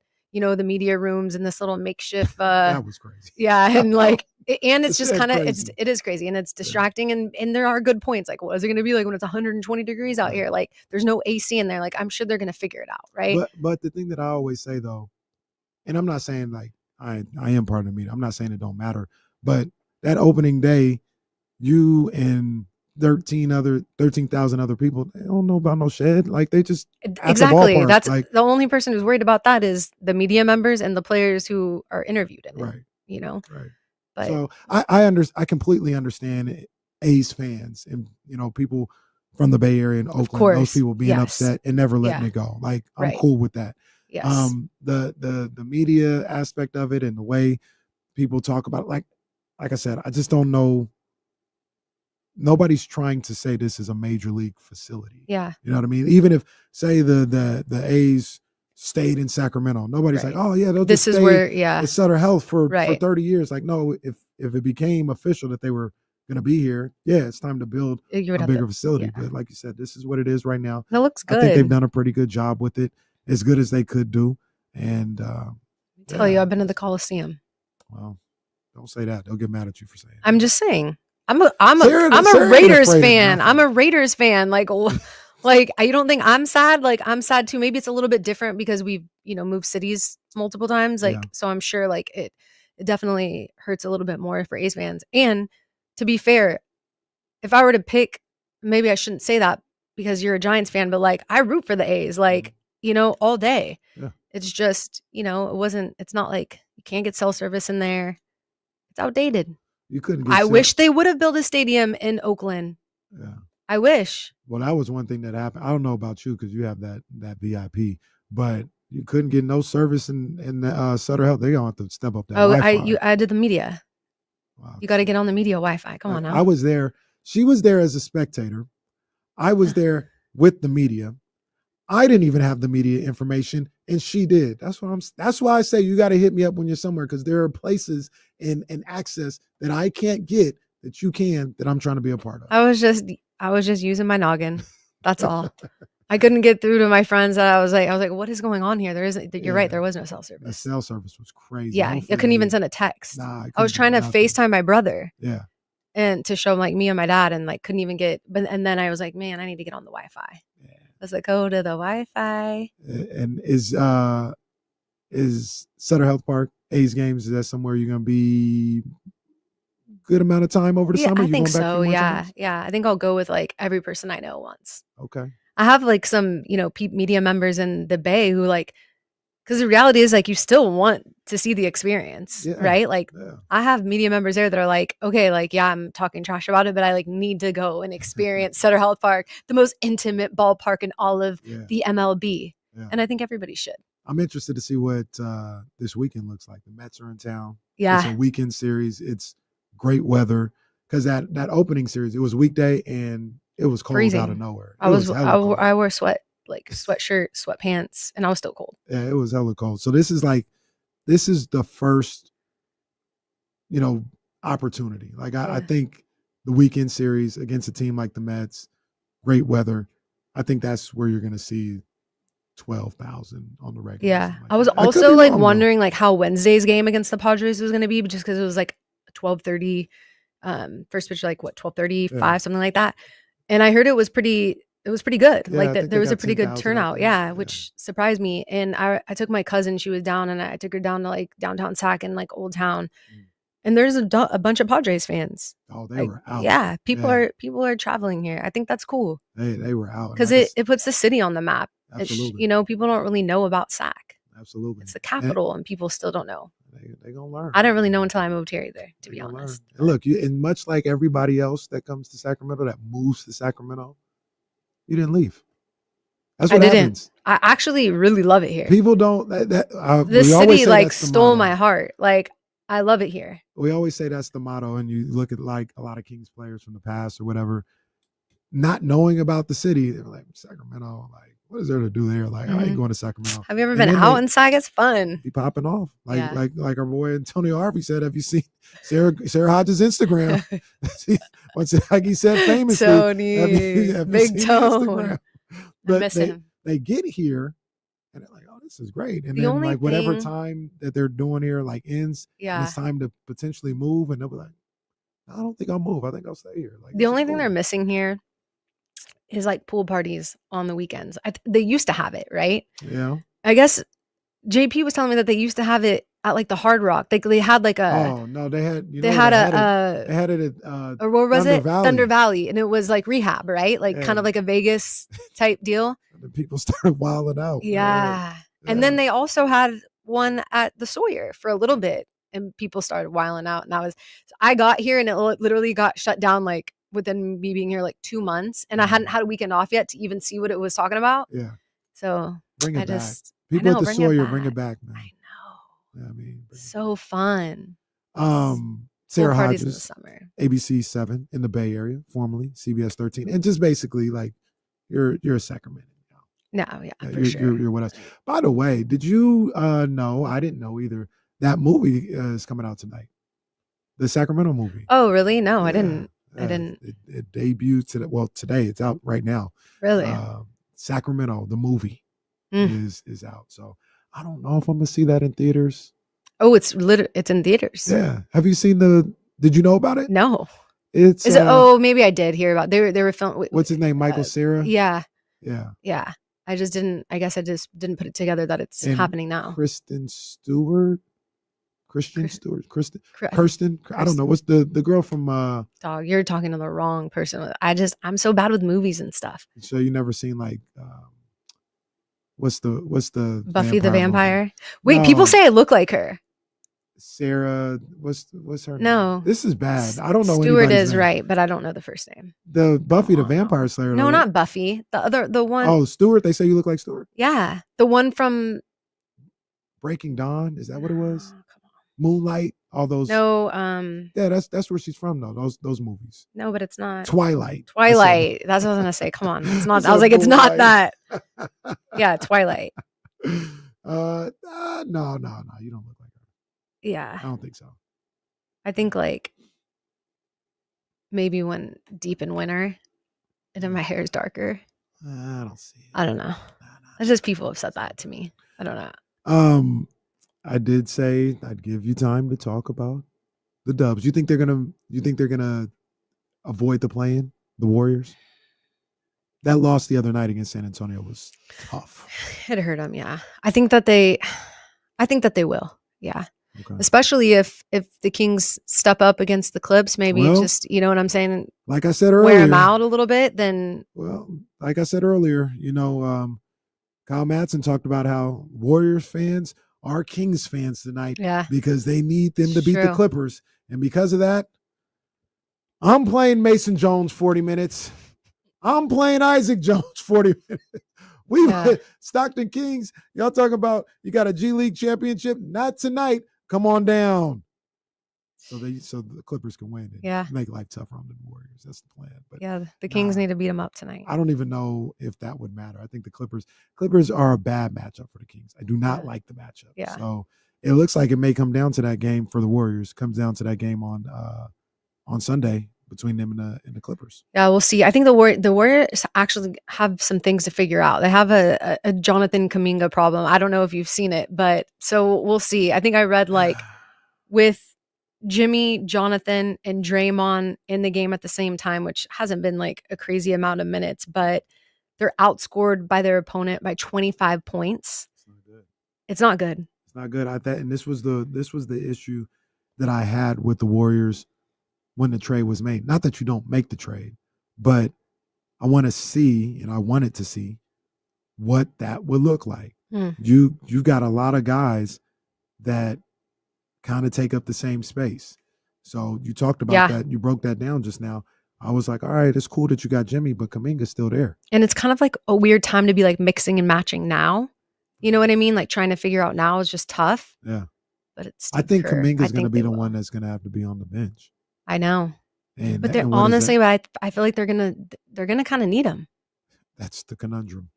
That's the problem. Like this team struggles when stuff isn't hot, especially in the fourth. Yeah, you know. Yeah, I think they'll avoid the play-in. I think they will, because I think they got to win out. Yeah, they got to win out. Yeah, and they should win tonight. They should win tonight. They've got who they got again? Oh, well, they're at Portland too. And I think that they're pretty like injured. Let me see what's going on with Portland real quick, because Portland, I think that I would put money on the Warriors winning that game, but Portland is a little sneaky. If you're not ready to play, like I think they have like a pretty deep injury list. Let me see what's going on here with the injuries. Jeremy Grant is out. DeAndre Ayton is out. Anthony Simons is out. Scoot Henderson is out. So yeah, and Shaden and Denny are day to day. So with all that being said, yes, the Warriors should handle business. They should be able to handle business, and then we'll see what happens. I think Clippers are going to be the tougher. Clippers are tough, man. Clippers are tough. What'd you think about Luka going back to Dallas? It was crazy. It was like, I just feel like at the end of the day, like he already has and will have the last laugh in the whole matter. But it was sad, like seeing him so emotional, and like, you know, he's a person. At the end of the day, he's making a lot of money. We get that. But like, you know, he really thought he was going to be there for his whole career, and he loved that city. Yeah. And so See, I didn't expect him to get that emotional. Like, I think he said after, like, oh, I didn't even know that I was going to be able to get out there and play. But then to be able to, what would he put up? 40 in the first, 30 something, 31 in the first half. 45 for the game. Yeah. Goodness. It was crazy. Yeah. And, you know, to be able to kind of put the emotions aside and perform the way that he did. I like Luka. I mean, I'm not a big Luka fan, but I felt for him in that moment.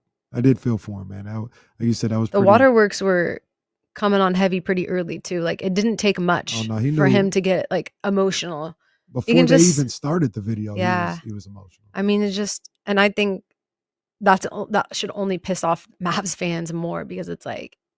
So, I had this discussion yesterday with Dame, and look, it's part of the game. This is what you sign up for if you're Nico and all this other stuff. I felt a little bad for Nico Harrison. Just you talk about the human element. I mean, you got 20,000 people talking about fire you, like. People look at him as, you know, public enemy number one, and he's the reason why. And one of the things we always talk about is that he's not the boss. Like, there's something like that. Somebody either has to mandate that that's the move that needs to be made, or when you present it to them, they have veto power to say, no, we're not trading Luka, all this other stuff. There's a lot of evidence that Nico might have just been doing his job. Like this wasn't even his call, but yet he's the one. And I know the owner got booed at the game as well, but Nico is receiving the wrath of all this. I felt bad for him. I felt bad for him when people, like I said, 20,000 people were sitting there chanting "Fire Nico" while he's sitting there. I mean, yeah, it just can't feel good. Yeah, and I don't know. I probably was alone on that, but I'd be feeling bad for him. Yeah, I felt a little bad for him. I think the human element. The human element. I mean, yeah, you feel bad for anybody we all have been there, right? We all know what it's like to feel singled out, or I mean, at least, you know, I have. I don't know about you. Maybe you're popular your whole life and had everything going for you, but true. But I can't relate. You're right. You may not be able to relate, but when you have, you know, kind of been singled out like that, like of course you feel for him, or at least you would hope that somebody would be able to feel for him if they've been through something similar. Yeah. But yeah, I don't necessarily think you're wrong for feeling that way. Like that can't feel good to have a whole stadium, you know, wanting you fired, booing you. Yeah. You know, all of that. Especially like I said, if it wasn't your call. And right? I think if your boss has told you, hey, you've got to trade this right. guy. And you're like, nah, I don't know if they said no, you trade him or you get fired or whatever. But there was just so much like just so many things that got out that shouldn't have. And I'm not saying it's Nico on him but it's just, I think like so much went into it that just kind of like made it like a little bit dirty to get fans a little riled up. Yeah, that's for sure. It didn't have to go down like that. It didn't have to go down that way. It didn't have to happen at all. Like you don't trade Luka. Like, come on. Like, what are we doing? Just like you draft him. Sort of similar to that. See, there goes the Dubs fan. That's real talk. That's real talk. That's real talk. Like, come on. Yeah. But yeah, I think even more, you don't trade him. You, I'll give you the opportunity to talk about your team. You feeling good about the Lakers? I am feeling good about the Lakers. I think I think it's pretty clear that they'll win one. Okay. Be the third seed. And playing Houston. Well, I'm assuming Houston would win their first round series, but Houston in the second. Isn't round, it crazy how we just don't know? I know. We're not going to know until the games are over. I love that. Yeah. It's so fun because even when I'm trying to prepare for this, I'm like, this is just, in a heartbeat.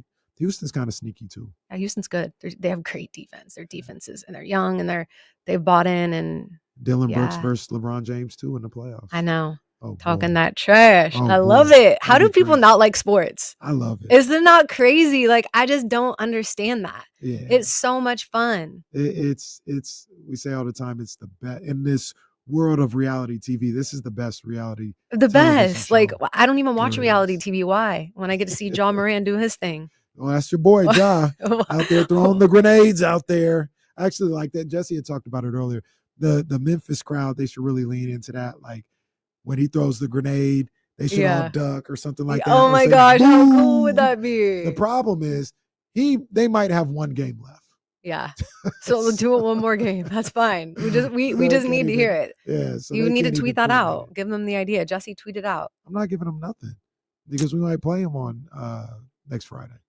Mm. When they lose in their first playing game, the Kings win theirs, and then Kings Memphis in Memphis for a shot to go to the playoffs. And then, like I told you, I've already guaranteed that the Kings will win Game 3 of the first round series.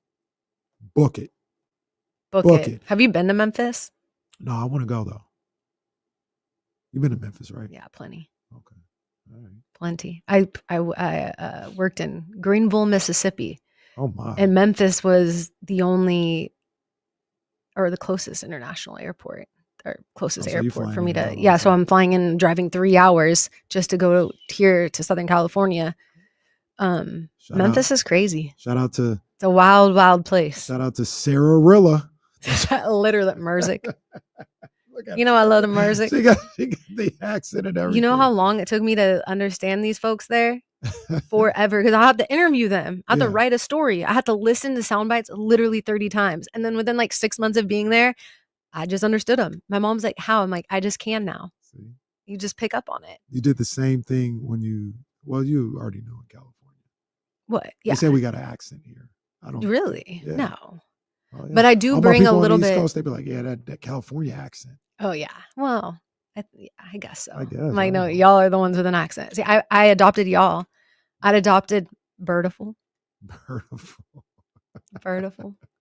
Some Birdiful basketball being played. Shout out to Sara Hodges. Always makes this show more birdiful. Birdiful. I appreciate it. I appreciate you pulling up on me, man. Yeah, always. Always good to hear Anytime. from you. Anytime. Seriously. Where can the people see you? Where you at? ABC 7. I need to start TikToking more. You should. I'm just, in my big age, it's just hard to do things like that. I understand. I tried too. I haven't TikToked in about a month. I need to get You're a back busy on. man. I have a lot more life, time on my hands than you do. Well, not this weekend. You're going to be busy this Oh, weekend. yeah. I'll be, if you guys are going to the Sac State game, say hi. Spring I'll be game. sideline. My boy Lem Adams. Now, That's what I'm trying to get. assistant wide receiver. Yeah, come with me. Get a sideline pass? Yeah. Assistant wide receiver coach, doing his thing, getting the guys ready for the season. Shout out Game Fit too. Yeah. Always.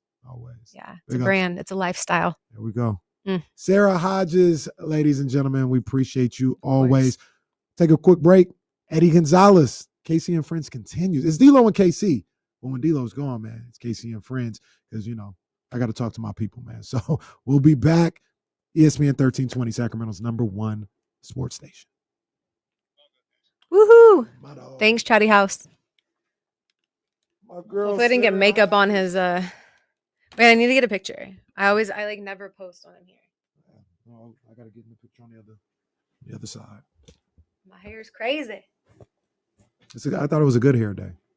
I mean, I just straightened it, but it was just because I put the I'm about to say, I usually got some curls going on. Mm-hmm. Yeah. I'm letting my hair grow. I usually put some clip-in extensions in.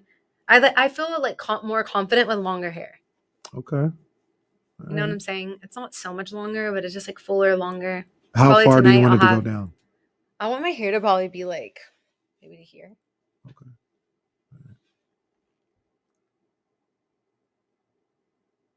Cute. There we go. Thanks, Jesse. Appreciate you so much.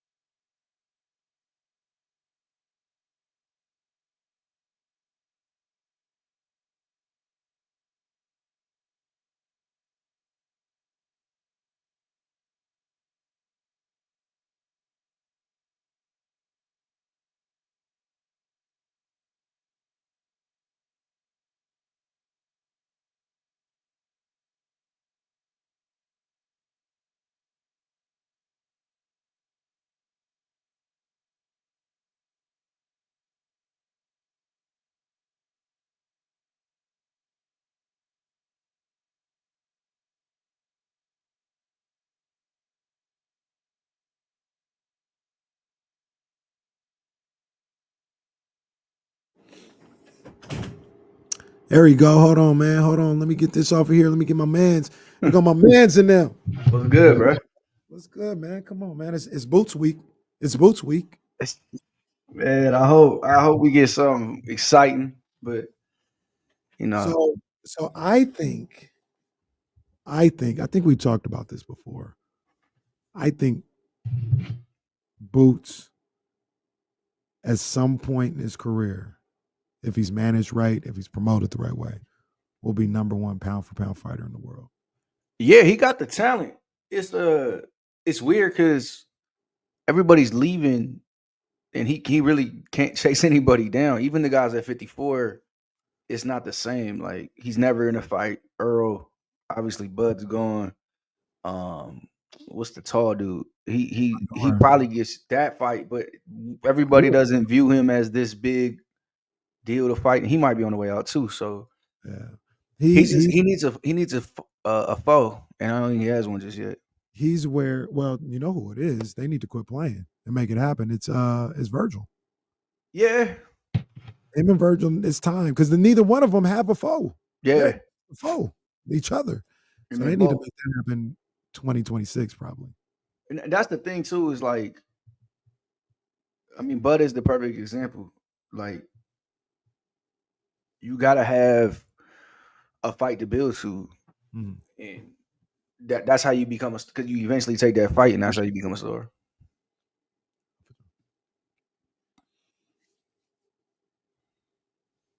D-Lo and KC here on ESPN 1320. My main man, D-Lo, he's out. You know, he's enjoying a much deserved day off, man. My man be grinding, man. So I'm rocking. It's KC and friends, and one of my boys, Eddie Gonzalez, every Friday on with. You know, I'll pull back the curtain a little bit.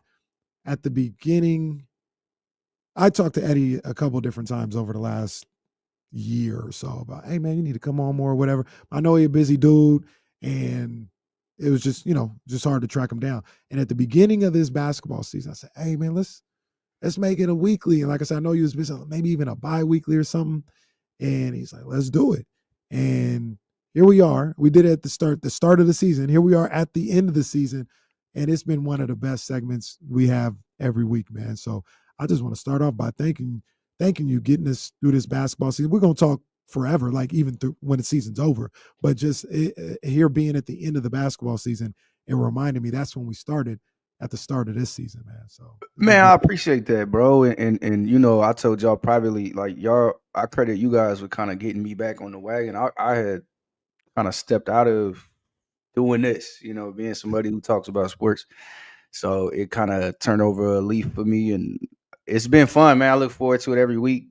It's got its own little audience. It's cool to hear the feedback and also to be kind of like in the city still, even though I'm not in the city. So forever grateful for you guys. Y'all know I've been fans of both of you for forever. And Dame, me and Dan go way back, and it was like, it's kind of crazy to me still that I got his number in my phone because I'm like, I used to listen to doing radio middle of the night. Seemed like right. So man, I'm always love to pull up and chat with y'all. Man. Hey man, you too good at this for you not to be doing it. I'm glad you're doing your thing, man. Last week of the NBA season, first of all, I only got water here. I guess that works. I don't have no hen or no oldie. I'm looking for something to pour out. Looking for something to pour out here for the 2024-2025 Phoenix Suns. Wow, they went out with a whimper. That was tough. Man. Tough. It's obviously not how you wanted it to go. It's an example of how things can turn on a dime in this league. They were 9-1, 9-2. Everybody was excited. I was having conversations like, hey man, if they get this, if they add this, that's a problem. One injury here, one injury there. And next thing you know, you're not even in the play-in. And you got the highest payroll in the league. So obviously there's going to be a lot of turnover in this offseason. Obviously they're going to need to figure something out. They need to evaluate the entire organization. And it's not how you wanted it to go, but you look at the roster, there's some obvious gaps. I think there were some questionable coaching decisions with the rotation throughout the year. Obviously they dealt with some injuries, but I'm not even sure if injuries is a great excuse because they were relatively healthy. Lost some tough games, won some good games. but it's just been a roller coaster for that team, and there's no easy fix. That's the problem for them. There's no easy fix when you're talking about trading a player like Kevin Durant just to get kind of back above water. Right. And so this is one of those things, and as restrictive as the new CBA is, they got some work to do this summer, and this is going to be a summer where they need to strip down. It looks like the most likely scenario is they waive and stretch Bradley Beal, which is a crazy situation unto itself, but does save them over $200 million in real money from the luxury tax, does get them under the apron, does allow them some flexibility.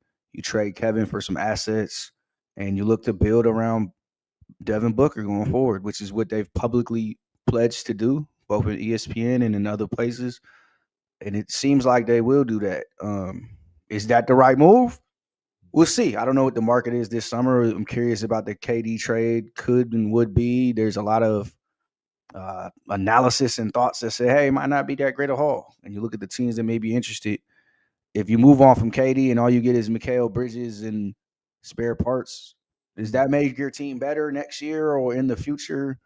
I don't know, but it doesn't seem like it on paper as a 1-for-1 swap.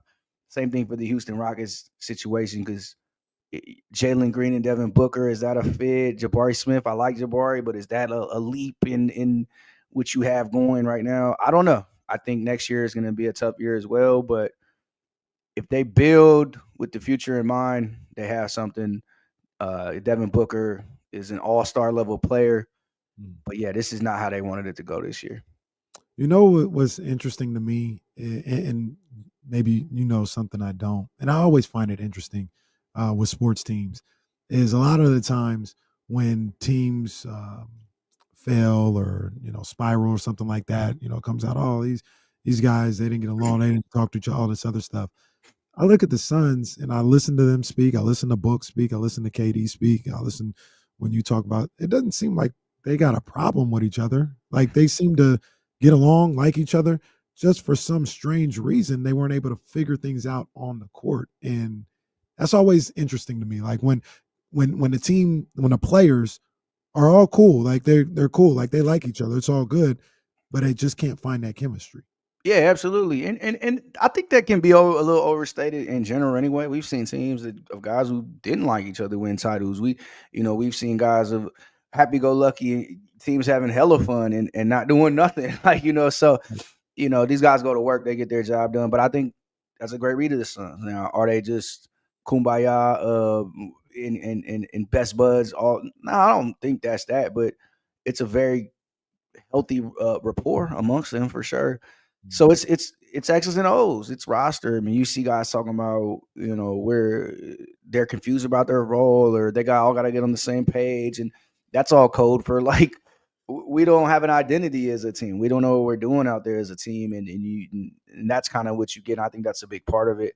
I think over the last week or so, effort is an issue too. When you're losing multiple games by 20, 30 points, when you're down in a game by almost 50, that's effort. Like that's too much talent on that team to be that. But I think the writing has been on the wall. I won't say I can't blame them because they technically still had a lot to fight for.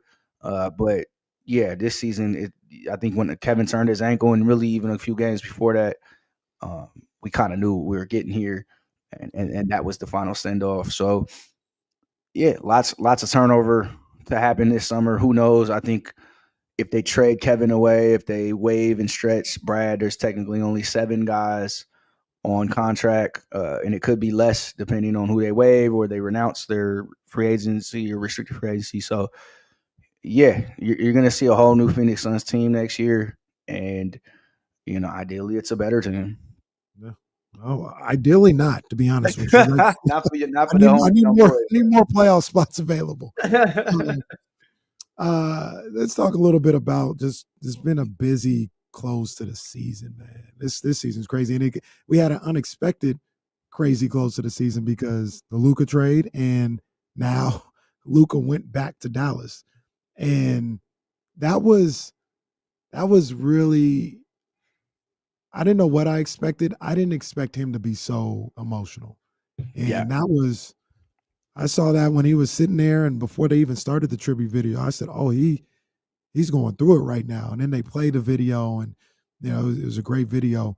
by that Mavericks, in arena team, and I was like, man, he did not want to leave, and that was I don't know what I felt watching it, but I was like, damn, I guess maybe I felt a little bad for Luka because he didn't want to leave. He never would have left Dallas if it was up to him, and for that to play out that way, we saw it in real time. Him, dealing with his emotions. Yeah, it's funny because I won't say he's not an emotional guy. He's probably the biggest complainer in the league, but I'm kind of separating that from emotion. That's more so like aggression. We don't necessarily see that from him in general. I was streaming live when it happened, and I could kind of mention, I don't know if you noticed, there's a little bit of a hater in me. Like, I'm a good dude, but I'm a little bit of a hater. I'm like, damn, I didn't think it was that big a deal, but he was a big deal to that franchise. That's a franchise who went from Dirk straight to him, handed the baton off, overlap, and that was the ideal. We're going from one guy to another guy, and this is our team. This is the heart and soul of our team. And I think Luka took that to heart as well, obviously, with the reaction he had. But once I seen that, I said, oh, they're done. Whatever this game was about to be, they're done, and he's about to cook up. And it was one of the more exciting returns, and we're in that era where we saw obviously the LeBron return, and it was like almost worried for him, and the KD return, and kind of the same amount of energy in that sense, and a couple others, but this was right up there with those two, I think.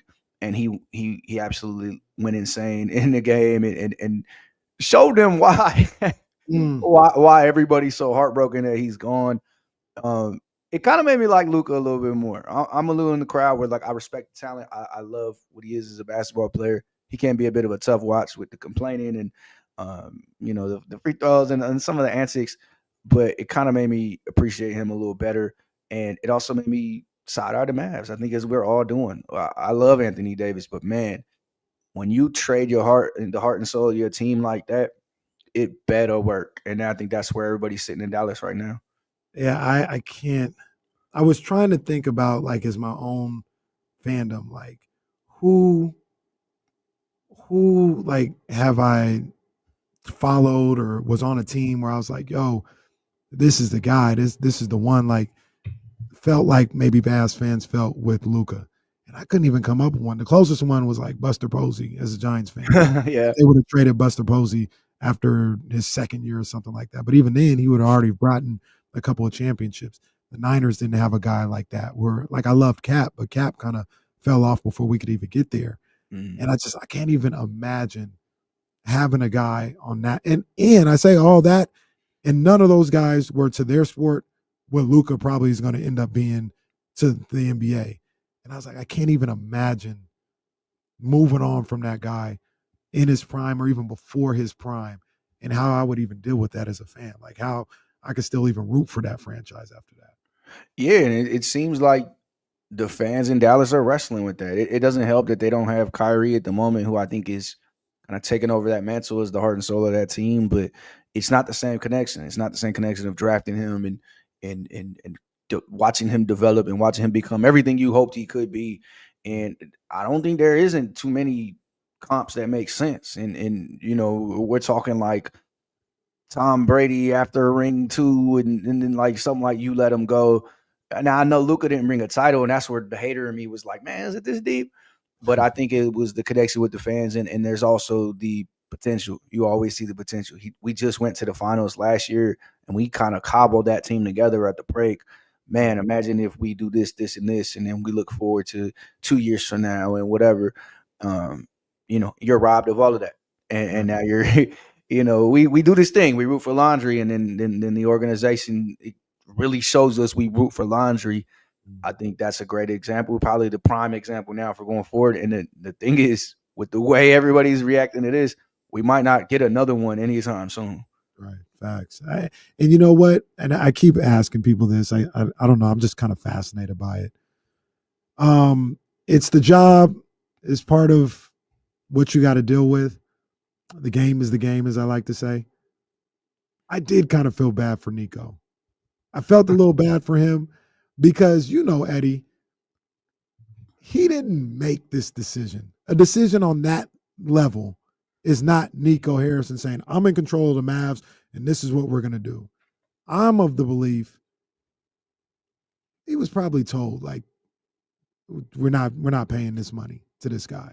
And Nico has a decision to make at that point, either like plead your case as to why you should or step down or whatever. But a decision of that magnitude is not solely a Nico Harris. It's not Nico at some point in that process is following orders. And I don't know, the human element in me, 20,000 people, sitting there chanting fire Nico, and he's sitting there and he's dealing with it like you have to in that situation. Like I said, it's part of what happens, but I did feel a little bad for Nico. That was just me though. Definitely safe to assume there's some level of collaboration here, whether he spawned the idea and it made sense for them, whether they spawned the idea and it made sense for his philosophy in basketball. But he's the face of that. I mean, it just is what it is now, and it's going to follow him forever. It's going to follow him the same way Bobby Marks giving all the picks and everything up that became Jaylen Brown and Jason Tatum for old KG and Pierce followed him forever. Joe Dumars had some trades that follow him forever. Isaiah Thomas has. That's going to follow him for forever. Wherever his next stop is, if there is one, if he ends up on TV, if he goes back to Nike, whatever it is, he's the guy that traded Luka Doncic. He's the guy that traded the best player in the league, a Hall of Famer at 25 years old or whatever it is.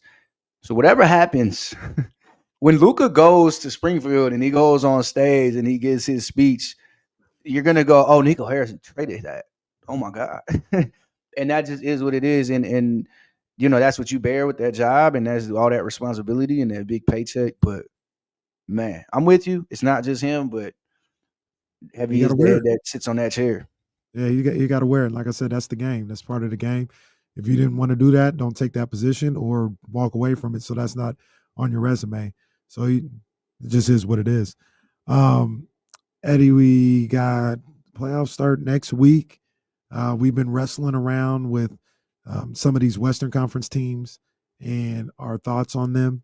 And I'll just ask you before I get into it. In the Western Conference, who is the biggest dark horse? And when I say dark horse, I'm saying let's have some fun with it. Who could represent the Western, the biggest dark horse that could represent the West in the NBA Finals? I watched them play last night. I thought it before the game. I thought it even more in that third quarter when they really pulled away. The Minnesota Timberwolves look scary, man. And they can go up as high as 4, apparently, with some help and with some great wins and some this and this and that. They can fall back as far as 8, obviously. If I'm the Oklahoma City Thunder, I don't know parts of that defense. I don't know parts of Anthony Edwards right now. Give me a couple weeks before I got to deal with that. But it's scary right now in the West. I think 1 through 8, all is a real threat. The right matchups, the right rock, paper, scissors result. But to answer your question more succinctly, man, that Minnesota Timberwolves team that were in the conference finals last year, I would not be shocked if they're back this year. Minnesota is a team that I kind of identified, I guess it was last week after that Nuggets game. And they beat the Nuggets again. And I thought about how they've played against OKC, and I just kind of labeled them as crazy, right?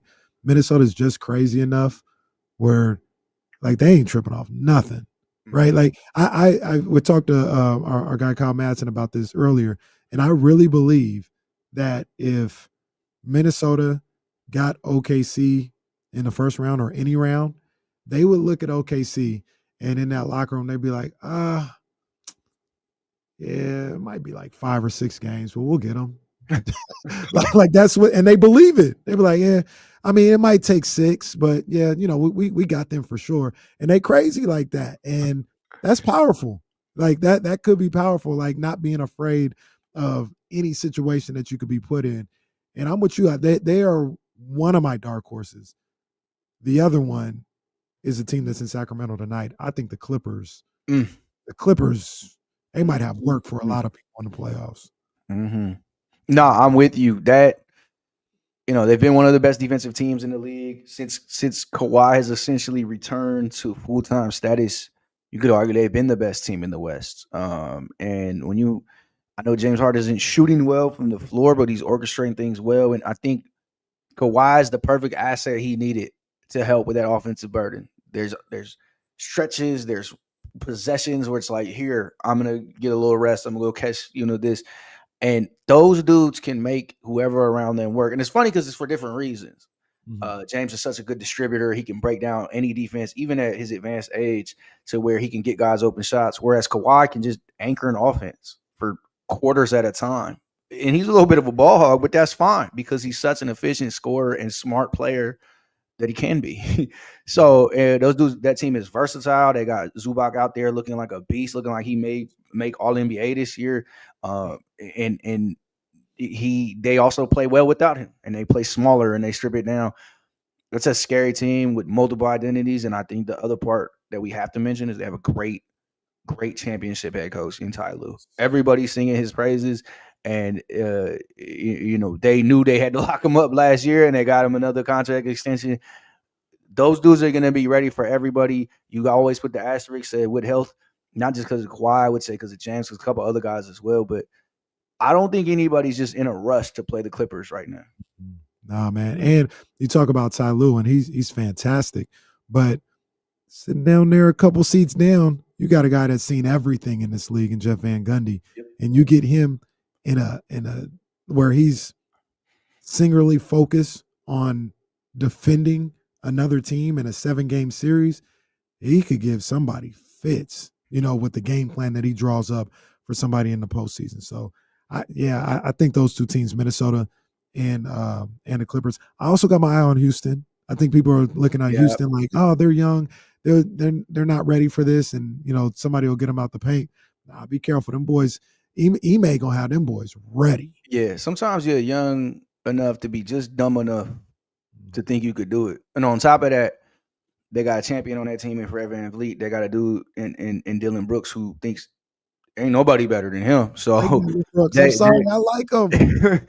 And so they're not going to be scared of anybody. Now, if their shooting dooms them, so be it. But they're not going to lose on defense. They're not going to lose on athleticism, and they're not going to lose on preparation. Them boys is ready for everybody. They're ready to fight everybody as well. I love Ime Udoka. Like, don't get me wrong. We was on stream. They was on stream yelling at him last night about his discretions. But I said, hey, look, we talking basketball. He the man. Other stuff, that ain't none of my business. But he might be the man there too. Hey, look, I was trying to keep it PG for the radio, but hey, shout out to Ime, man. But anyway, shout out to you. That team is gonna be prepared. They're slotted there at the 2 seed. They're gonna get somebody who has to play 2 playing games, maybe at least one. They're gonna have a chance to prepare, a chance to get healthy. I'm excited to see him in the playoffs because last time we seen him in the playoffs, he had a great run, and Ime Udoka will be ready this time as well. Do we have any team like that in the East? I kind of flirt and think about Indiana from time to time because they've been playing really well. Detroit, it's kind of like Houston East, like great value Houston East with JB and the way he has those boys playing. I don't know if we have like a Clippers Minnesota team in the East, though. I think it's really going to come down to Cleveland and Boston. And look, I'm a one-man wolf pack, even after another loss to an above 500 team last night. I still think in a playoff situation, the Knicks might have some heat for somebody. I'm just saying. I thought you might sneak the Bucks in there on some friendly, Well, but not you said the Knicks. Look, I think last night we got that answer again in both of them national TV games because I think the Pistons, if they see the Knicks in round 1, which they're slotted to do as we sit here right now, that's going to be a real issue for them. Not only their toughness, which I think is like an overrated basketball attribute, but that's a tough, strong team. I think it starts with Isaiah Stewart, who I've joked about a ton. It's crazy. They got a Thompson twin out there themselves. Shout out to the Bay. But they're a hard-nosed defensive team. That's going to bother the Knicks. Knicks are a little bit of a finesse team. Their center is a guard, really. Like they are a little bit different. I just watched the Knicks in person, and that was my takeaway walking away. Like, man, this seems a little soft. I hate to call anybody soft, but it seems a little soft. Their best rebounder is 6'3". Like, this is a lot going on. You kind of would hope the Knicks experience, and I think they have more talent, wins out. But, man, that's a tough matchup for them. The Pacers are the other one as well. We saw the Pacers make a conference run last year. Their pace, no pun intended, overwhelms teams. Tyrese Halliburton is rounding back into shape. After I got the joke about him all year long. I still love Pascal Siakam. I still love having a pure stretch 5 in Miles Turner. That's a team that straps up on defense as well when the time comes.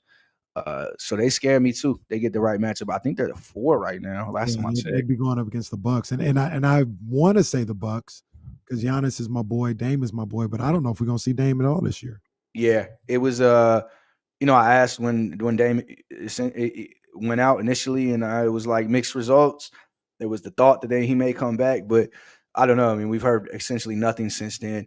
Right. But yeah, I'm with you though. I think in the East, we're hoping for that Boston Cleveland showdown. I know who I got in that, but I'm biased. But having just watched that team play kind of like 80% the other day, the Celtics. I don't know what anybody's going to do with that team if they remain healthy. That's my boy too. That's my boy too. Next time you talk to him, be like, "Hey, I got my man's out in sack. He wears size 11. Them green Tatum's was fire." I said, "Oh, he was ready, man. He was ready. I mean, that game they had to turn up. He missed a big free throw late, and I was ready to talk trash. But I'm like, you know what? He about to shoot this ball on the way back, and he did. Send him to OT. He got the win. Now hold on, I gotta address something real quick before we get out of here. It was disrespectful. I saw the tweet that you had up there where somebody out there had a picture of the Garden talking about I couldn't come in here until I talked to Jason Tatum first. Now that was disrespectful. Don't be doing that to the Garden like that. Don't be doing that. Hey man, they got to do something with that dude. I'm not gonna hold you.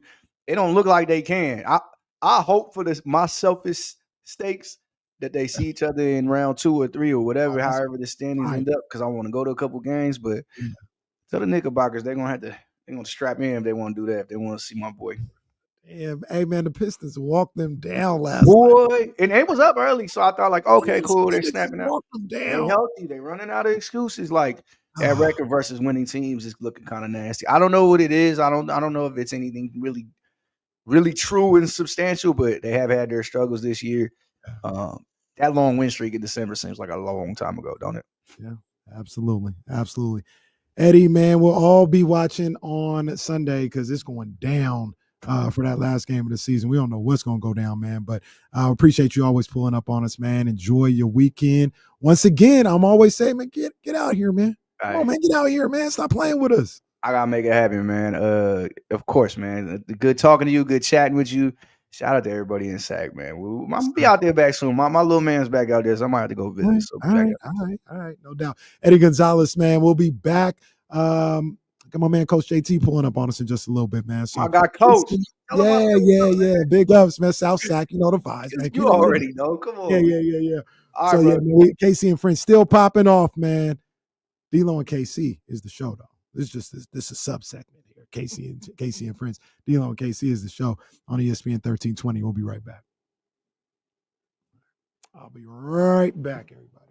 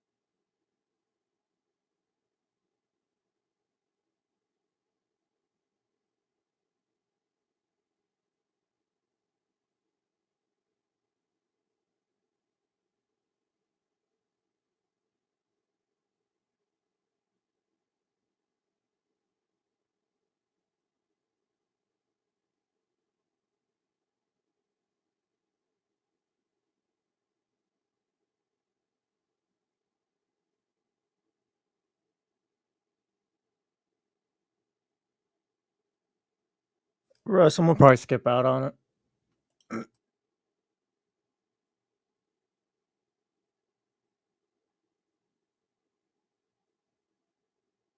Yeah, Stephen Brown, you got yelled at earlier. That was crazy.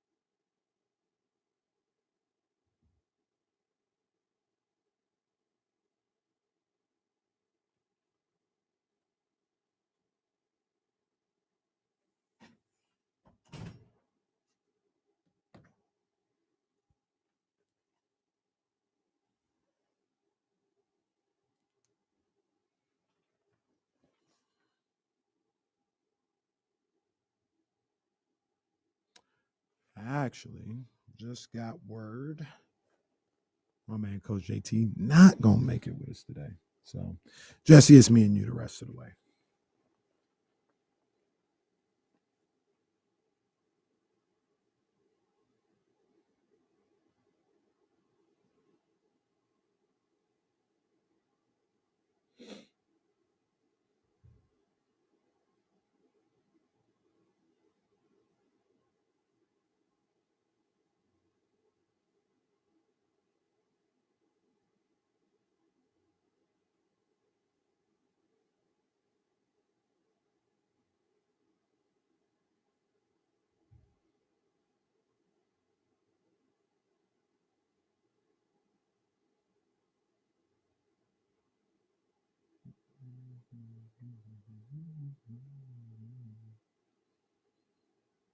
There we go. Appreciate it.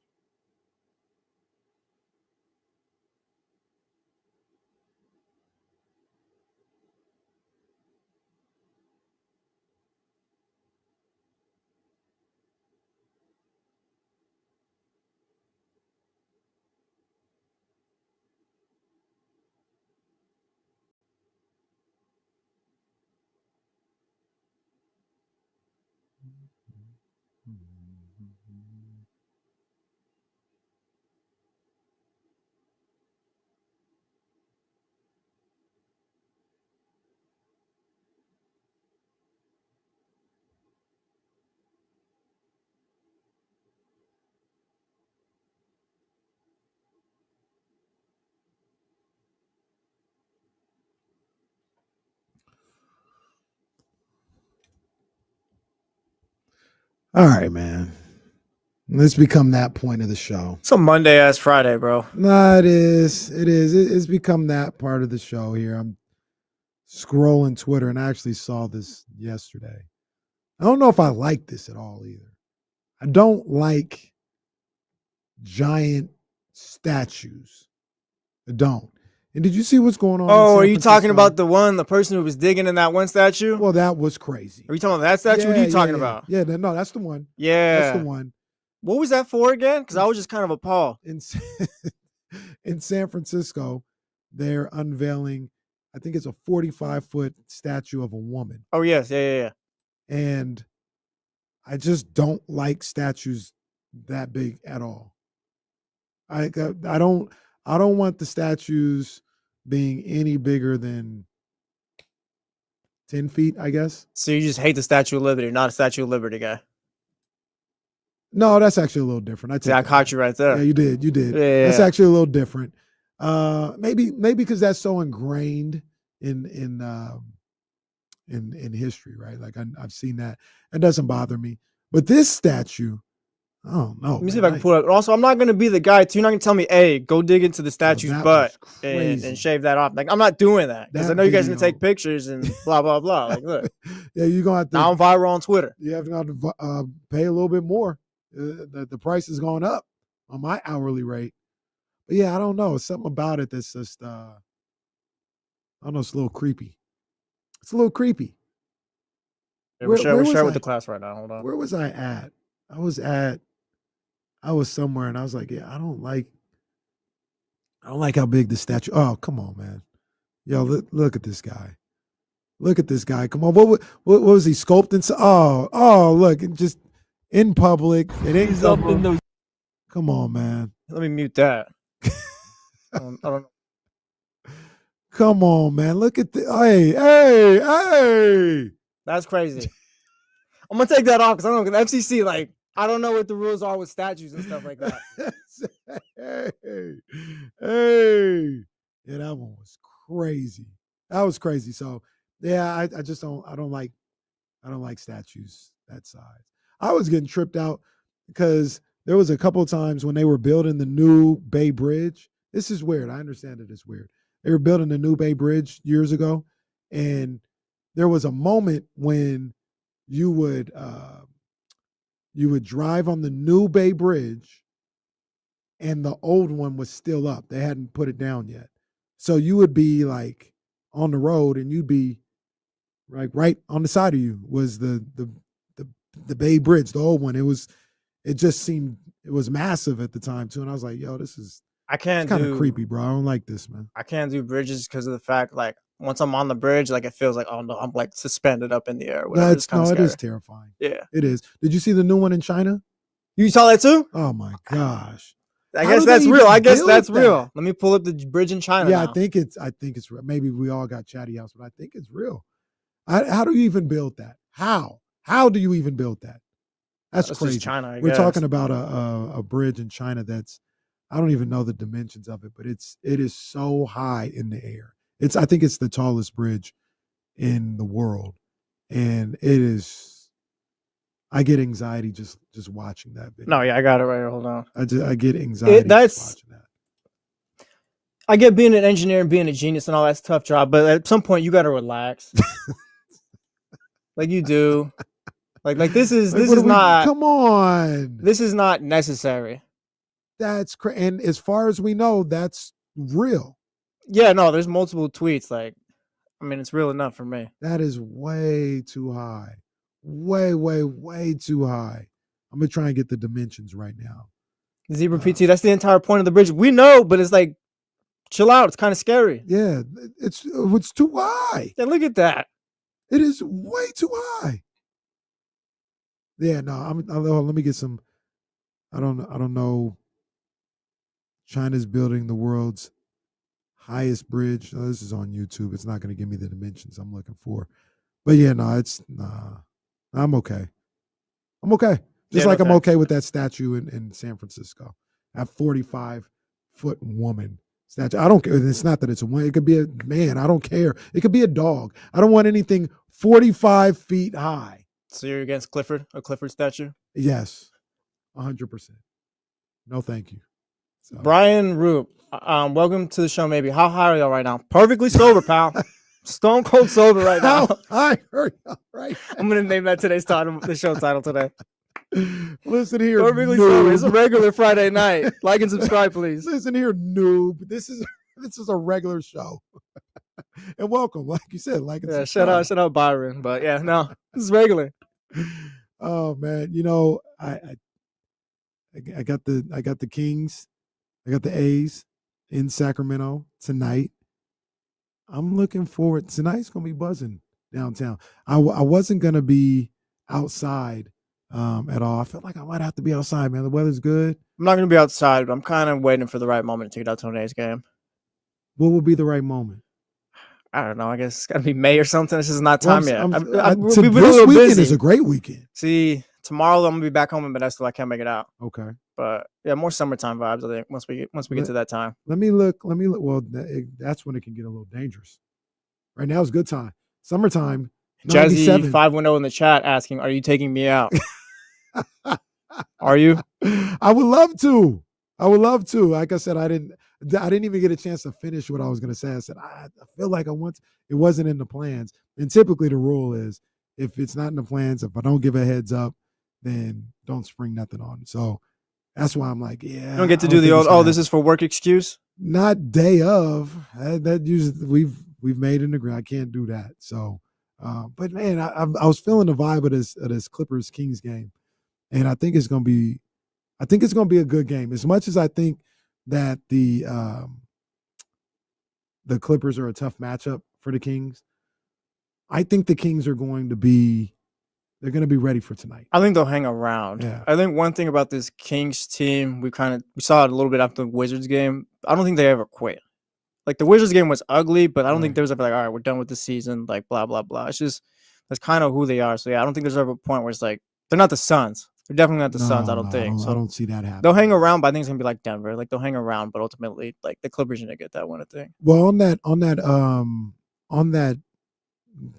ESPN broadcast, Mark Jones had talked about, our guy Mark Jones, he had talked about how they did. Remember, we kind of speculated whether or not they had another meeting or something like that. And he said DeMar DeRozan held the meeting. And do we have a tally on the meetings this season? Let's see. We had a starters meeting with Doug. Let's work backwards. There's that one that would just happen. The starters meeting, that's 2. I'm assuming this isn't fair. They probably had one after the trade. Yeah, I'm sure. To clear the air there. That's Sure. 3. Mike Brown probably had a meeting before. Ooh, you think Mike Brown had a meeting? You gotta exhaust all options. Let me see when. I don't know if it was ever reported, but Mike Brown, I'm sure, had a meeting. Like, we need to fix this now because there's heat on me. Let me see if I can hypothesize of when they had a meeting. Let me see here. Hold on. Because my first thought would have been after that Portland game after Thanksgiving. That was just nasty. Let's see. It wasn't after the Hawks game that they lost. Maybe after OKC, Monday, November 25th, they got beat down by 21. They came back and won in Minnesota.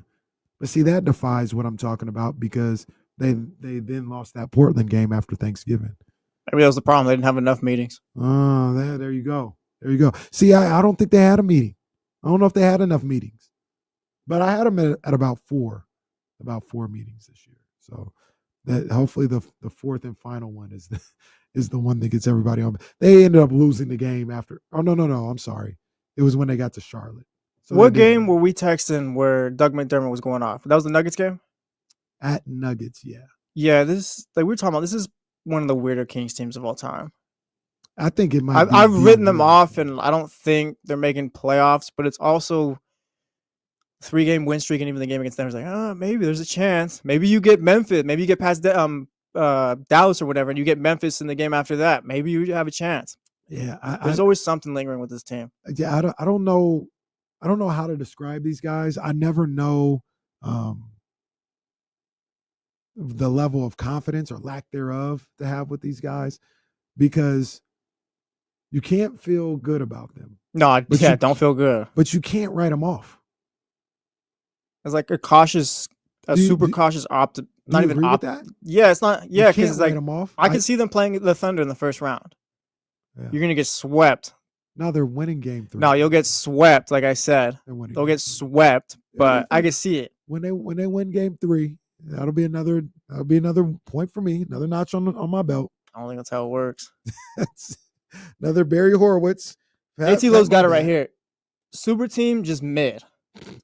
Or maybe just the team, super mid. But the words are right there. Yeah, and it is lining up for them to finish as average as you possibly can. 41-41. That honestly might be like just the cherry on top of this. They win these last 2 games. Like, yeah, the Sacramento Kings 41-41. It feels like now let's see what they can do in the postseason. It feels like they can't end any other way. They're just 41. Perfectly average. Yeah. Then sometimes that's a dangerous team. Sometimes that's a frustrating team. You know, when you have a team like that. Tonight, though, I do think they're going to come ready to play. Yeah, I don't doubt that. And one of the things, because we talk about like, should Doug Christie come back or whatever, that's a little bit of a defining characteristic of him. The constant competing.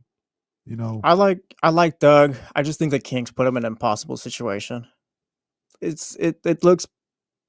doesn't look great if you bring him back and it's like, tell the new GM this is your new head coach. Well, like I said, if you kind of work it around where the GM hire who you want, he ends up with Doug, that's perfect. But we talk about this team being dysfunctional for so long. Like at some point, you have to put your right foot forward, whether it be one you don't want to do yet. Well, that's why we talked about the situation yesterday. If you think Doug Christie as Vivek Ranadive, right? If you think Doug Christie is a good coach, you believe in him as a coach,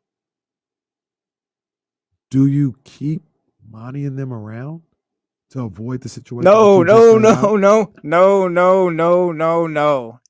So keeping Monty McNair around is worse than the scenario that you just laid out, where you're forcing a new GM to. I'm done with this iteration, this regime, this Monty McNair regime, whatever you want to call it. Like it's done. It's run its course. It's a matter of whether I want to put Doug Christie in the position to take over the next one, to lead the next one as a head coach. So okay, so that's all I'm saying. I would not keep Monty for the sake of keeping Doug. If it was one or the other, honestly, I'll just let Doug go. And you think, okay, you answered it. I said, you think that having the mismatch situation, the mismatch GM and coach, is I don't like it better than keeping Monty McNair around. I think you can. I don't like either situation, but I think I'd rather do it that way. I think Doug Christie can convince the next GM. Like I don't think Doug's a bad coach. I don't necessarily think he's done anything to like take the job either or anything like that. But like he did elevate this team a bit.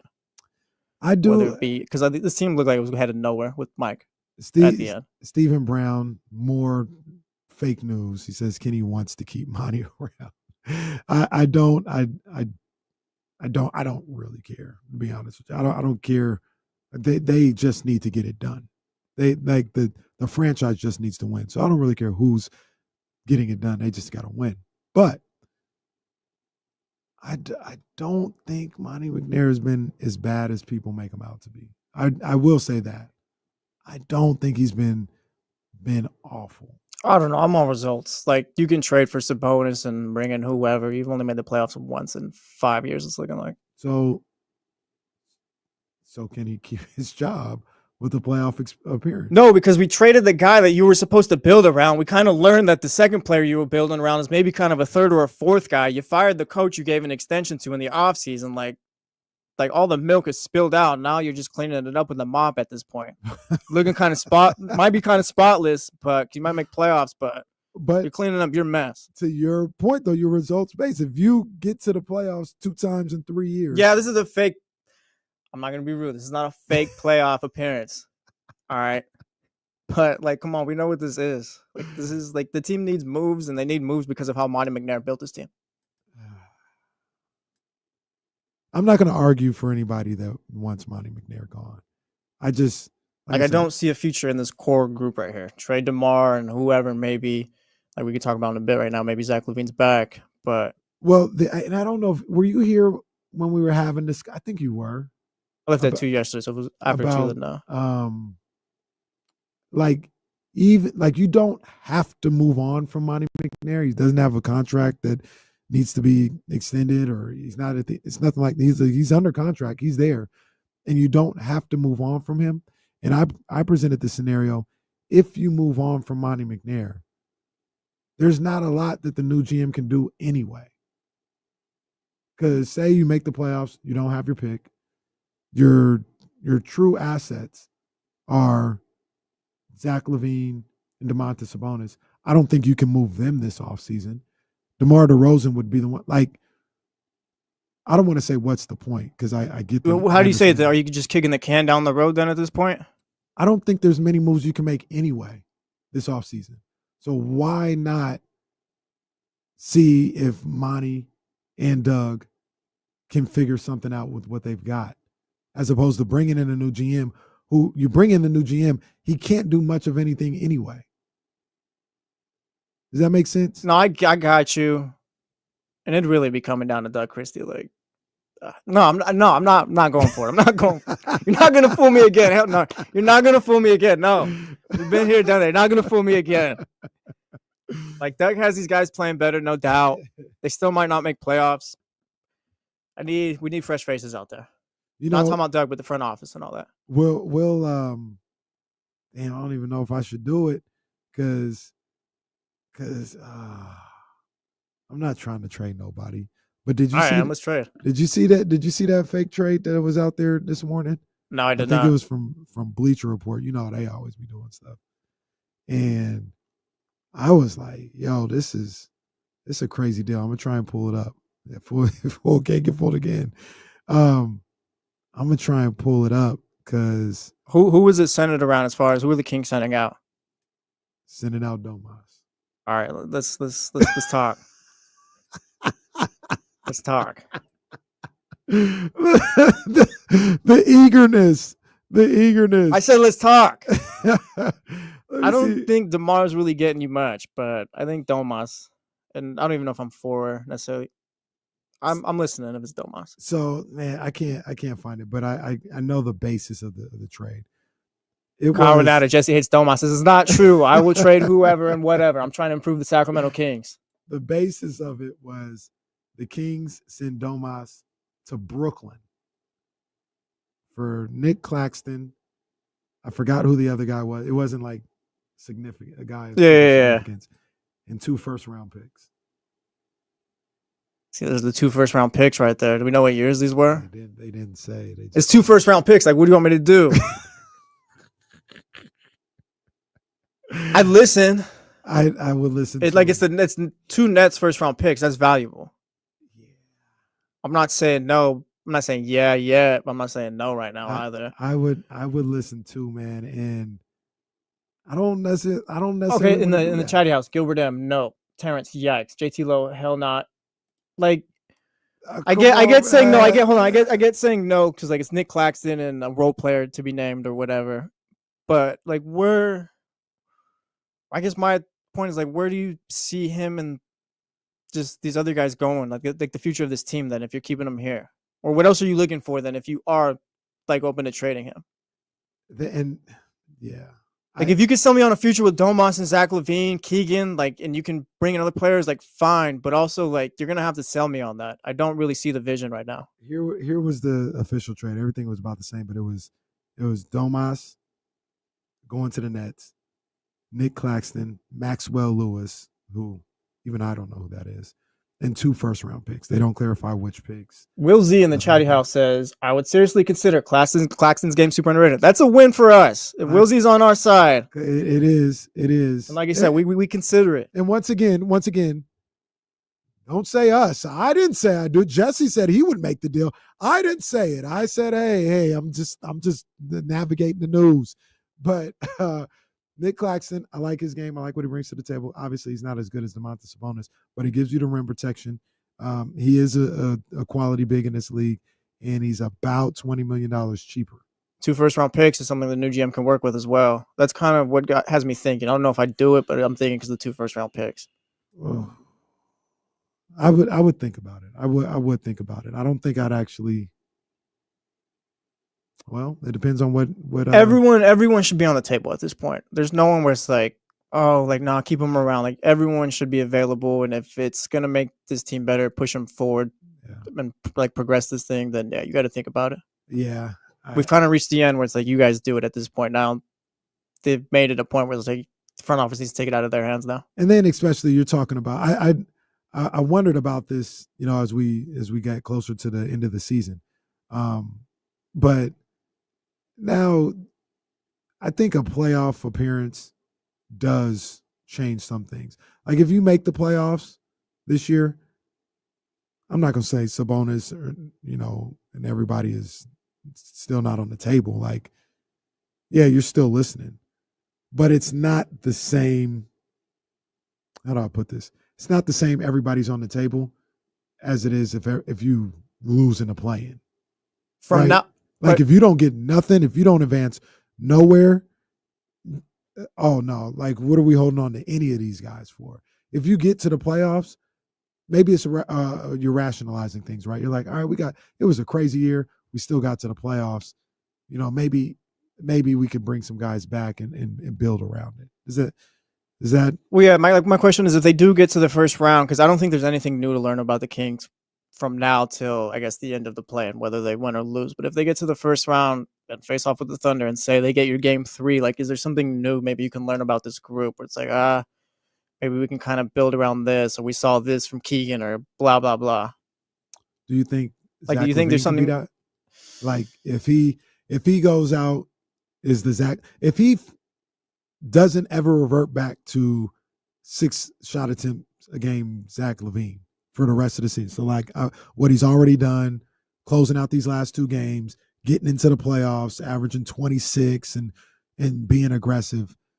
Do you think we feel differently about Zach LaVine moving forward?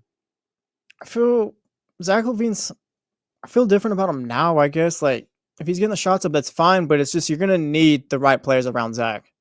Like I don't think you're gonna go to the finals with Zach LaVine or anything like that. But can you be a Clippers type team where, hey, maybe they can make a run this playoffs or anything like that? Yeah, I think you can do that with Zach. And that's why I'm saying, like, I'm not necessarily fully on board with just blow it all up. I do think, like, Domantas Sabonis is a great player. Is he year 1 or 2? No. Like, I think we've kind of learned that at this point. But maybe you can build a team where like you are like the Clippers, you are kind of like maybe the Grizzlies or something like that, where it's a well-oiled machine that just kind of works. Play good basketball, you win games and all that. Yeah. It's not gonna get you a championship or anything like that.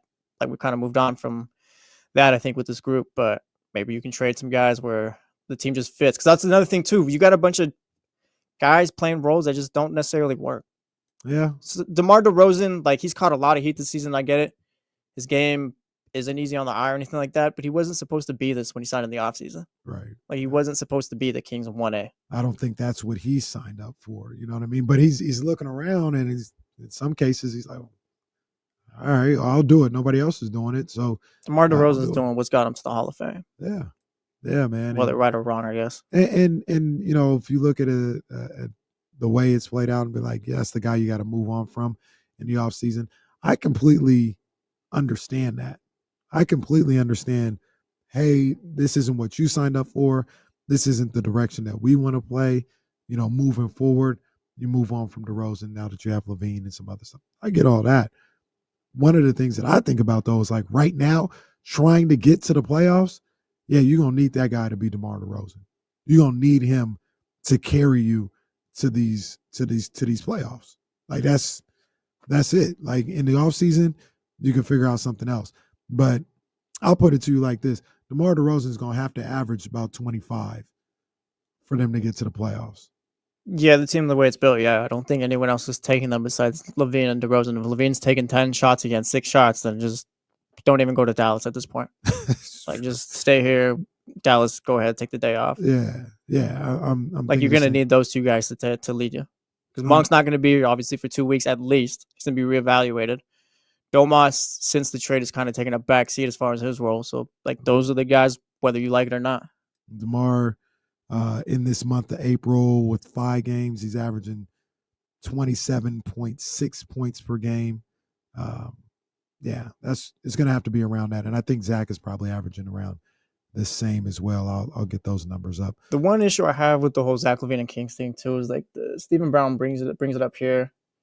It's not necessarily like the Bulls trying to give him away for nothing, but I don't like it if Zach LaVine was like, that's the guy we're going to get for De'Aaron. Then if De'Aaron wants to go, fine, but we're going to go get Zach LaVine. I pause because do you believe De'Aaron Fox would have netted you a better player?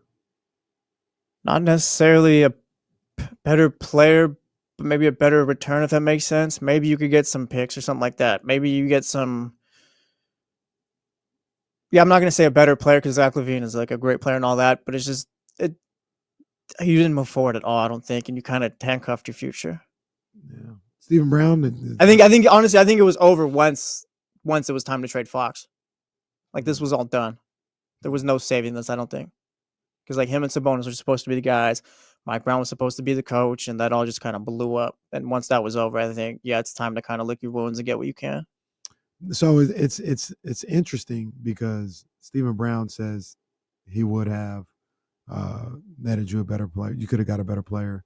Tyler Jennings said you could have got a better trade package for sure. I've said, too, though, that I would have traded him in the offseason once I knew this stuff was all brewing.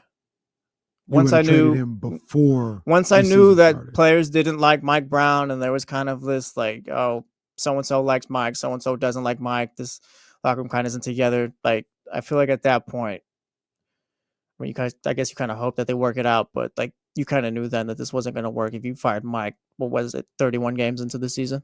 Yeah. Like you knew what it was at this point. Is my point. Like you knew what was going on. And so here's the thing, and I know either you trade Fox or you trade the other guys that weren't with Mike. Oof. And then you're building around De'Aaron Fox, which is but you got, like I said, you just got a more cohesive team. It might not have mattered. It might not have mattered. Like, because Fox may not have been good enough to. I think San Antonio had a cohesive team as well, but once Fox had to be the guy, they fell off the face of the earth. So I still low key in part of the group where if you built it the right way, maybe you could have got more out of it. I'm not going to say De'Aaron Fox is a top 10 player, but he's kind of a Trae Young tier type player, I think. And Trae's been to the Eastern Conference Finals. Like, if you built it the right way, I think you could have got wins and postseason runs out of this. Trae Young tier player. That's fine. Like there's flaws to him. Like he's not like Trae Young's never going to be a top 10. He's never going to be a Tatum or anything like that. But like he's good enough to where you put the right guys and you build the right team. Like you can do something there. Yeah, I mean that's fair. That's fair. Here's the other thing about that, and we've talked about this trade over and over again. I don't have no problem continuing to talk about it. But Stephen Brown, who's getting a lot of run in this show, a lot of run today. Yeah, he says multiple teams went in Fox until he said he wouldn't sign anywhere but San Antonio. That's kind of the point. That's kind of the point. Like you can't be like, well, everybody would have been in on him if he wouldn't have said he wouldn't have gone anywhere else. But yeah, that's the point. Monty and them needed to be more proactive in this situation than reactive.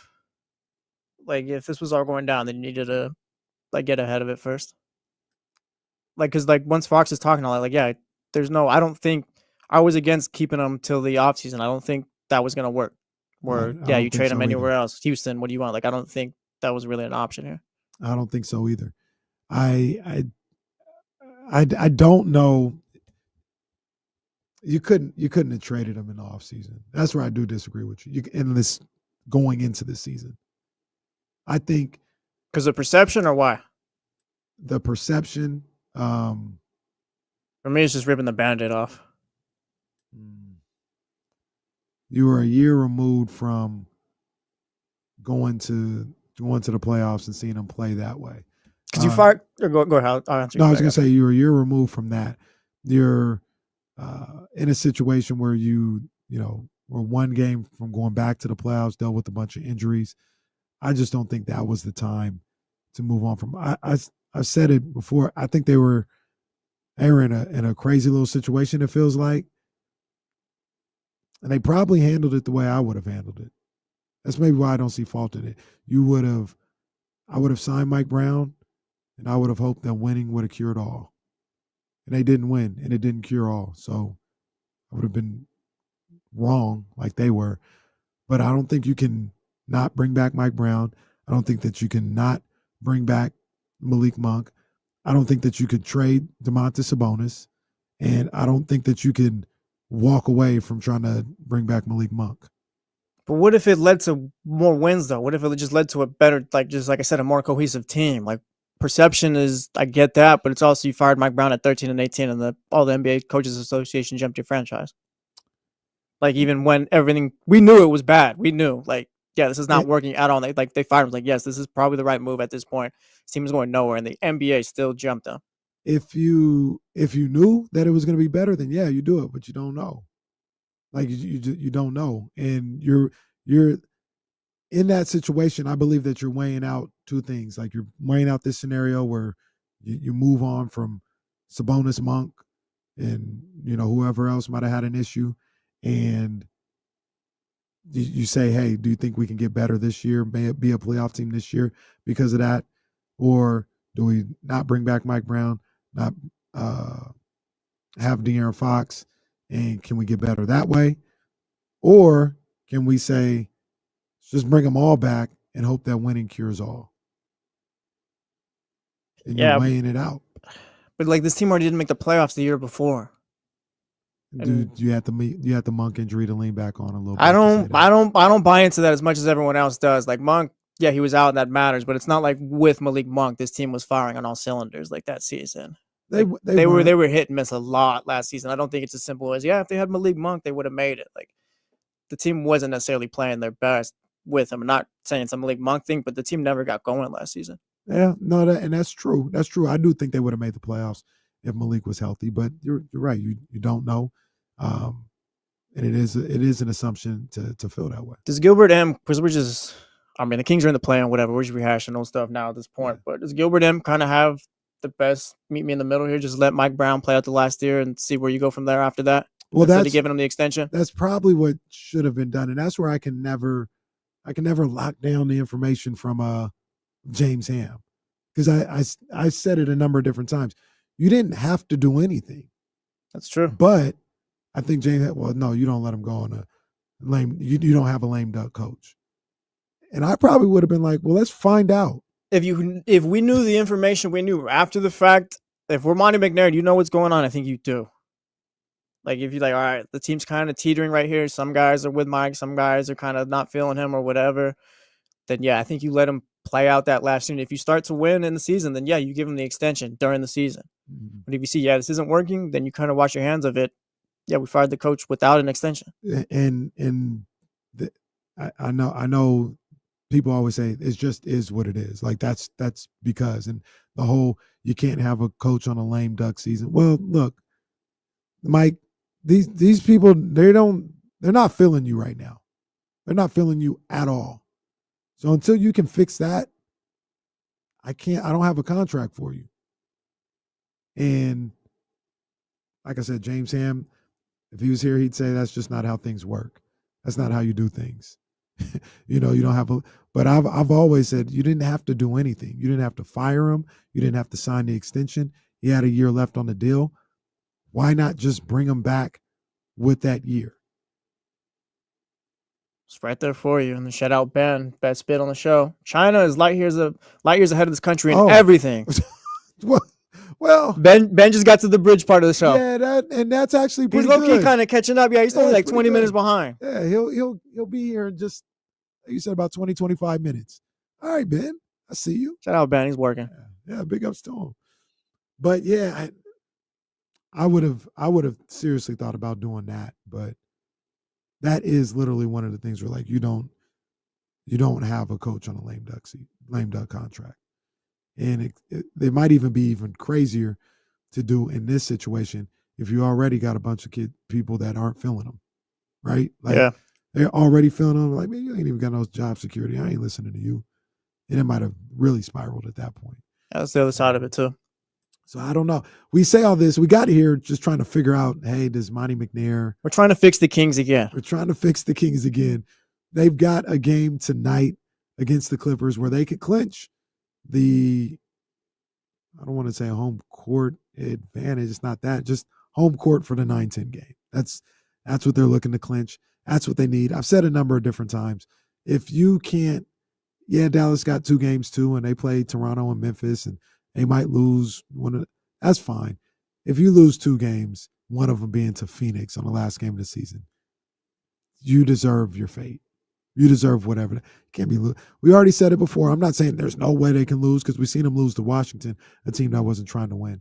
But I'm telling you, you deserve everything you get if you aren't able to at least win one of these games to close out the season and secure the home playoff game next Wednesday at the Golden One Center. Would a Suns loss be worse than the one against Washington?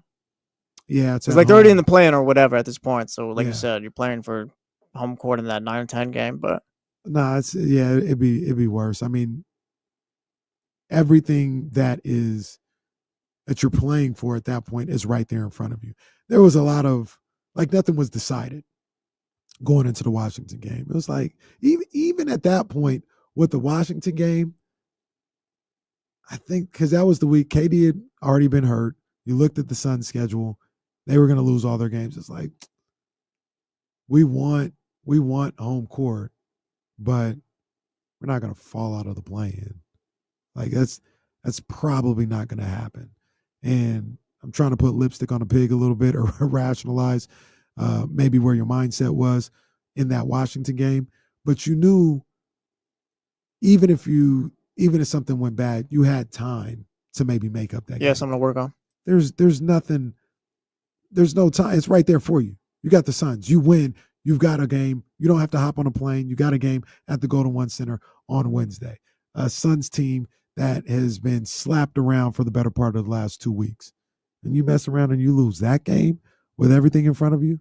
Yeah, that's worse than Washington, if you ask me. That would be awful. Yeah, I think so too. Just we know what the Suns are right now. Yeah. And we kind of talked about Washington. So we kind of warned them, like, hey, do not sleepwalk through this one. Yeah, Washington. That's they just keep getting Sacramento. Whether it's ruined Damian's Christmas, Damian and his family trying to see the beam during Christmas, whether it's 2 road games in the last 2 years where they just keep. I'm afraid of that Washington game now from moving forward. I'm afraid of it. So, myself, Jesse, we're here. We're bringing you home on the Friday, the last Friday of the regular season. We're here. The phone lines are open here because we're guest free the rest of the way. The D'Lo and KC go home show before the postseason. Exactly. Is there somewhere I need to point to? Relax, Ronda Rousey. Somewhere I need to point to, man. You can hit us up. Bryce, you can call us about SmackDown tonight, I guess. Do not call about SmackDown. Do not call about SmackDown. Don't listen to Kenny. That's Bryce's bag. You can call about WrestleMania if you want. Don't call about SmackDown. That's Bryce's bag, man. Hit us up on the Elk Grove Kia Talk line, 916-909-1320. We are free and open for the rest of the show. Ready to close this week out. It's D'Lo and KC at ESPN 1320, Sacramento's #1 sports station. Oh, I'm gonna get Prize Picks when we come back.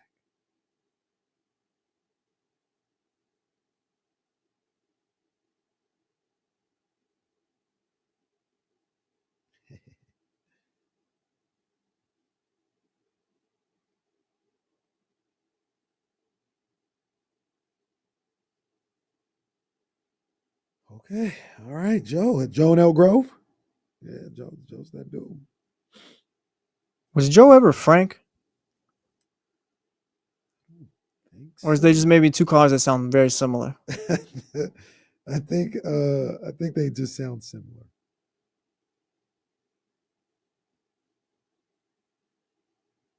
All right, Zabo, yeah, I see. Oh, okay. Zabo, no. Nothing wrong with a little gimmick change. At one point he was Isaac Yankum DDS. Now he's Kane. Now he's Kane. All right. Or fake Diesel. Oh, this one's crazy. Hey. Did they switch that in front of my very eyes? Chris, I legit only know what's going on with the Angels because of your messages every day. I think the Angels are doing pretty good according to Chris. Let's see. I don't want to do Yeah, TCG, we're trimming this down tomorrow, though. Finally getting a haircut. I'll do it. Kyle, that was Jeremy, but he also had a bunch of different names after that. Guy called in like a week straight after trying to get back on the air. What the heck is going on around here? They keep messing with me. Wow. That's not going to give me a lot of money, but okay. That's easy money. I'll take that.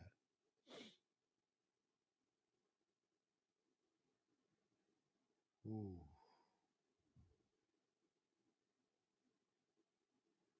Yeah, he's a problem. He's a damn problem. Where's the other one? Yeah, I'll take that even though it's that. This ain't getting me nothing. I'm going to be broke.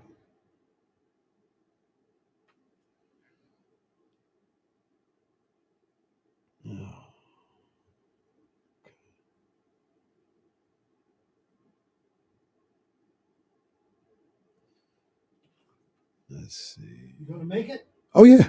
I'm good. I'm good. Yes, sir.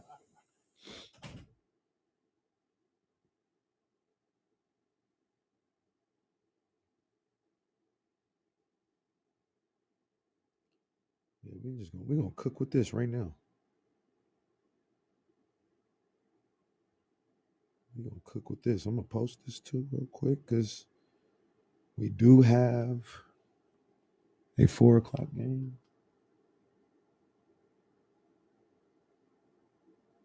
I think I'm reading that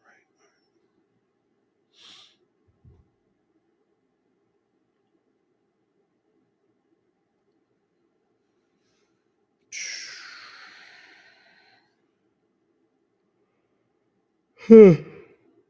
Excuse me, y'all.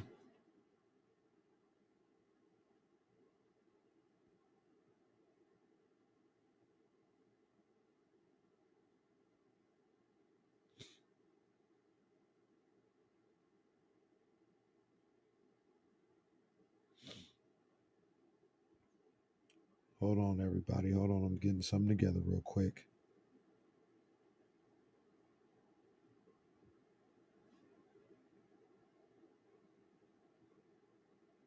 Who? No.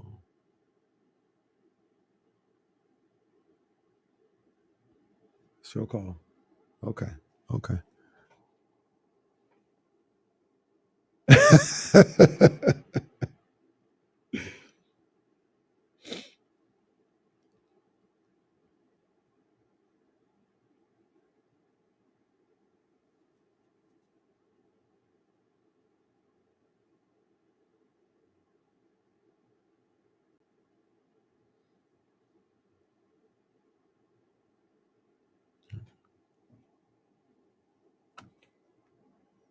D'Lo and KC, my man D'Lo, much deserved. Little break in the action, man. Much deserved, man. My guy be grinding, man. So good that he gets to chill out. My man, Jesse, Probably in the holding it backyard down. right now, enjoying the pool. Yeah, that's what you say. You're going on vacation. You're just going in the backyard. Yeah, it's backyard. That's the resort. Overlooking the railings, kind of the city's right there. Yeah. Wow, it's Sutter Health Park. Wow, What's- it's Golden One Center. Yeah. Oh, there goes the beam. Yeah. After the win. And no, it's great. It's great. This is great. That Meanwhile, we got to such work. a How good- many people do you think are at work right now at Odyssey? Charlie's here. I don't think literally anyone else. Do we count Jonathan and Seth? No, they're kind of no. They don't like. They're great, but they're always here. Yeah. They're here more than us. Sales is not here. Back here behind me. No, hell no. Pamela Love was here earlier, but I think she's even gone now. I would say less than 5. That feels right. Complex might even dipped out too. Yeah, I'm gonna give an actual number. I ain't even gonna say less than. I'm gonna say we're at 5. We're at 5 because I think new Aaron, actually only Aaron is Aaron. Just Aaron. I think he's still here. Man, what a lead by example guy. This guy, he be in the Aaron is all vibes. Shout out Aaron. Yeah, he be in the trenches, man. Friday, no, I'm here. Yeah, shout out Aaron. Yeah, big ups to him, man. So I'm gonna say 5. I'm gonna say 5, guys. It feels right. Yeah. We got some people calling. You can call too on the Elk Grove Kids. Joe Talk from Elk line. Grove. Joe from Elk Grove. I want to hear from you, Joe. What's up?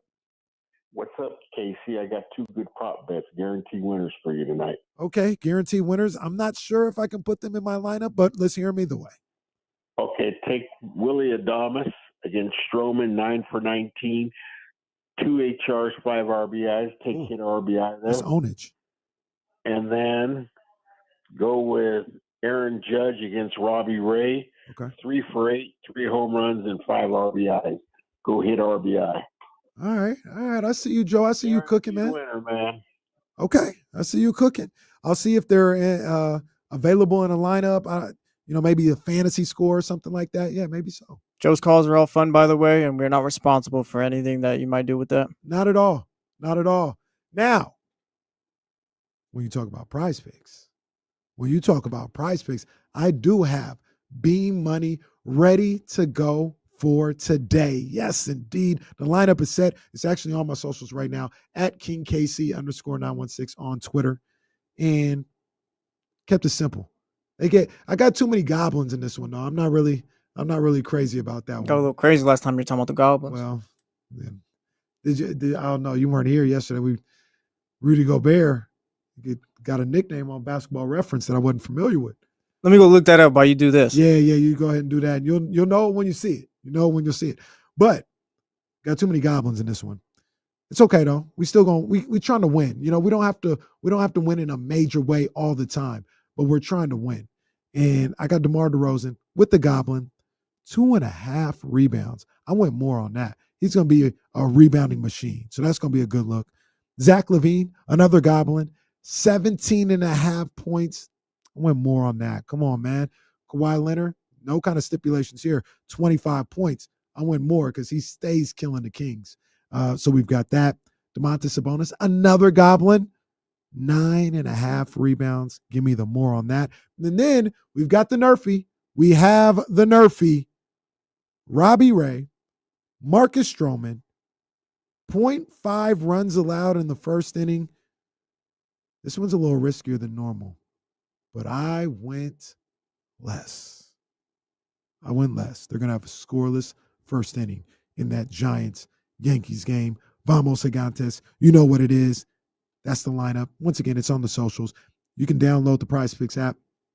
Put the promo code KIFM, and you get $50 instantly with your first $5 lineup. That's promo code KIFM to get $50 instantly, no matter whether or not you win or lose.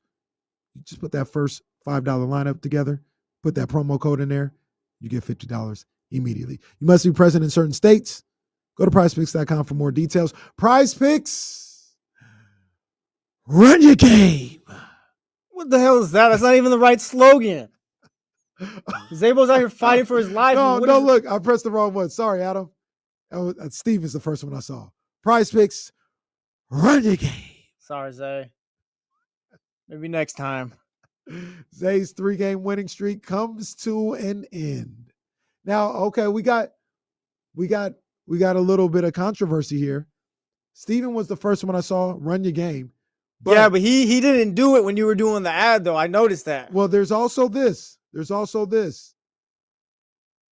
No exclamation points and 4 fire emojis. That doesn't count. That doesn't count. We'll go down the list. And Johnny G, I don't know what you're doing. You had an opportunity, didn't work. Run your game. You had an opportunity, didn't work at all. You guys out here trying to sell me fake jerseys right now. The win goes to Zabo with another win. Run your game. 3 exclamation marks, 3 fire emojis. That's your winner. I think he's won 4 or 5 in a row. Shout out to Zay. Shout out Zabo. Playing with integrity. Yeah. Come on now. You know what it is. 3 exclamation points, and 3 fire emojis. That is how you get it done. Manny, or Chatty House After Party, in the Chatty House. Chatty House After Party every Wednesday at 8, by the way. Rigged. It's actually not rigged. We actually called this right down the middle. Now wait a minute here. I'm trying to see something. Because I don't know. I don't know if we have a winner today. What do you mean it was Zay? Typically, now this isn't the winning formula, so I'm just using it as an example. It's usually all caps. What is this small letter run your game? It's usually all caps. I say we let it go. It's like a Wi-Fi password or whatever. It don't matter. Oh, it matters. All caps is what it needs to be. Zay, we're going to keep you with the win today, but step your game up, Zabo. Step your game up. All these small letters. We don't doing that. It's all caps. It's 3 exclamation marks. It is 3 fire emojis. Stop playing, man. Congratulations, Zay. Let's go back to the phone lines. 916-909-1320, the Elk Grove Kia talk line. Who we got on here, man? Who we talking to, man? Oh, no, they dropped off? Yeah, I think they dropped off. Damn. No. Man, the phone lines be tripping, man. It'd be crazy sometimes. Dang. We'll get to you on Monday. That's crazy. That is crazy. Talked about it a number of different times, but the Mets are in town playing the A's at the same time as Kings Clippers, downtown Sacramento. Wanted to ask you, after seeing this whole thing for a couple of weeks now, you've had a handful of games. Have your feelings changed on whether or not Sacramento can handle 2 professional sports teams like at the same time like this? I think they can, but I don't know how much I can buy into the A's being a trial run at this point. It feels like what you mean by that? I don't know what we're aiming for with this. I'm not sure what the goal is here, because it doesn't. I think to us we're working to keep pro sports teams here, against pro sports teams and all that. But I think on the outside looking in, nobody, I think on the outside looking in, everyone thinks this is kind of a joke. I don't think Sacramento's going to come out of this with a good perception, whether it be right or wrong, or whether they try to or not. And that's a little unfair too, right? Because we talked about it earlier in the week. For whatever reason, Sacramento has to sell out every game and let's just say the A's are no good. They got to sell out every game and watch a bad team every night, or else they aren't proven that they want Major League Baseball. That's a little unfair, right? That's not fair. But it's also the bed you made. If you're Vivek and whoever brought him to Sacramento, that's what you signed up for. You signed up, or even if you had conversations with Rob Manfred and those guys, hey, you come here to Sacramento, we're going to sell out every night. That's what you sold them.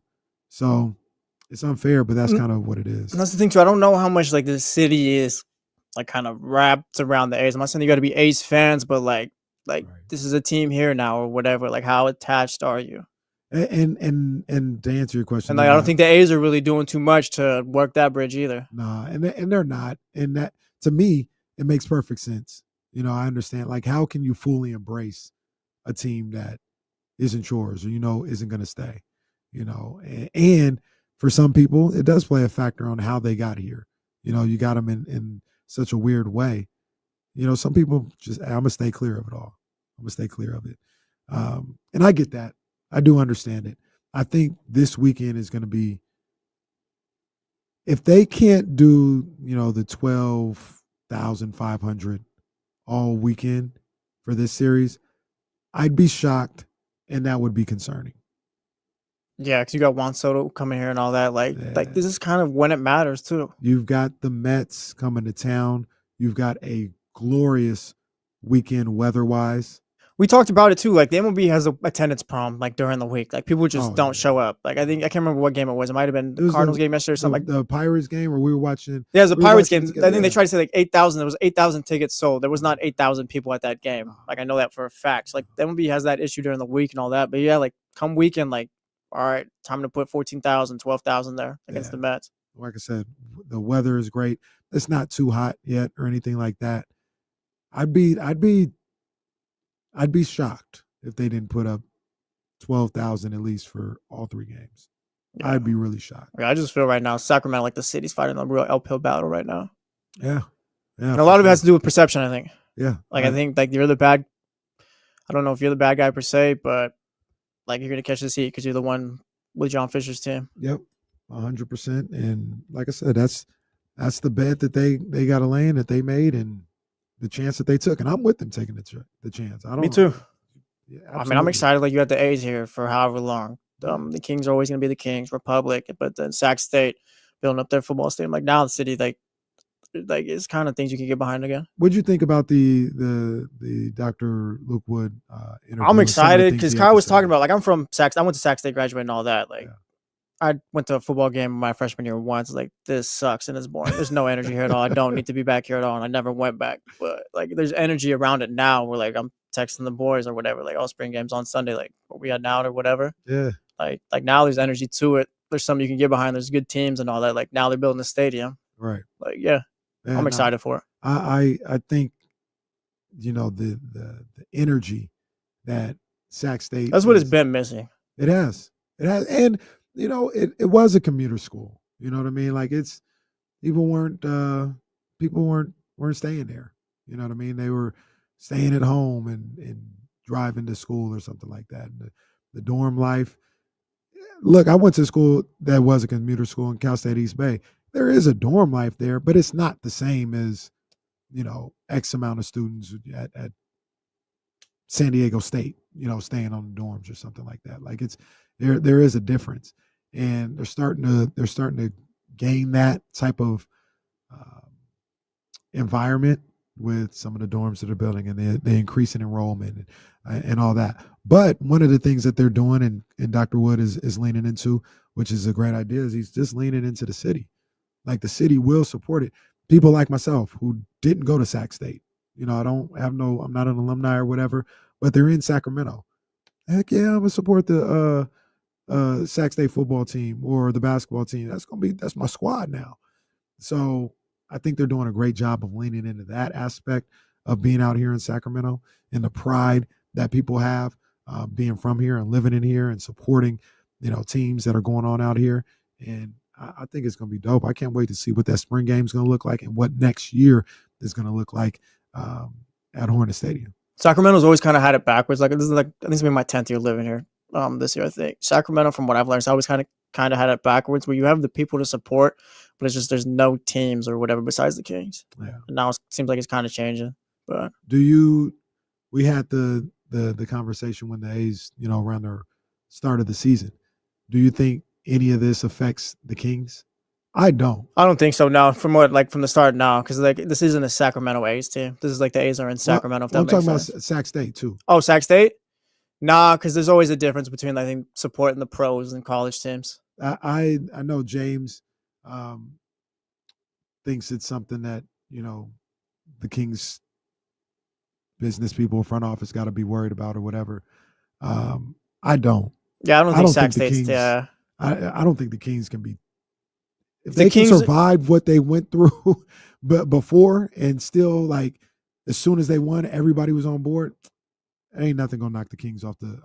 Yeah, if people aren't showing up or Kings aren't doing as well, it's all because of the Sacramento Kings doing it themselves. Right. Like, if the Kings are playing great, Sac State's playing great, the Kings will win out every time. But also, I don't think, even with Sac State, if they're playing great or whatever, Kings aren't as good. Like, I don't think you're losing anything there. I don't think so either. I don't think there's any scenario. You said it perfectly. I don't think there's any scenario where the Kings are playing well and they have problems with people showing up. I just don't. I think they're too ingrained in. They never stop showing up. So, what'd you say? I said the Kings fans have never stopped showing up to begin with. So it's like, yeah, they're almost. We talk about, i.e., we're talking about college now. It's almost like college, right? Like they are ingrained in this city, and they go through generations at this point now. They've been here 40 years. They got at least like 2 generations that they go through, and this is they're too much a part of the identity of the city for, I think, anybody to come in, especially in a couple years, and overtake that. Well, yeah, the Kings, like, you think Sacramento, you think of the Kings, even if you're a casual person who's like, oh, what's there doing Sacramento? Like, Kings are always going to come up and stuff like that. Always. So, but it's fun though. I think Sac State, I think they're going to do great. I think when everything gets down and the FBS stuff goes down, and they're got the well going down with the new basketball facility, and I remember him even saying, Dr. Luke Wood even saying, like, on Twitter one time, somebody was like, "Oh, it looks like a glorified high school gym, just a bigger high school gym." He's like, "Yeah, this is just the beginning. This ain't where we're gonna be forever. This is just to get out of the nest, right? We'll do this. We'll be here for a little while, and then we're gonna get it popping somewhere else, like, or as far as like a bigger venue at some point." He's got big dreams. I love that about him. But Sac State's just been missing that energy. That's literally all it is, I think. Because even like before, like Brandon Marion and all that, like, Sac State was good for those couple of years. Like, people were showing up. Yeah, absolutely, man. So busy weekend in the city, man. Like I said, Kings got 2 games. They play tonight. They play Sunday. Weekend series with the Mets here in Sacramento. And then Sac State spring football game going down Sunday afternoon. If it's one of the more, are the Republic home? I'm not sure. I'll find that out. Somebody will probably let me know in the chat. But the Republic, they might be home on Saturday night as well. So that is going down in Sacramento, man. And the weather is going to be great too. That's the other good thing about this. The weather is going to be fantastic all weekend long. I can't wait for it. But we want to start it off the right way. We want to start off with a Kings win.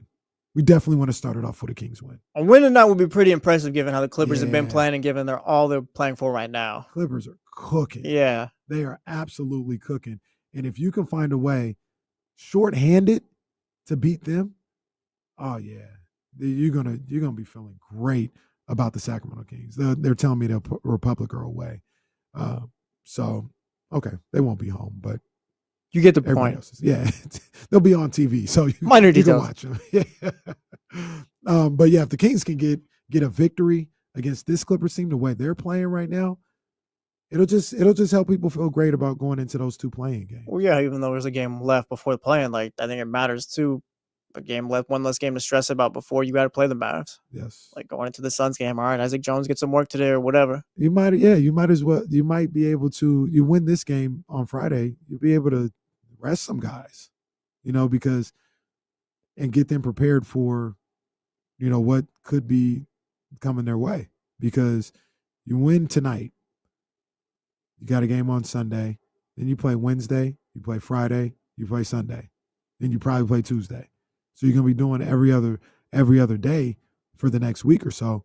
If you can win tonight, that'll take one of those days off, right? Like that'll take the Sunday day off, rest your legs, just kind of relax your mind a little bit if you're the Sacramento Kings, and get ready for that playing game on Wednesday. You won't have to hop on a plane, nothing like that. You guys can go ahead and just lose too if you want. Make it easy on all of us.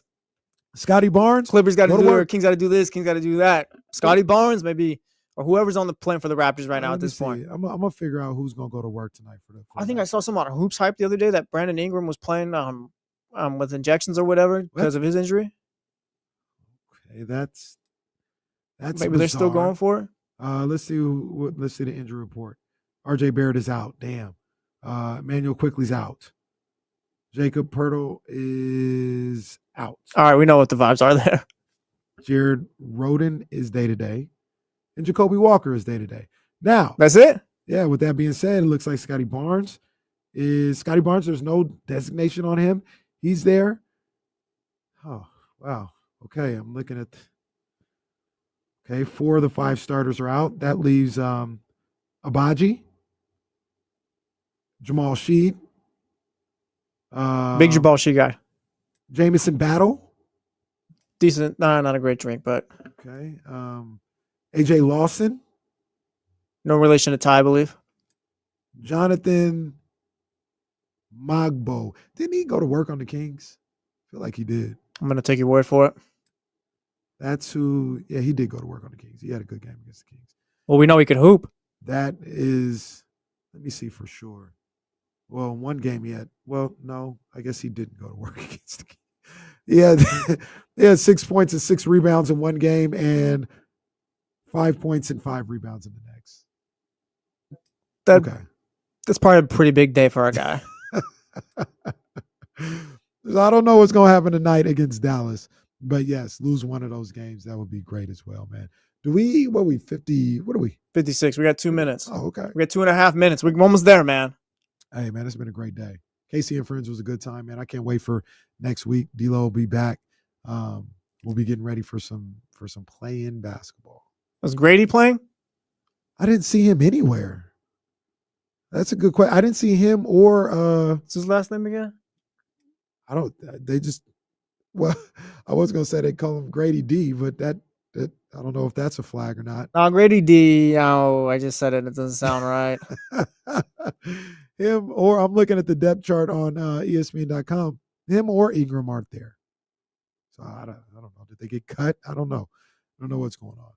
But okay, Wheezy. All right.